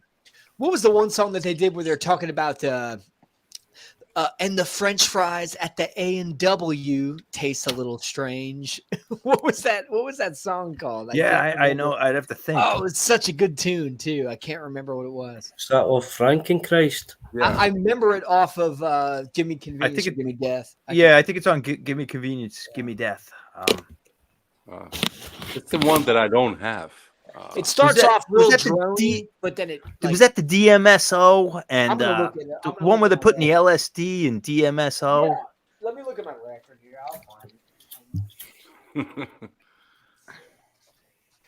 We should do another round of random pulls. This is Man fun. with the hot dogs. Does that have the 7-inch? Saturday Right. Night It's Holocaust. the song Saturday Night Holocaust. That's the Oh, name okay, of yeah. the song. Yeah, that's a good one. Right. Pull My Strings is great too. Oh yeah, pull my Strings. strings. Oh, Pull My Isn't it- Strings is the one. That's Yeah. the My Sharona. I think that's Exactly. it. Yeah, that's That it. is Yeah, that, I mean, it was. It's Yeah, they like, went into My Sharona. That's right. Yeah, My Paola. like a medley Yeah. kind of thing almost. Yeah, Yeah. Ryan, do you have the 7-inch with Yeah, I that? was just going to say it comes with some No. weird 7-inch, right? No. but there is a booklet in it that's really cool. Oh, okay. Of course, there's a booklet in it. If there's somebody out there, I know most of the people watching this are probably know the Dead Kennedys, but if you don't, this is a really good place to start. I think. Yeah. I think you'll It's a really good- dig this. I agree. Good record. Yeah. Give Me Convenience or Give Me Death. But yeah, that's a fun one, man. They're, So probably up we gotta there. ask we gotta ask the other You guy. mean this one, Mika? Oh, that one. Oh, There you go. he's got it. Oh, Yeah, mine- dude. Mine It's a don't have flex. the Night, Yeah. Night of the Living Rednecks. Again, great title. Oh, yeah, that's where he's just he's telling the story about Yeah, where they he's come telling- by with the yeah. pickup Pickup truck and truck, throw rocks yeah. at him. Bleed for Me is a Bleed good for me. tune. Yeah, that's a good one, yeah. Played from me. I am the owl. Yeah. I wouldn't have picked it as I a mean, go-to, but- I cannot think of a bad Dead Kennedys tune. I mean, The last time I was in Provo, Utah. He's got it. He's got it. That's awesome. Stevie, that was a great pick. man. Cisco fucking Yeah. 49ers. Yeah. Hey, Paul, what's a Yeah. classic record you can always go to? You know that you'll have fun and it'll make you feel good. I just picked one out today, actually. What do you- Oh, that's a that's a great. Yeah, that's a good too, one. man. Oh, Yeah. hell yeah! Nice one. I think, yeah, the recording is pretty shitty. You know, Not that it's a record you can listen to if you're hungover or if you're on a bender at the same Yeah. time. It's like How a, cool is- No, how cool I is don't Lou think with it's a that? shitty Twofer. recording. That's a I twofer. think it's a fantastic recording. Maybe this one I've got is like on yeah, Or there's- maybe MGM. It's not that's a great recording. repress, I guess. Yeah. Yeah, this is from '81 or something. I think I bought it. But the other one I've always I got like back to this is which boy. is not very Yeah, punk. what It's you this one. I doing love it. uptown? This I can always Yeah, that's listen to. great. Yeah, that's a classic. Yeah. Just a great Totally. go-to. But if I was trying to do the 10 you don't have in your collection / I'd like to listen to, this Adam and the Ants bootleg. I love. Oh, wow. Great. That's awesome. Wow. It's really early Adam and the Ants with the guys who went on to be Bow Wow Wow, right? Matthew Ashman, Dave Nice, Dave dude. Barbarossa. But Very cool. I think Adam he may have done the artwork. Adam did some of the artwork on these things, but it's basically their demo they did for Decca Records, and Decca didn't take them. But it's really well recorded. Wow. Wow. That's awesome. He really looks like Alvin Stardust on that cover. Yeah, he does. Doesn't he? Looks like that Dracula guy. Yeah. He's a Dracula. Yeah, it's a Dracula right there. Watch out. Dracula. There was a talking about, I think Ryan was talking about there was a You don't thrift wanna store in mess the with no train Dracula. station. Paul, who's the Apparently guitar player on that record? It's Matthew Ashman. He was really young, right? He's Matthew. He's died, I think. He was in Bow Wow Wow later. Okay, because I was showed him models earlier, and apparently that dude went on to play with Adam Ant. Oh, that's Marco Peroni, Yeah, right? Yes, that Yeah, guy. Marco. Yeah. Yep. Yeah. Yep. Well, this was Dave Which is Barber. great. That's where he sounds like Johnny Thunders on that record. The Dave model. Barbarossa. I think Right he on. called himself Dave Barb here, I think. But Cool. yeah, there was a thrift store in the train station, I remember, in London, and I found this randomly, and a Suicide bootleg cassette, Oh, that's Suicide awesome. Live. Have you Hey, ever heard what? that Suicide one, where he basically just is really annoying the crowd, and it's 22 minutes over Brussels or something like it's in that. Brussels. Yeah, it's a, Yeah, Basically, he's like, fuck you, and there's a big fight, and the whole thing just Yeah, you hear them collapses. getting like more and more like uncomfortable. Yeah, he's whipping Well, the crowd up, and there's just a big Nico, punch up in the end. come full circle with the suicide reference. That's the Yeah, Damn, that's exactly. awesome. I was the just thinking. I was just thumbnail thinking for the that. stream. Yeah, it was, It was the suicide. suicide there. Yeah. I think Sean said- next thumbnail should be Jesus and Mary Chain.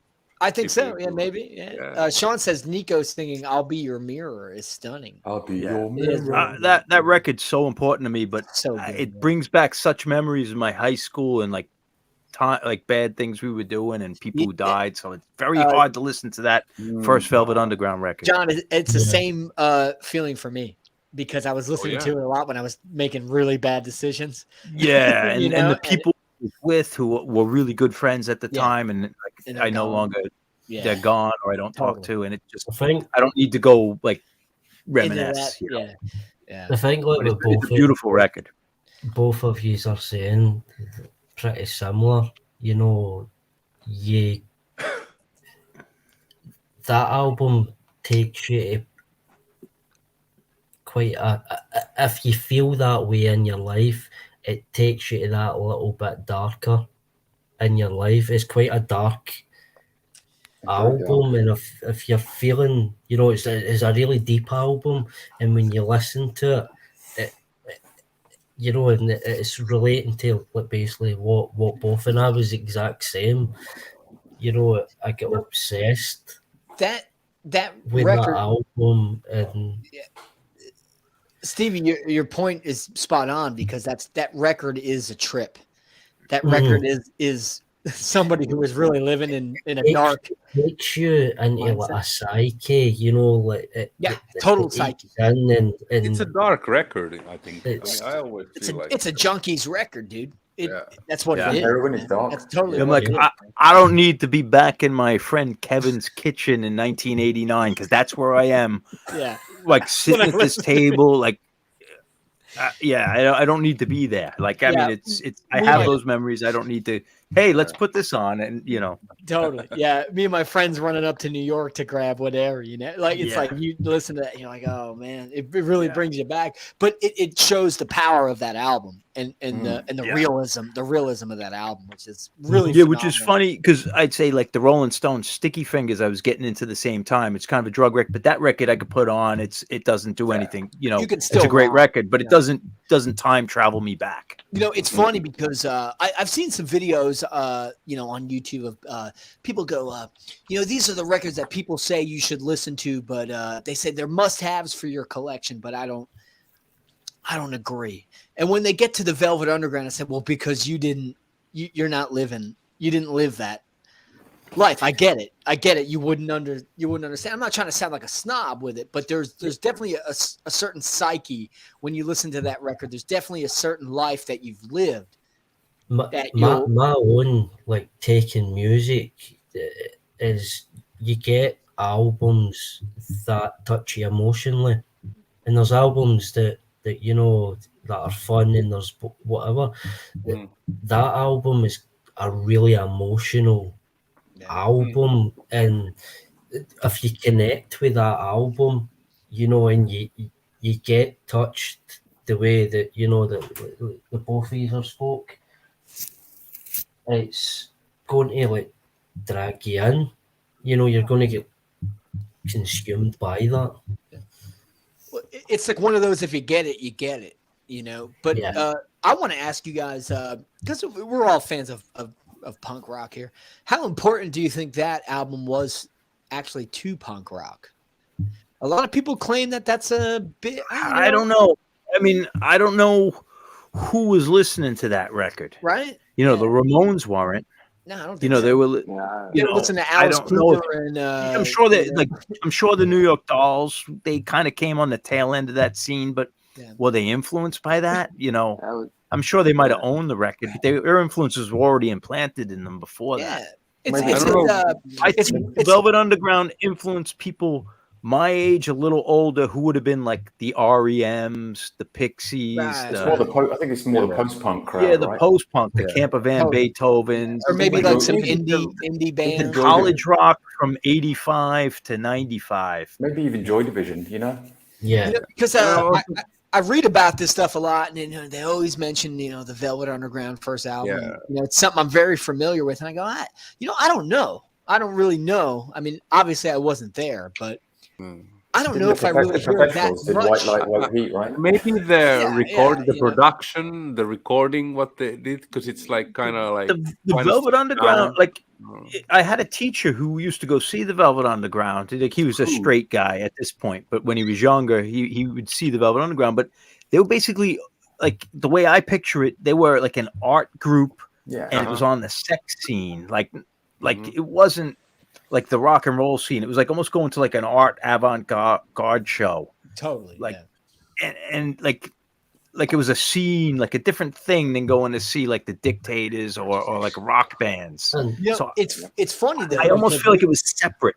It's like You a know, we side talk project for about the it, art thing, I think, isn't it? It's like a side Yeah. project for Warhol's vehicle Yeah. for the art. Yeah, and Yeah. when you went as a Yeah. tourist to go see the this, unless you were beginning, like in the sure. scene, you were going to see like an art show experience, art Yeah. rock. Like and I don't know if it tied in with the rock and roll lineage until like the guys who worked in record shops got it in '85 on.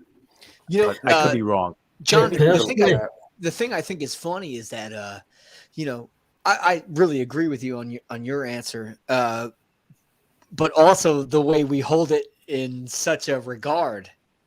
It's kind of an oxymoron almost. It's almost like we hold it in such high regard because we can relate to it so much, but at the same time we don't really feel like it's in that punk vein. But at the same time, does that mean that it really is?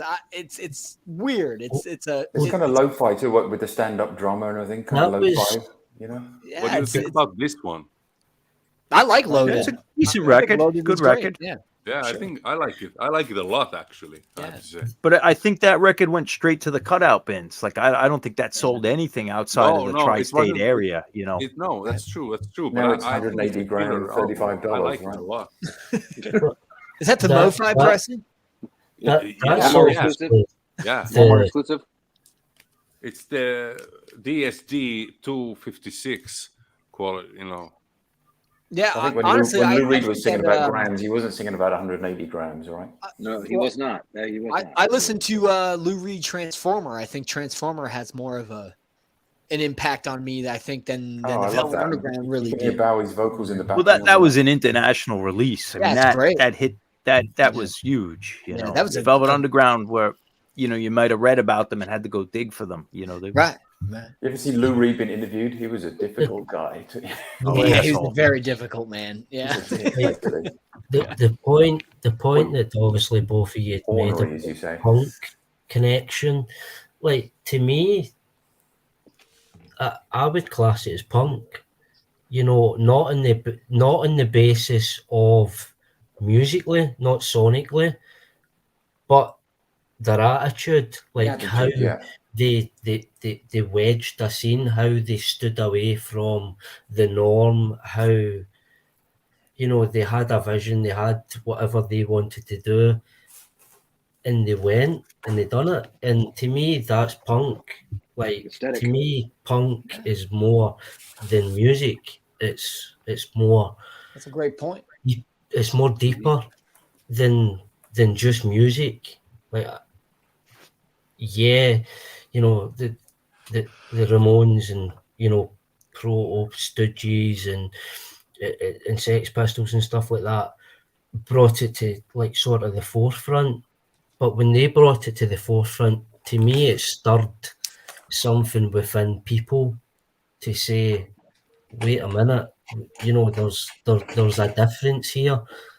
But there was people obviously clued on before that, the likes of Velvet Underground and stuff like that had the ability, the vision or whatever to drive their own, path, and to me that is what punk is. It's stepping out. Do we agree with this, by the way? Yeah, I'm not going to argue against it, but I don't know. Like, there you go. What year was that Velvet Underground? 60 what? 67, If it's I think. illegal, 67. why the fuck did they sell us empty cassettes? I mean, like, what the fuck, man? That's an oxymoron. We were the guys buying the records, and I just taped them, but I kept buying the records and made mixtapes. So it wasn't killing music, right? Fucking selling more copies is what you're doing. Yeah. I get what you're saying, Stevie. I get it, man. Yeah. I just don't know who was going to see the Velvet Underground. It was going to be guys in like leather chaps, artsy people, and I don't know if it would have been the guys who were the punks. Like, I don't know if Johnny Thunders was going down there. I'm sure he might have seen them because he was a kid hanging in the guy who ran an art gallery, or Joey Ramone wasn't going to go see them. The regular kids weren't going to see them. So it was a pretentious thing in a way. Yeah, it was for more of the posher kids. The more well-to-do. It might not have been well-to-do, but the more like hipster, right? Art school kids or whatever. Or people like who look down on like I don't know, like whatever was happening in the 60s, like or 50s. Like it was a movement for sure, but like the point that I was sort of making was the band, not the scene. Yeah, I understand.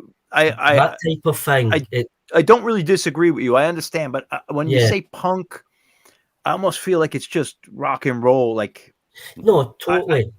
Like, I think that gets lost because there's so much garbage rock and roll came out in the 70s and 80s, but like just the spirit of picking up and doing things and not following the rules. Yeah.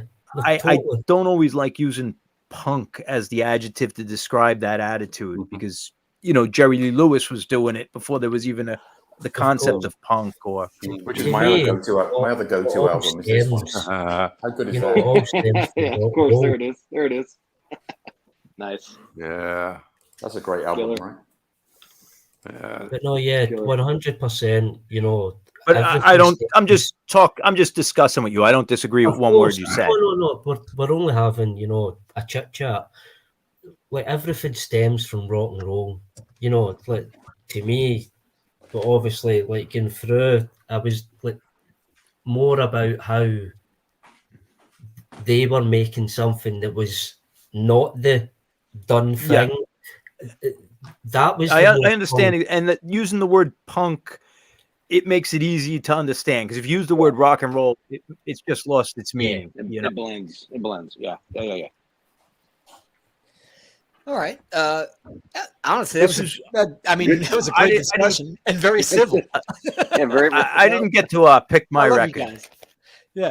We'll go to John. John, what's a classic record you could always put on and you're going to love it and have fun? So in the car for the last 2 weeks, I have the bootleg 2 CD of the first 2 albums, the outtakes and some live stuff. But as I come back, I think this is now going to be one of the greatest. I know I've showed this a few times, but I think this is going up there. 100%. And this in the future, this is going to be now ranked as one of the most important punk records, or maybe not important, but one of the best punk rock records is the First Kids. It is so good, man. It is such a good record. The more I listen to this, and I had it on repeat, I'm like, I don't know if there's many albums, The Damned, The Saints. I mean, you could name a list, but this is up there. It's up there for sure, John.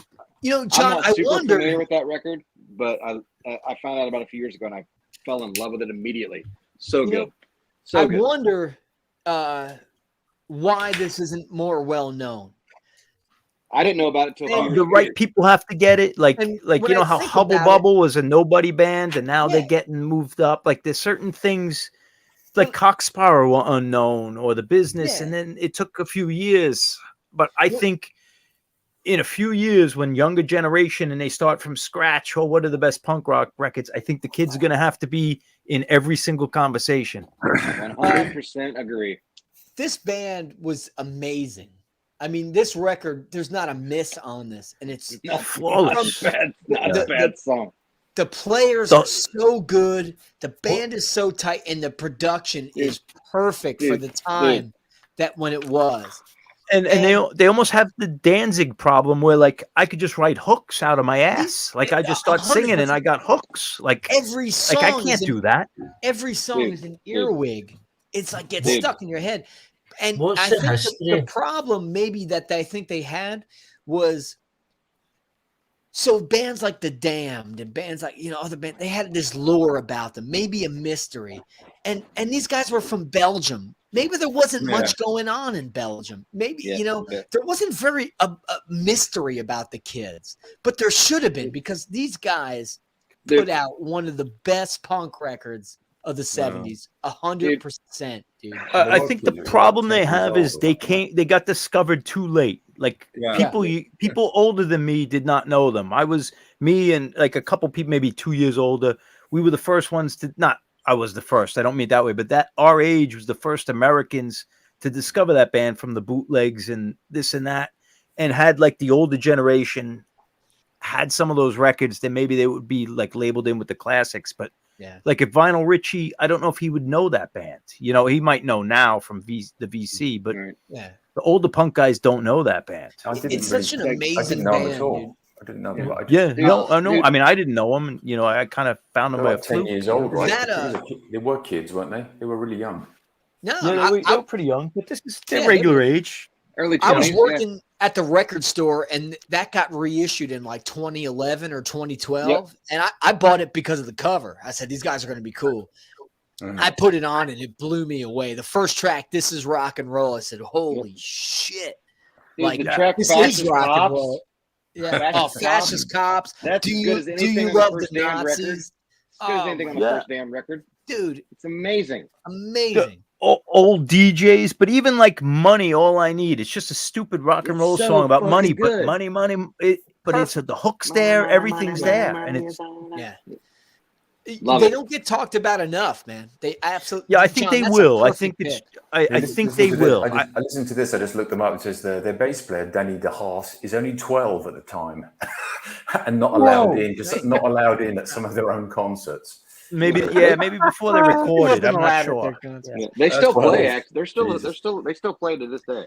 Yeah, they put out a live album not too long ago. It was at Goner, but it's like $45. I'm not buying that. Sorry. Dude, I watched a live concert on YouTube from like 3 years ago, and they still smoke, dude. I'm sure they're great, but they got a couple. I saw them in Brooklyn. Like I know I talked about this. I feel like I repeat myself, but it was one of the best shows I've ever seen. But that was their first American. Naughty Kids. Yeah. Got this other one here. Naughty Kids. Jesus Christ didn't exist. What a great song, man. Monarchy. Monarchy. Get a little power pop, but the first four are good records, all of them. Are those OGs you guys are showing? Those kids, are they OGs you're showing? No, God, no. No. Those are represses. Those are real expensive, dude. Yeah. Dude, mine are bootlegs. You know. Honestly, Paul, like you'll listen to this stuff. I'm not even bullshitting you, man. To me, it's up there with the Pistols. Like that shit is really good, man. Like, Paul, I agree. Ryan ain't bullshitting you. He's right. Yeah, it's really good. Yeah, it's high caliber. It's real fucking good, Stevie. I'm telling you. Yeah, 100%. It's like getting Walk Among Us again. The way the catchy song, like where do you get like 12, 15 catchy songs? Like, whoa, it's just some guys can pump them out, you know. It's like we're talking about £15 here for the reissues. Sorry, Stevie, go on. So basically, was this a band from Belgium in the 70s that went unnoticed? Pretty much. They might have been big in Belgium. Not they in just Belgium, never but made they it to went America unnoticed or in the England, States, you know. Yeah. And now obviously, that was the only thing. I mean, like, even I in Finland, I never heard about the kids. Like none of my punk, like really my friends who were really into punk rock, my older friends, no one ever spoke about the kids. Dude, it's like when I listen to the Spits, I'm like, dude, this is like the kids. Like some of this stuff is like totally like the kids or like the trend that's on Band-Aid, stuff like that. Like those early dumb punk singles, like really fun, but like totally hooky. Like every song has a hook and it's so good. Yeah, it's like $350 for an OG or £15 for a reissue. Yeah, no, you wouldn't get an OG. I'd love to have OGs, but I can't. It's funny, like there's people in the VC, they'll shit on you for getting a repress, but it's like, dude, it's all. Would you want me to spend $350 to get? Yeah, come Fuck on, man. off. Enough. What do you do for a living? I can't purists, afford it. Sorry. man. Yeah, I want to That's get your just job. strawberry. That's Of just course, I fine would and love to have an strawberry. OG, but I'm like, come on, hey. I mean, I like, buy I it don't whenever I get it. understand when people are like OG or nothing. You know what? If I get anybody it. could, if Yeah. anybody could leave this stream Dumb, man. Fuck gaining off, man. anything from it, I hope that you listen to the kids. Listen Exactly. to the kids' Yeah. first 100%. album, and it is phenomenal. It'll change your fucking life if you're. It will change your life, man. Just Yeah, do it, man. 100%. Yeah. Dick was huge in Belgium. What is that? I don't know. I don't know that either, but I don't know. I'm either, interested. But there's Plastic Elephant Bertrand, Man is the only comment. Belgian guy. Elephant Man says, my favorite two things about punk is growing up in the 70s and 80s, seeing it happen, and then I getting didn't. into the music at 12. Music really had a presence in everyone's life back then. You were metal or punk. And yeah, I mean, Yeah, you had a you know camp, what? right? Like, dude, you were growing up back then, and music was your social media. Music was your media. Music, it was everything that you And identified with, right? fanzines. But you Yeah, know, that's the funny thing. Yeah, go ahead. No, you could tell people who you were by the records you bought. Yeah. Yeah. You know what I mean? Or how you looked also. Yeah, was how you like, presented yeah. yourself, But like yeah. that's the thing. Like when I mean, okay, I would say I'm a 90s kid because you know in the 90s I was really getting into music and I played in bands like Bruce, we can relate, yeah. But like in the early 90s I really started to get into music, like really, getting into bands and what the fuck, yeah. So there was the camp of metal and punk still, but like I never really, I mean there was a phase for like about 2 years when I was like, you can only be metal or punk. I was like also like a little bit like this, But everybody like, called us alternative, dude. yeah, okay, exactly. Yeah, exactly. But then I was like, kind of like, what the fuck, man? I mean, because I started with metal more. I really got into metal first before I got into punk. Like really. But then when I heard the Dead Kennedys, Ramones, and No Means No and stuff, then I was like, man, this music is more energetic. It gives me more than metal. Right. And then I went like, no, metal sucks. I was for 2 years like, no, I don't listen to anything metal. No, you were one camp or the other, dude. One camp or the other. Exactly. But then after 2 years, it was only a 2-year period. But in that 2-year period, I sold a lot of records that I regret selling now. And but then I was like, what the fuck? This is dumb. You can listen whatever you want and be like, look how you want. Yeah, it's so stupid to be like put in a on a slot. Mika, like that. it goes back to what Stevie and John were talking about earlier about putting those blinders on. Yeah, exactly. But really, I was talking to you and Stevie about. Hey, Clifford. Hey, Cliff. Hi, Cliff. Everybody say hey to Cliff. Cliff rules. Man. Hey, vinyl cheesecake. Yeah, check out the vinyl cheesecake, man. He rules. Cliff them all, baby. Cliff them all. That's right. Hey, baby. Troy. Troy Borman's here, man. We're all the rockers are hanging out. Troy has been here for a while now. Dude, I'm just getting started. I'm feeling great, man. I'm feeling good. Everybody's having a good time. Good on Troy. Yeah. I was talking to you and Stevie about this the other day about, people would say that we're in a box, right? We only listen to rock and roll like this, stuff. But honestly, it's how you expand the box. The box is huge. Okay. Mm-hmm. You can get so many different subgenres and all this other stuff. It's about how you go and find it, man. The thing is, you really got to love this stuff to go out and find it. That's Amen, brother. But the box is a myth almost, like the people who say that. Like I look at what I listen to, and what I listen to, even though it's all connected, it's rock, it's punk, it's heavy metal, but my world of music is bigger than the people who are into the Beatles, the Claptons, and the people who usually criticize, oh, he's into that old stuff, or you're into rock and roll, or 50s or 45s, and like my world is way bigger than your world. My world, I choose what I listen to. Yeah. Someone doesn't dictate to me. Exactly. That's the silly thing about those people, like what you're saying, John. Like they'll say, "Oh, you listen to the old stuff. Like you're not cool. You listen to the old stuff," but they forget that the current stuff or the stuff that they think is the best thing ever is just rehash stuff that came from the old stuff. Yeah. And they've not even got the fucking mindset to understand you There's know, a clear fucking line, dude.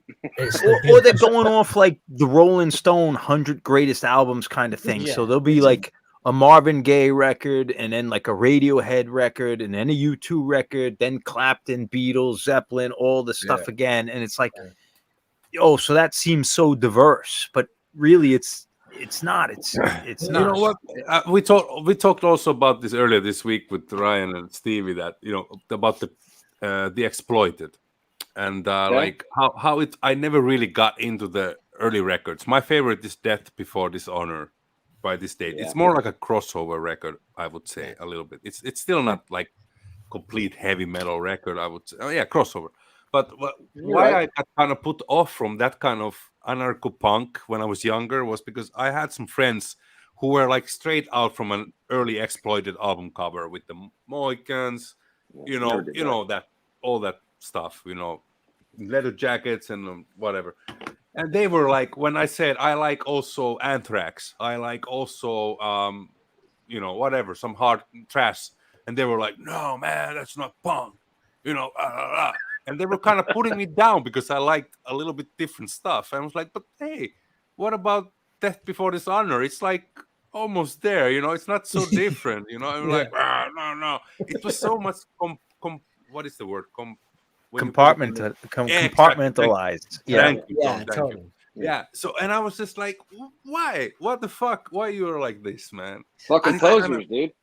No, Well, they weren't posers. I mean, they're just into their thing. But I also met punks who were like looking like that, but they were open-minded and they liked Slayer, they liked that, but they looked like fucking, exploited punks, whatever, it's Like like the fucking living spikes and shit. Discharge and all that stuff. Yeah, that maybe in California, but there really wasn't that many guys with the mohawks or the big spikes. Like, so when I heard like the Exploited and even the UK subs, like it sounded very British, and like I couldn't relate to it the way I could with like DRI or like the American bands, and like the 70s bands were much more, because you could kind of look like that and walk around. I mean, you can't make Liberty spikes and dress like this and walk around in America, maybe in California, but you'd get your ass kicked. That's not, you look like, but you look like you might as well look like Prince or Madonna, because punk was more of like a dirty, grungy thing, not a showboaty thing. Like, people are that gonna early fuck you up. exploited though. I love that early exploited stuff, man. That's great. I like I that gotta stuff revisit too, that. I gotta revisit that. I like the early stuff too. the thing that obviously being Scottish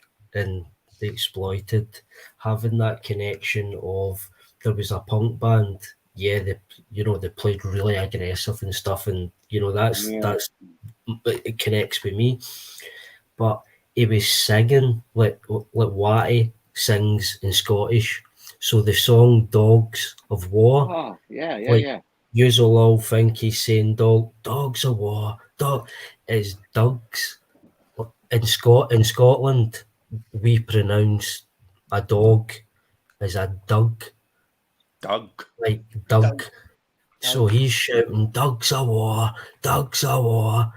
It's like somebody from here, and it's like they're shouting. Like it's like somebody, like what you were saying, John, about like New York and whatever, a local band that's local to you, and it's to hear it on a bigger platform type thing. It's pretty cool.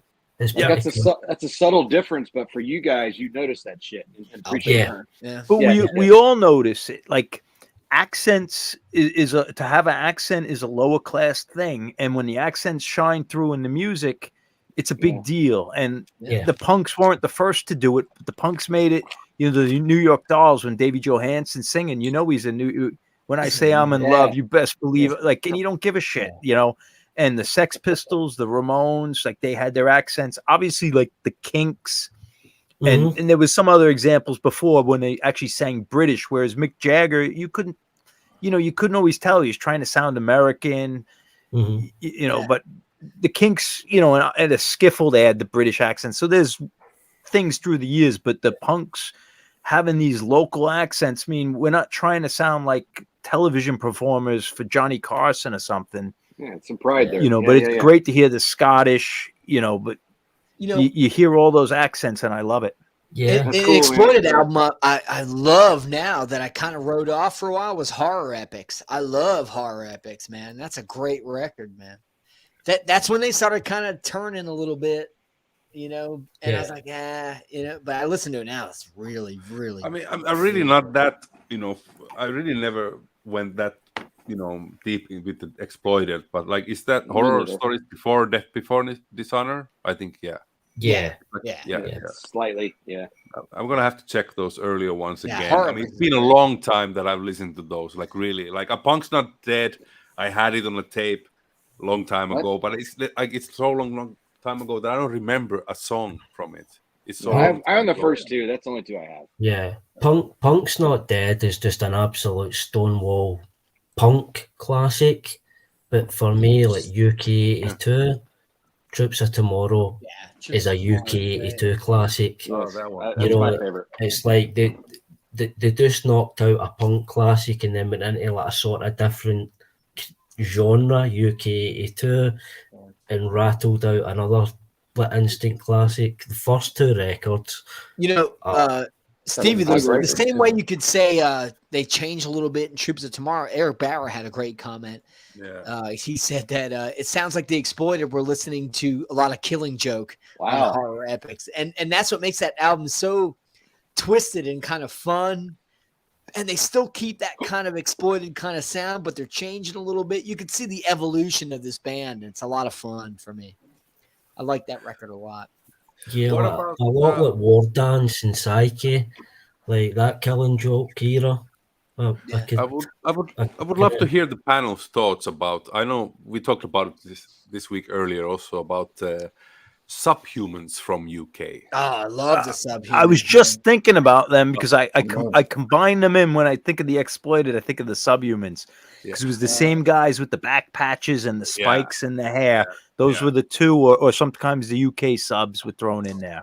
Yeah, Or GBH also. and GBH. Chaos UK maybe as well. Yeah. I mean, like Yeah, that. Chaos UK also. But those were the bands because I was into New York hardcore. Like I felt like that was like a different punk scene, and you see like only 2 or 3 guys looking that way at every show. Oh, the day. Yeah, Dude, that's the Country one I Road, have. This record did a lot for me, man. When I Classic. was younger, man. This I love really From blew the my Cradle mind. to the Grave. Maybe my favorite. Yeah. No, my favorite is Worlds Apart. I have to say. I like This is That my might be the favorite only band right now. Subhumans I have. Yeah, this is fantastic. If you're gonna get any Subhumans, I think Whoa. if you ask the kid, this is it, man. Hey, look, Eric might go see Subhumans tomorrow. You need to go see them. Yeah, they're great. They're Religious still great. I've Wars. seen them a ton of times, and they're awesome. That's I a think band- Eric's seen them a lot of times too. I think. Would you, John? Would you consider them as anarcho-punk band? I don't know. I never really thought about it that way. I consider them almost like the Mohawk spiked hair punks because that's how I thought of it as a For kid. me, But it's more leaning toward more to the anarcho-punk. Like we were talking about this earlier. I do kind of throw Crass in there. Yeah, but I don't know if exactly. that's right, but that's how my mind packaged it as a kid, Bruce? and so I still Yeah. think of that. And I there's even three. put English, even though they're not, they're a little more crossover. But I throw in English Dogs in there. Maybe it's all because they had the same haircuts. Eric thinks Oh, it's If we're talking like anarcho, it'd be like Flux Pink Indians, For- Crass, stuff like My that. three is I Crass. think Subhumans are just a punk band. I think of them as just a punk band. Like they're just a kick-ass punk band. They're very For lyrical anarcho, it's content. Crass, Hey, let Bruce talk. Yeah. Subhumans, and Rudimentary P9. Those are the three Yeah, that I think of Rudimentary about P9, R&B. yeah. I mean, that's just me though, but I prefer the Canadian Subhumans. For better me, anyway, so what for me Subhumans makes it to sound like anarcho-punk is the lyrics, It's the the lyric. singing of Vic, what is his name? I forgot. And just because they are not. I mean, the songs are not like that way. Like Exploited and Chaos UK, they're a little bit no. more like complex, if I would say. I A don't know. lot of reggae as well. Yeah, I'm there's gonna drop, a little guys. bit of that too. What, Paul? I'm going to drop. I've hit a wall here. If you like, 4:15. if Oh, Bruce Paul. likes Rudimentary P9, you got to check out Good this night, new band. brother. I've Thanks got to for go and that. check my P9. You gotta check this band out called Crisis Man. Crisis Man just put an album out. I'll called catch you later, Sleep- guys. Sleep in All America. right, me too. I've got to Steve go. was taking off, brother. Talk to you, John. Oh, be I've good, got to go. It's Stevie. good to see you. Take care, Good to man. see you, Stevie. Stevie. Thank you for Good night. I'll give joining up the us, spot to man. somebody Well, else. Paul. Love Good you, night, brother. See you later, Stevie. mate. Good Yeah, night, do that. Paul. Great to see you, Take Stevie. care. You're the man. Very good to guys. have you, I love Steve. the Good haggis, stuff. man. See you, mate. Cheers, dude. Yeah, so I'm not like a huge fan of them. I'm saying when I think of anarcho-punk, those are the three that come to mind. Yeah, there's me. a new record that just came out. It's called Crisis Man is the name of the band. And it's guys from Wow. Smirk. And I love that wow. band, Smirk. Yeah. But dude, it's a Oh, yeah. great record, man. you Really, guys- 2022. Yes, is Troy. awesome. Yes, Troy. Citizen Fish. Yeah, I love Citizen Citizen Fish. Fish because Mika, we're the same age, so we grew up with Citizen Fish. They were 90s. I know Citizen Fish, and they have a little bit more of that reggae influence than Yes, I even more love so Citizen than Fish. I thought Subhuman. they were fucking fantastic. They're very good musicians, I think. Yes, I saw them a Subhuman- couple times in the Subhumans 90s. as well, but Citizen Fish. But that's Yeah, our I used to have era, a though. cassette of them. I remember they were kind of grouped in with the ska scene, I think.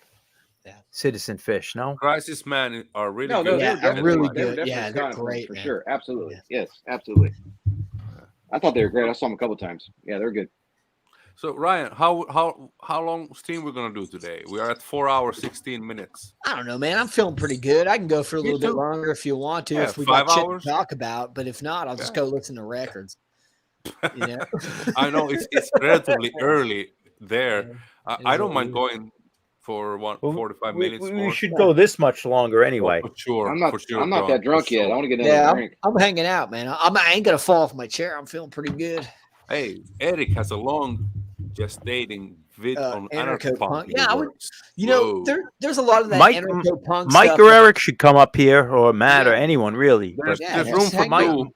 Mike's So got a lot to say. You know, he's Yeah, a man. very Mike is knowledgeable never guy. up here, man. Oh No, God, Anybody- Uncommon anybody Valor, I'm just yeah. a pretender compared to him.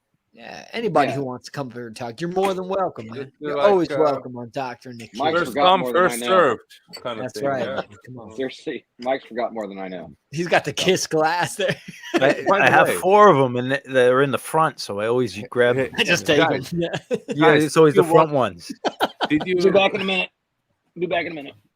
guys? Did you watch Uncommon Parlor's 10 records that no one has in the VC? Yeah, Yeah, it's just Sierra pretty lame. Sounds, I it's had amazing. all of them. Bigfoot. I had all of them. I know I'm gonna have none of them. You know, I knew it multiple before I even. copies. And yeah, so but he said he will forfeit. How is that said? Forfeit. Is that Yeah, right? Yeah, you got it. Yeah, you Forfeit. got it. You got it right. Yeah, thank you. His entry. So yeah, I like John- the Bigfoot record. John, I wanted to ask that you. was fantastic, man. Oh man, John's an old school guy, man. But I I wanted to wonder ask how you, much are he there, paid are for there it. any though. are there any new bands that are grabbing you Eric that you'd say like, hey, I should listen to this? Not that I could think of offhand. You know, I hear them on the radio. Nothing I have in the house. I mean, what was the last thing I bought was from Stevie, that Nag record or whatever that was. That was really good. But The last thing I got from Stevie was that Clozo record. That Clozo record was great, man. It's nasty. but shit. I don't keep up as much. But I'd like to get back to where I was going out live and seeing the bands. That's kind of Yeah. what I did. Yeah, Through the years, I'd see gravitate everyone more towards live, the and other I thing. didn't always buy the records, or if I did, they just sit, or the CDs, Yeah. and I don't always listen to them. Yeah. There's so much good stuff going on out there. Yeah, you know, now, man. I'm 50. Like I kept up to like maybe the early 2000s, and after that, I'm just kind of cruising around. If a good new band comes, I'll go see them. Maybe we'll buy the record. My wife keeps up more. Like she'll know every new band, basically. But I got no. If it's great, you know, I'll probably hear about it. But Yeah. I still dig backwards. Is if you don't mind my asking, is your wife younger than you? We're the same same. age. Ah, okay. Yeah. But So she's she really- was into the hardcore scene, punk, metal. okay. You know. That's John, you're only 50? Yeah, we're both 50. She's a couple months younger. Jesus Christ, Yeah. you look fantastic, brother. Sometimes it's difficult because like I wouldn't keep think digging you're back, but there's so much new Good. stuff, dude. I don't feel 50. and I'm like, That's oh, good. man. That's good. That's good. Yeah, but you know, I have a weird way of looking at, like, I need a scene to be important. Like I know there's that going on in Australia, but it's hard for me just to Wow. take a young punk band that's really good, I'll love to see them live. Maybe I'll buy something, but the historical importance just doesn't strike me when I like. Mhm.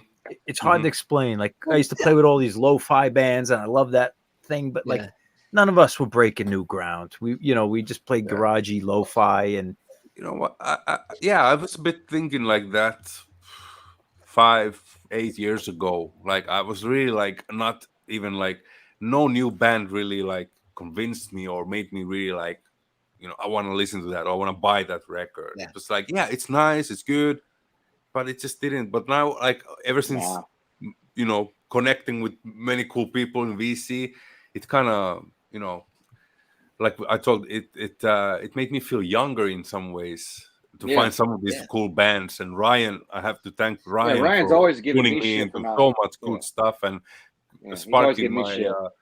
love for 45s again. And I mean, I don't know, and many other people. You, John, man. Richie, I mean, dude, you know what it is? It's like Eric. I love my favorite stuff is the older school stuff. So I'll always go back to that. Of course, always of course. digging backwards, Always. But sometimes I'll go through 20 new bands, and then like 3 of them will really grab me. Mhm. And I'll go, wow, like these guys really got it, And the same way that those people were trying to change their world in the 70s and the early 80s and stuff, these new kids are trying to do that too. So Exactly, it'd be a disservice to not show those records, man, and what these kids are doing, and it's really awesome. And like, I don't know. I'm thirsting for this. I'm all for. I don't mean to minimalize what these new bands are doing by me saying I'm not keeping up as much. But you're not minimalizing. Australia's not giving you a choice at the moment, brother.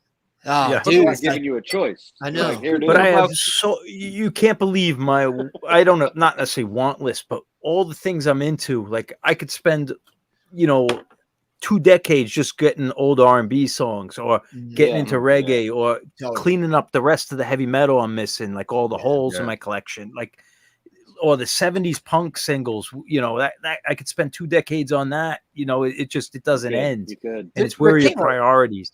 There came a point for me where I was like, I was buying so many 70s punk singles and stuff, and I love that stuff, but I'm like, holy shit, like I'm missing out on the stuff that's right in front of my face. Like, and like I got I'm in a rabbit hole. Yeah, I'm in a rabbit hole at the moment. The thing is too, like if nobody buys these records, these bands aren't going to keep going. These bands aren't going to keep making music, and I do support all my local bands though. I do support all the local groups. I buy their shit. I mean, I always buy local shit. Totally, man. Yeah, we're starting to go out more, so that's a lot of fun, things. I love searching out these new bands, man. And like I said, man, there's 20 bands I listen to, and 3 of them are fun. But you gave them a shot. That's the point. Oh, listen to it all. You're trying, and somebody else is going to dig some of the bands you didn't. You know what I'm saying? So that's what it's about. The fucked up thing is, I think in 20 years, I'm gonna see that one band I said, that shit sucks, and I'm gonna listen to it and go, oh, you know what? That's really good. I should have bought that. The other shit. or those bands you didn't necessarily care for, but you went to the gig, you bought a 45 or a CD, and all of a sudden, like 15 years ago, 15 years later, you're like, wow, that's big money. Or it grew on you, or exactly. You might like them, like in the later. That's what happened. But you're supporting, dude. That's what's important. You're the motherfucker people want coming to shows, dude. Yeah, that's like saying. You see these bands live, like that's what happened to the last Goner Fest. I was like seeing these bands live, and I was like, holy shit! And then you walk up and they have a merch table, but it's like one shirt and one 7-inch, and you're like, okay, well I'll take the 7-inch. But that's the thing though. If I'm playing a gig and you got your shit displayed and hanging out, I'm more likely to buy that, man, because hey, we're playing shows. Even if it's bands I'm playing with, I'll grab some shit before I walk out the door or whatever, man. Yeah, good. I'm glad you guys do that. I've done that my whole life, but I kind of slowed up. I'll see bands I'll look at the table, but I'm not dropping the money anymore. Yeah, sometimes there was a while where I was like, something really special. Sometimes they'll give it to you if you're playing with them, but whatever, Yeah. There was a while where I was like, I don't know about any of these new bands, but then you start seeing these bands live and they're really pouring it out, and you go, there are some special bands you see live, and you go, okay. Yeah, even the mediocre. Even I love seeing the bands live. I'll support. I mean, I used to. Now, I'm slowed up, and then COVID really put a hitch in everything. But I'll see anyone live if I can. But that's the thing. Like what John's been saying many times in our streams, that like it's like, and I also always like when you see a band live, that's like how you measure it. Like if the band blows your mind live, you're worth paying for the record. I think like if absolutely, dude. Yeah, and like it's like a no-brainer basically. Like I have turned into bands that I didn't like because I heard their songs, and then I saw them live, and I was like, man, this is actually kick-ass. And then it's kind of turned completely like 180. Yeah, it's like in my head. It's like I've had the opposite happen where I saw a band, I thought they were great, and I listened to the recording material. I was like, I don't really dig this. But live, they were fucking incredible. Yeah, that's how it mostly is. That's how. Like my CDs, like of my band, like they're almost just souvenirs because those records aren't going to blow your mind. But like we had great shows. I'm not saying you would have liked us, but like we put on fun shows. But to take the CD and say, "Oh, I want to listen to this CD 3 years after the show," it's not going to do anything. Let's talk about the Kongs for a second. Like that was a live band. The live show is what that was. To see that in person, that's what it was about. But so were a lot of bands, and to get their 45 that they didn't know how to record, like, are you putting that on over Howlin' Wolf or The Damned? You're not. No. Well, I'll put it this way. Like, Mika, I sent you a video of last year's Goner Fest. I never heard this band in my life. It was TV's Daniel. Yeah, you talked about him. Yeah. TV's Daniel was playing live, and I said, wow, they have this huge sound live. I said, this is great. And the front man was very charismatic. It was awesome. And I thought to myself, like, all right, you know what? The live show was so good that if I go to the merch table and they have a single, this single's got to be at least half as good as they were live. It's good. I bought the single, and that single blew me away. I love that single. Oh, that's good. You showed it on your channel. Yeah, it's great. Yeah, but like I think of the Toilet Boys. I think we talked about them, Ryan, right? Yeah. Like what a great band they were. I'm not putting the Toilet Boys record on. It's just maybe I'm not against it, but it's just not going to capture that show. It's a live band. It's a live band. It is what it is. Yeah, that's true. That's true. Stevie sent me a band the other day, and I listened to it, and I was like, "Wow, this record's great." But I said, I can't remember the name of that band. But I said, Stevie, I like this band the way they sound, but how often am I going to put this record on? Like, am I going to buy this record? I'd probably play it once and then just file it away. Like, I'm at that point where, like, maybe I wouldn't buy it because, you know.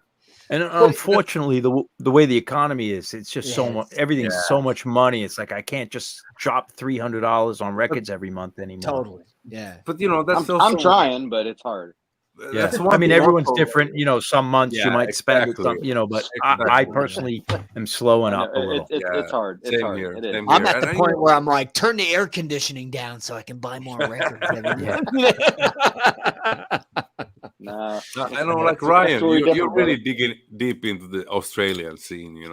I love it. I really appreciate that. I think it's great, dude, that you're doing that. And some of the stuff really, like, I really want to check out. But there's and I've been also looking on my own, like some stuff and finding from the Greek online store that I've told you about. And but there's so much. It's like, is that the correct word? Abundance of stuff. Like it's like there's so much coming. That, like you said, from 20, there's like maybe a handful, if even that really sticks with you. And it's like, I don't know. If you're into, yeah, exactly. If you're into it, I mean, if you have the money and you're into it, buy as much as you can. Get obsessed with it because it's gonna end. Mm-hmm. Yeah, exactly. I go through phases where I'm dead into this thing and I start spending stupid money. And I never regret it, Like when I went to reggae, I just started going nuts. I never planned on getting into all this Australian stuff. I heard a band, and then it sprouted to another band, and then it sprouted to another one, and I started digging a little deeper into it. And that's the way to do it. Yeah, and there's and I'll listen, like I said, man, it's other stuff. Like I'll listen to 10 bands from Australia and say, okay, this band I think is great. This one I'll buy. This one I won't. It's what it is. But will I say that? Come up, like, Scotty, dude, come up. Yeah, come on up. Randy, more. Scotty. Anyone. Why is there only 4 of us? Lubricated Goat. I had a great time with the Even bass Chris, player. come up. He was playing with Mudhoney. I got loaded with him. He was a good guy from Australia. There's just this scene going on right now in Australia that if you're a punk and you like that old school kind of punk, it's happening. There's kind of a rebirth happening over there. Yeah. And at first I denied it. I said, this is kind of just a fluke. But more and more stuff started coming out, and they all started playing on each other's albums and creating this like kind of scene. And it's a legit scene for sure. Dude, it's really legit. Like it's like really it's something special. That like I don't know. I never planned on getting into all this Australian new punk, but it's just really good, man. Like they're really doing it right. It's fun. There's like some of the stuff that I've found out and what you've shared with me. Like some of them, there are a lot that's it's a bit samey. How you say? It's a few things. Yeah. As every scene is though. Every scene was like that. Exactly, but that's what I meant, like about being like overabundance of stuff that sometimes I'm like, I cannot take all of this. I want to give the attention and focus on a band, on a record. And that's why I know I'm missing a lot of good stuff, but it's like I don't want to listen or buy a record and like listen to it 2 times. Okay, let's go to the next record. I want to listen to that one record and really digest it, absorb it. Yeah, sponge it up. Yeah. But I know it happens, and that's why I kind of like I sometimes feel like, man, enough with the new bands. But I gotta slow you down. Can't shut it off. Yeah, you can't shut it off. I'm it just happy. keeps coming. I'm happy for that whole scene, of course. But I want to also, I don't know. Like I totally get what you're saying, but like when I put a video out with all these records, I get comments from people who are living there that go, "Hey, you got to check this band out from my city." That's so cool to see, man. You're opening up another rabbit hole, dude. Yeah, you're opening up another rabbit hole. I support my local shit, but I don't I can't keep up with it. And it's funny, like I'll bitch about shipping on certain records, but if it's something I really, really like, I'm going to pay the shipping to get that record over here. No doubt about it. Like I got to really love it though. There's always those few records you just have to have. Well, I'm also very lucky that like the record store like down the street from me is tuned into this stuff and gets it. Goner seems like the best place on earth. Well, dude, I mean, take for instance, like the last GT single was put out by Goner Records. I mean, there's only 300 of them, In Memphis, Tennessee. Yeah, go figure. I don't get it. They're just tuned in, man. There's a lot of hipsters. They know what's going on. Memphis is not in they know. Not out back anymore. No, they've been out for years. Memphis is a hip city, dude. Yeah. Remember what I asked you, dude? I was like, who the fuck runs that place? Yeah, I know. Yeah, you had sympathy. Sympathy was down there, right? Yeah, Memphis. Right. Yeah, I mean it always was kind of not always, but it's been hip for a long time. It's been pretty cool for a while. Yeah, there's a lot of like weirdo underground like good stuff going on here, and I really love it. Great. Even the last Amyl and the Sniffers album, Goner put out an edition of that was like 200 copies. On like a certain color of vinyl, whatever. I got it because it's the one that was closest to me. So I could hear. You really like it. It's cool, But like, I laugh like now, like I was into the Chats and Amyl and the Sniffers, like that was like the premier like Australian punk, And I see other people now. I see other channels showing like the new Amyl record, and I think that's great. I think that everyone should listen to it. I love it, But now what I've learned is like that's just the tip of the iceberg, man. There's just so much under that honestly I think it might be better. Like I think GT is probably the best Australian punk band going. Like 100% right now. They're really, really good. Like, and I'm waiting for that to blow up. They should blow up because they're fucking awesome. Right? They won't. They won't. I don't know. Maybe not yet, but Maybe eventually. soon. The last record got a little bit more mature in their sound. Yeah, that was a very good one. I really actually have to say that was my favorite from there. It's a great I've record. heard Yeah. so far. I liked it a bit, a lot. What was that one? Right record on, Matt. What did Matt say? What was the? Wait, it used to be It used to be zines. zines and weekly shows. Pretty now I much, just watch the pretty kids channel. That's pretty much it. Yeah. That's pretty much it, dude. But you know what, Matt? Yeah, I'm scraping the tip of the iceberg, man. You know, I wish I could give you more, man. But you're up on it more than most people are, brother.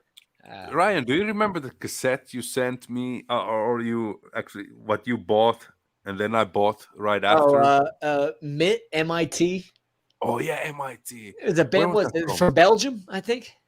Oh yeah, it was a European band. Oh yeah, I think it was a Belgian band. And they released like 50 copies of this record. I found it somewhere. That was like something that you have sent so many times a link for a record, and I'm like, yeah, it's good, but is it really worth the price tag and stuff? But that MIT, it was like when you hear a band, you're like, this I gotta have. Well, I'll send Mika a link, and I know. Like, maybe he listened to the first minute of it or something. I'll send it to him again.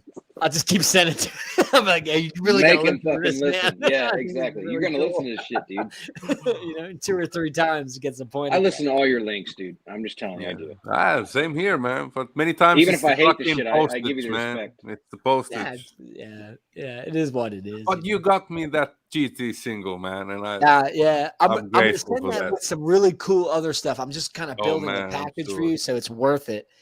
Like when I ship it over for the shipping, you know what I mean? I have a little package. 2 records is bogus. I know, man. I have a package that I'm building for you too. It's coming though. It's coming. Yeah. It's right down the road from me, so no big deal. Mabuha says, unless it's noise rock, I'm not really buying records from new bands. Well, that's okay. I mean, but he's older. It does end. As much as I stayed into keeping up, with through the 90s and the early 2000s, it does end after a while. It's very rare for someone in their 50s to keep up with new bands. It's hard. I can't. I really can't. Most people stop after their 20s and they stay listening to what they listened to as a teenager. Chris is in his 50s. No, most people. I can't comment because I'm not. How old are you, Chris? But like, he's 50. Chris seems pretty in tune to like good stuff. So Chris is my age. There's no way he's 50. Yeah, I think if he wanted to find it, he could. A lot of this stuff, man, that I show, like, Chris is younger than me. I didn't. He's 51. It's got to look like 51. man. No way. Did not expect that. Okay. Yeah. Okay. I don't know. Whoa, he's 51. Yeah. Did not know that. Okay, Chris, don't get too. I don't want to tell you what to do, man. You do whatever. I wouldn't think you're 51. Yeah, don't get. I thought he was in his early 40s. Holy shit! Don't get too close-minded about it. There's a lot of great stuff going. 40 suck or something, I'm enjoying mine, thank you. No, that's I'm being Chris. I'm not going to make it tonight. Yeah, I like the 40s for the first part, but then I traded it in. No, he makes sense to me a lot more now. It makes a lot more sense to me now. Okay, yeah, he can be better. He's all right. He's older. Chris is kind of on board with the he's not into the new bands, but maybe you're not looking for the right stuff. I don't know. Maybe, Yeah.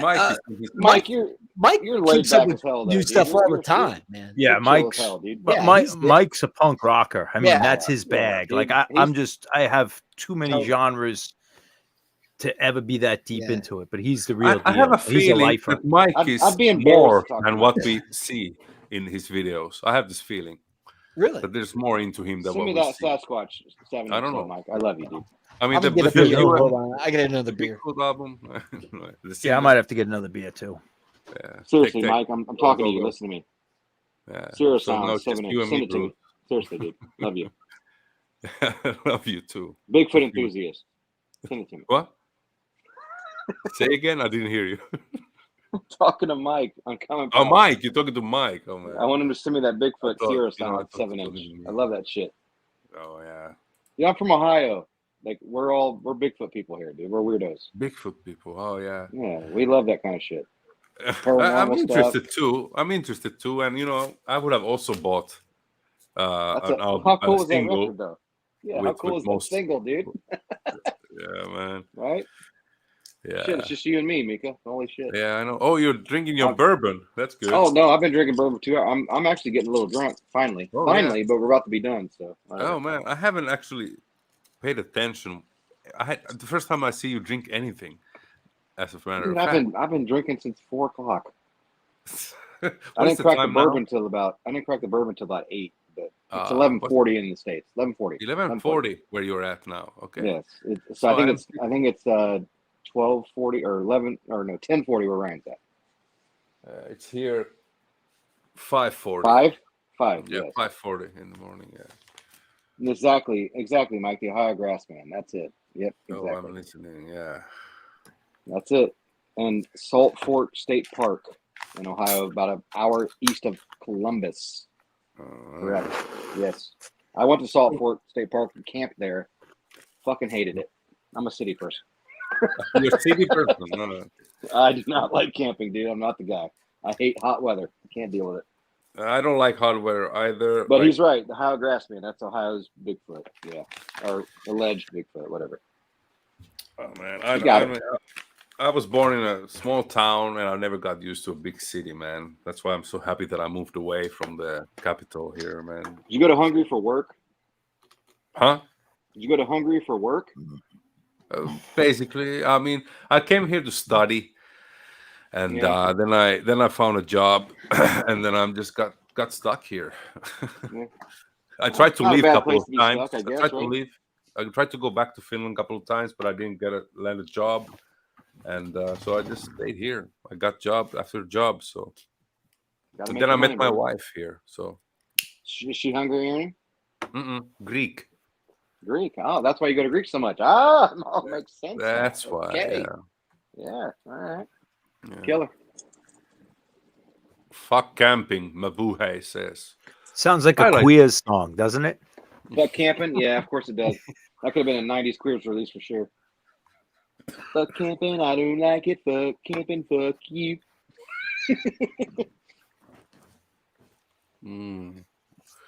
Everyone hates camping. What the hell? I mean, it's fun. I mean, sometimes. I love the outdoors, but I can't. You know who would be a good camper, and I'm sure he is Tommy. Oh man, I think he's camping at the moment. Yeah, he's probably camping in the snow, and yeah. I mean, he's in a punk festival, and hey, Scotty. Yeah, I saw that. Scotty, what's up, Scotty? Pictures on Instagram, John. Cheers, dude. Of yeah, I keep up with him. Yeah, that punk. He does a lot of stuff. Man, the punk festival, it's basically, at least when I played in that punk festival years ago, it was in a sand pit. And there was just forest around and people were camping tents, It's really like fucking, in the wilderness. Hey, I like the hotels. Tommy commented on the I would like on the thing I sent of the live stream because I just got back from this punk festival. I'm still awake, but I don't know if I keep up. I think he's drained from that festival, man. Yeah. I want to go to a Finnish punk festival. That sounds awesome. Oh man, I have a couple of friends over there, and they've been sending me some pictures and shit. And I've just always heard about when the Sex Pistols played over there, like how crazy the Finnish fans were, like the craziest. I think they said in the 70s. Oh, maybe. I don't know. Mika, do you know the dude in World War II that was like a fucking skier that was a fucking psychopath? You ever heard about him? You mean this sniper guy? Yeah, dude. Yeah, that dude. Simo, the White Death. Death. What's the White Death? Exactly. The Finnish are fucking nuts, dude. Are you kidding me? Statistically, he has like a solo kills the most in the whole, ever. Like over 500 snipes or something. Skiing on speed. Confirmed kills, So he's murdering dudes skiing, just killing Germans like a motherfucker. Anyway, Russians actually. Yeah, hey, Russians. Scotty, You're right. I want to ask you, man. We asked everybody else, what's a classic record you go to? Yeah. And no matter what, you're gonna have fun listening to, man. I'm really I'm going to enjoy your answer, and man. Also, we want a random pull after that. Here's one I played recently. So if you could make your random pull the record, that would be fantastic. That'd be great. It's on the forefront of my mind. So because I just played it, so that's not a random pull. Scotty always brings mask behind you there. Looks creepy. It is that strange. mask over there. That mask That's the kid. It's a mask of the kid. Yeah. So this I don't know. This might not be my most definitive answer, but it's my answer at the moment. The Liars on Fire. Yes. Oh wow, it's a great record. Like anytime I pull this, it's such a good garage Boston, rock baby. album. I Great love it. answer, man. And this is on. I think this is on New Rose. This is a French pressing. I think. New Rose. Yeah, New Rose. Yeah, I like their label. That's a great label too. Yeah. That's a nice label. Yeah. That record's great, dude. I have that compilation. That New Rose 100 compilation. Which is also great. I think I first bought it thinking it was like a Damn tribute or something, because it was like I thought the New Rose was about the Damn, not the label. Not a label. Should have been. I think Scotty would have the best channel ever if he just started it. He would. I played with the Liars and DMZ. I played with the Liars a few times. Yeah, they're from your neck of the woods. But I shouldn't really say this story, but Jeff Connolly, the singer, he OD'd, and my guitar player was friends with him, and it was at the record store we used to practice, and they were doing H there, and with Ron from, I shouldn't even drop these names, but anyway, so they got the call, and Bob had to go down there because he was the manager of the record store, and Jeff was blue and had to call the ambulance and saved his life. And if you know anything about Jeff Connolly, he's a complete fucking asshole. But like weeks later, he's like, I guess I should say thank you. Oh, come on, man. The guy was fucking dead. I have friends that get fucked up. Not that bad, but bad, and it's like they forget and they don't realize how bad they are. But my best friend Bob saved his life, so it's like he wouldn't even be here, man. John, what was DMZ like live? I like DMZ a lot. Oh, I'll tell you a story. We played with them. They were playing. They got together again to play Las Vegas, and we went down. It was this garage rock weekend. I think we played a satellite show down there, but we'd played with them in the pre-show, and they were really good. And I think we played with them after. I played with them 3 times, but they were good. And they got to Vegas and they completely bombed. The guitar player, what's his name? Jeff Hickey, who was an original member, but he's an old Boston guitar player. He got fucked up and he was just out of his mind, out of tune. It was a disaster. And people like from all around the world were there, and like other states, and like, oh my god, it was fucking terrible. And like, like it was great. But then we played with them at the Middle East upstairs, and they were phenomenal. Like but it hit or miss because they're all so 2 completely different shows. That's so crazy. Oh yeah. But they're all characters. JJ Rassler, I know Queers and Screeching Weasel. Yeah. Yeah. But I played with JJ so many times with his other bands, like in our local dive bars. I love DMZ. Amazing. DMZ is great. Yeah, Jeff Connolly is a character. He's a Boston character. That was one I learned about from Ryan Kidd's Top 100. Yeah. DMZ. I wasn't aware. It's like, all right. No, John I'm Felice, also really familiar shit, with DMZ at all. Yeah, John Felice, another character. I played with. I opened for them, but like I don't know. I mean, I met him and stuff, but like I have friends who know him better. I'm always one step removed. These people wouldn't remember me, but like a lot of John Felice stories. They're a little bit older.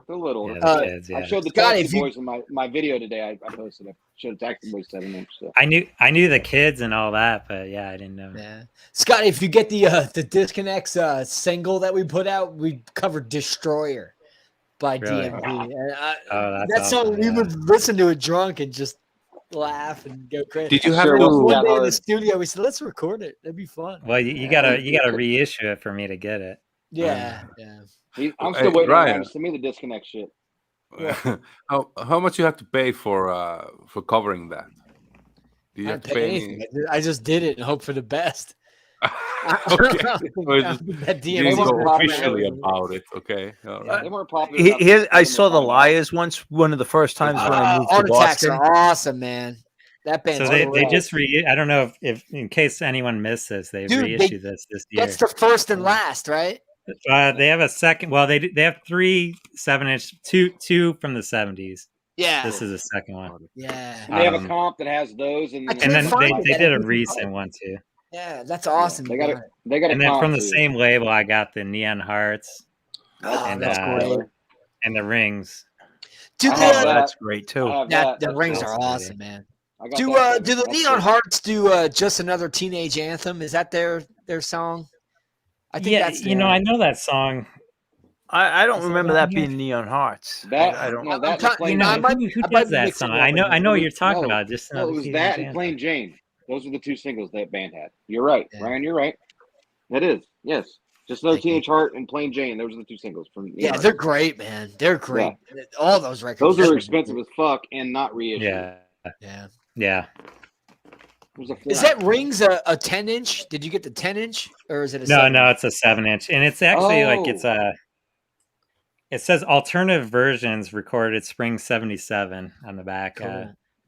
So I don't know if it matches up with what's on. It's different cover art than the original 7-inch, but wait, so songs on there is it "I Want to Be Free" and "Automobile"? Yeah, "I Want to Be Free" and "Automobile." It's the same two songs. Yeah. So I don't know if they're different or not, but maybe they're just demos or something. That's really cool. Yeah. I actually haven't played it. I just got this in. Wow, that's a great record, dude. Good for you, man. That's really cool. I got the same songs in a 10-inch. I don't know what it's a reissue as well. I saw the reissue on 10-inch. Yeah. Yeah, that's the one I got. That's the one I got. I don't know. It's like a blue, mine's black, gray. Mine's black. I don't know. It's weird. I didn't hear about that one. What about the nerd fest here? It's a nerd fest. It's turned into a nerd fest. Random pool, Scotty. Art Attacks. I've been waiting for. Art Attacks are awesome. Yeah. I saw that got reissued. I gotta get it, but it's only overseas sellers, and it's a lot. Random from anywhere. Anywhere you want, buddy. Wherever you want. Let's go. Random pull from Scotty Strickland. Don't look. Baby. Scotty's my favorite guest, man. I love Scotty, man.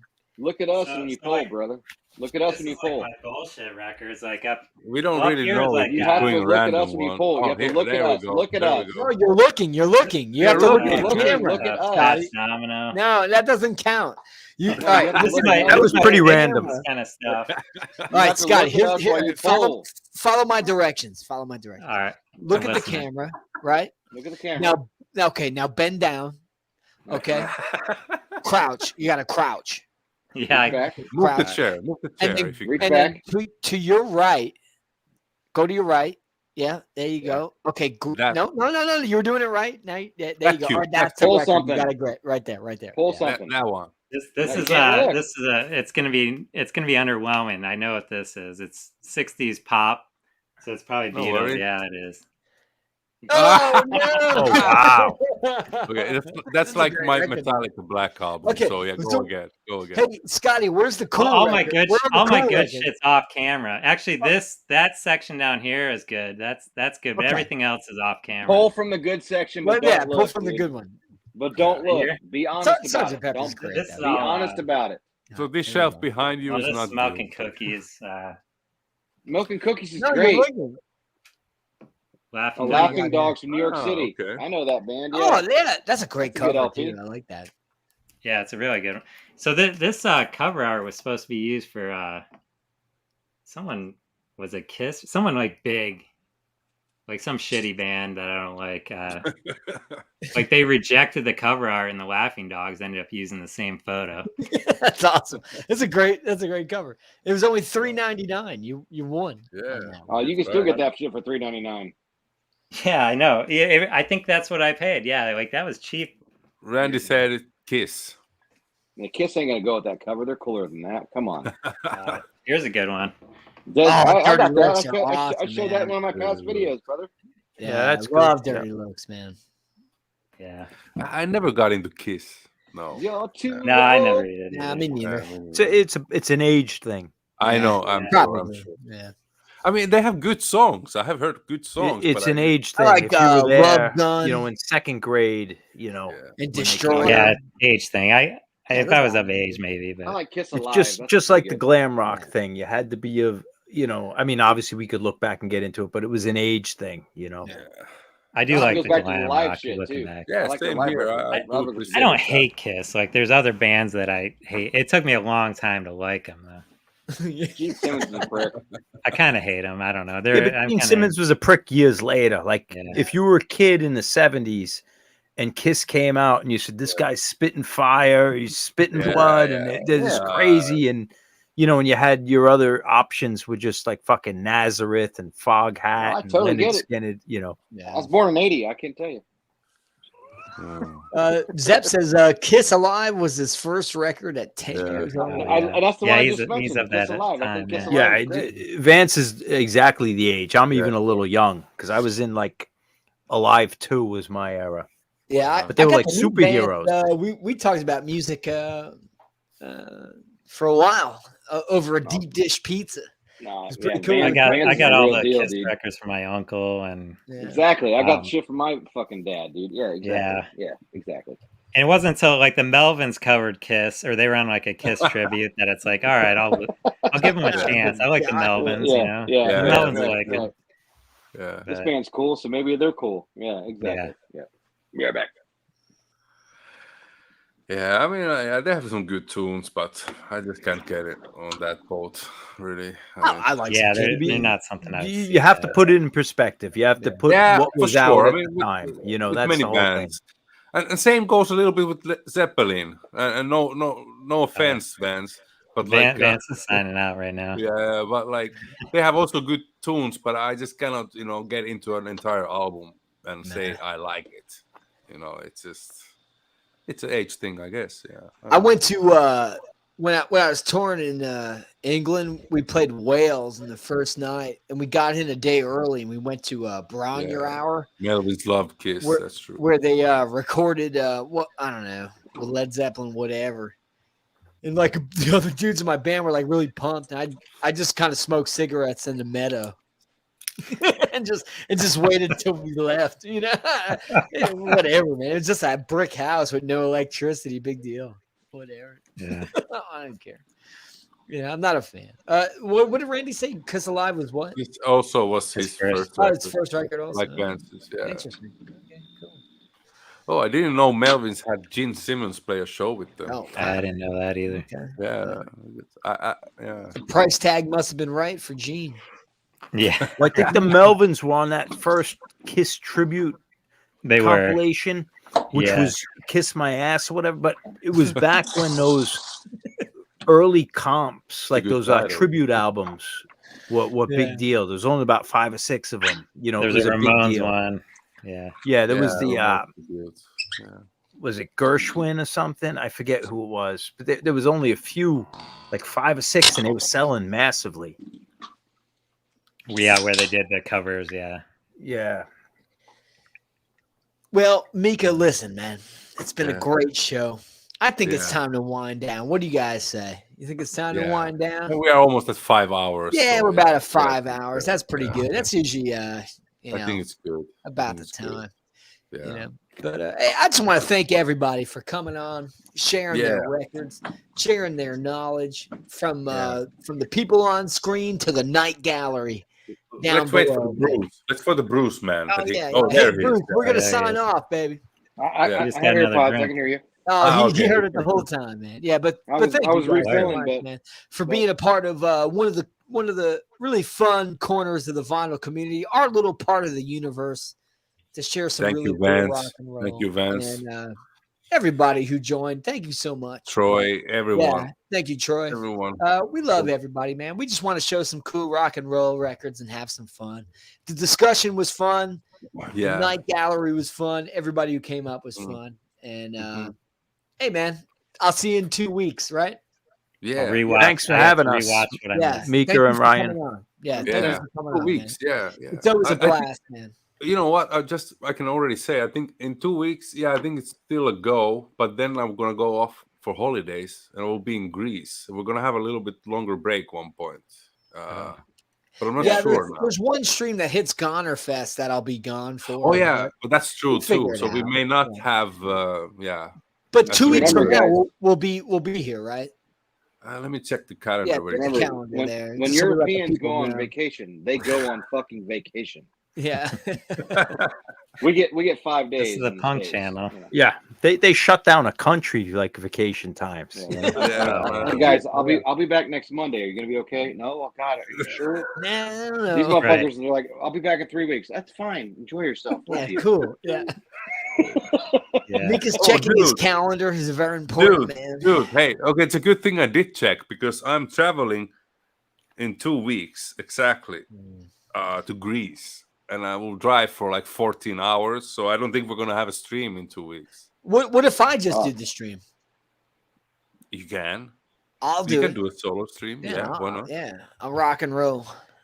And then it's only if people want to hang out. I don't know. This is how breakups start. This is how breakups start. Yeah. Well, if you want to do it without me, it's okay. Yeah, if you want to, right? If you really have to, you think it's a must, you know. And, no, I don't want to deny the people of Doctor and the Kid, man. Some people look. You forward mean the to kid? That. So Kid and the dad. Yeah. Kid and the dad. It doesn't have the same ring. Anyway, we can talk about the details, but I'm a little bit, I'm lit, so I'm not sure if I'm looking at this thing right. So hey, when we do it again, we do it again. Talk to the wife, Mika. Talk to the wife. Talk to the wife. We'll get it figured out. Yeah. But thanks everybody for coming on. Everybody who came on screen and everybody in the night gallery, thank you so much. Have a good night. You'll have a great night. Enjoy the rest of your weekend. Thank you so much for tuning in. Cheers, everybody, to the endangered species, baby. Come on. Thank you. You are the endangered species. Remember, be good to each other, but also be somebody, baby. Always be somebody. Come on. Yeah. Mike, send me that Bigfoot record. Cheers, man. Cheers, Let's everyone. go. Let's go. Take care now. Bye-bye. Later.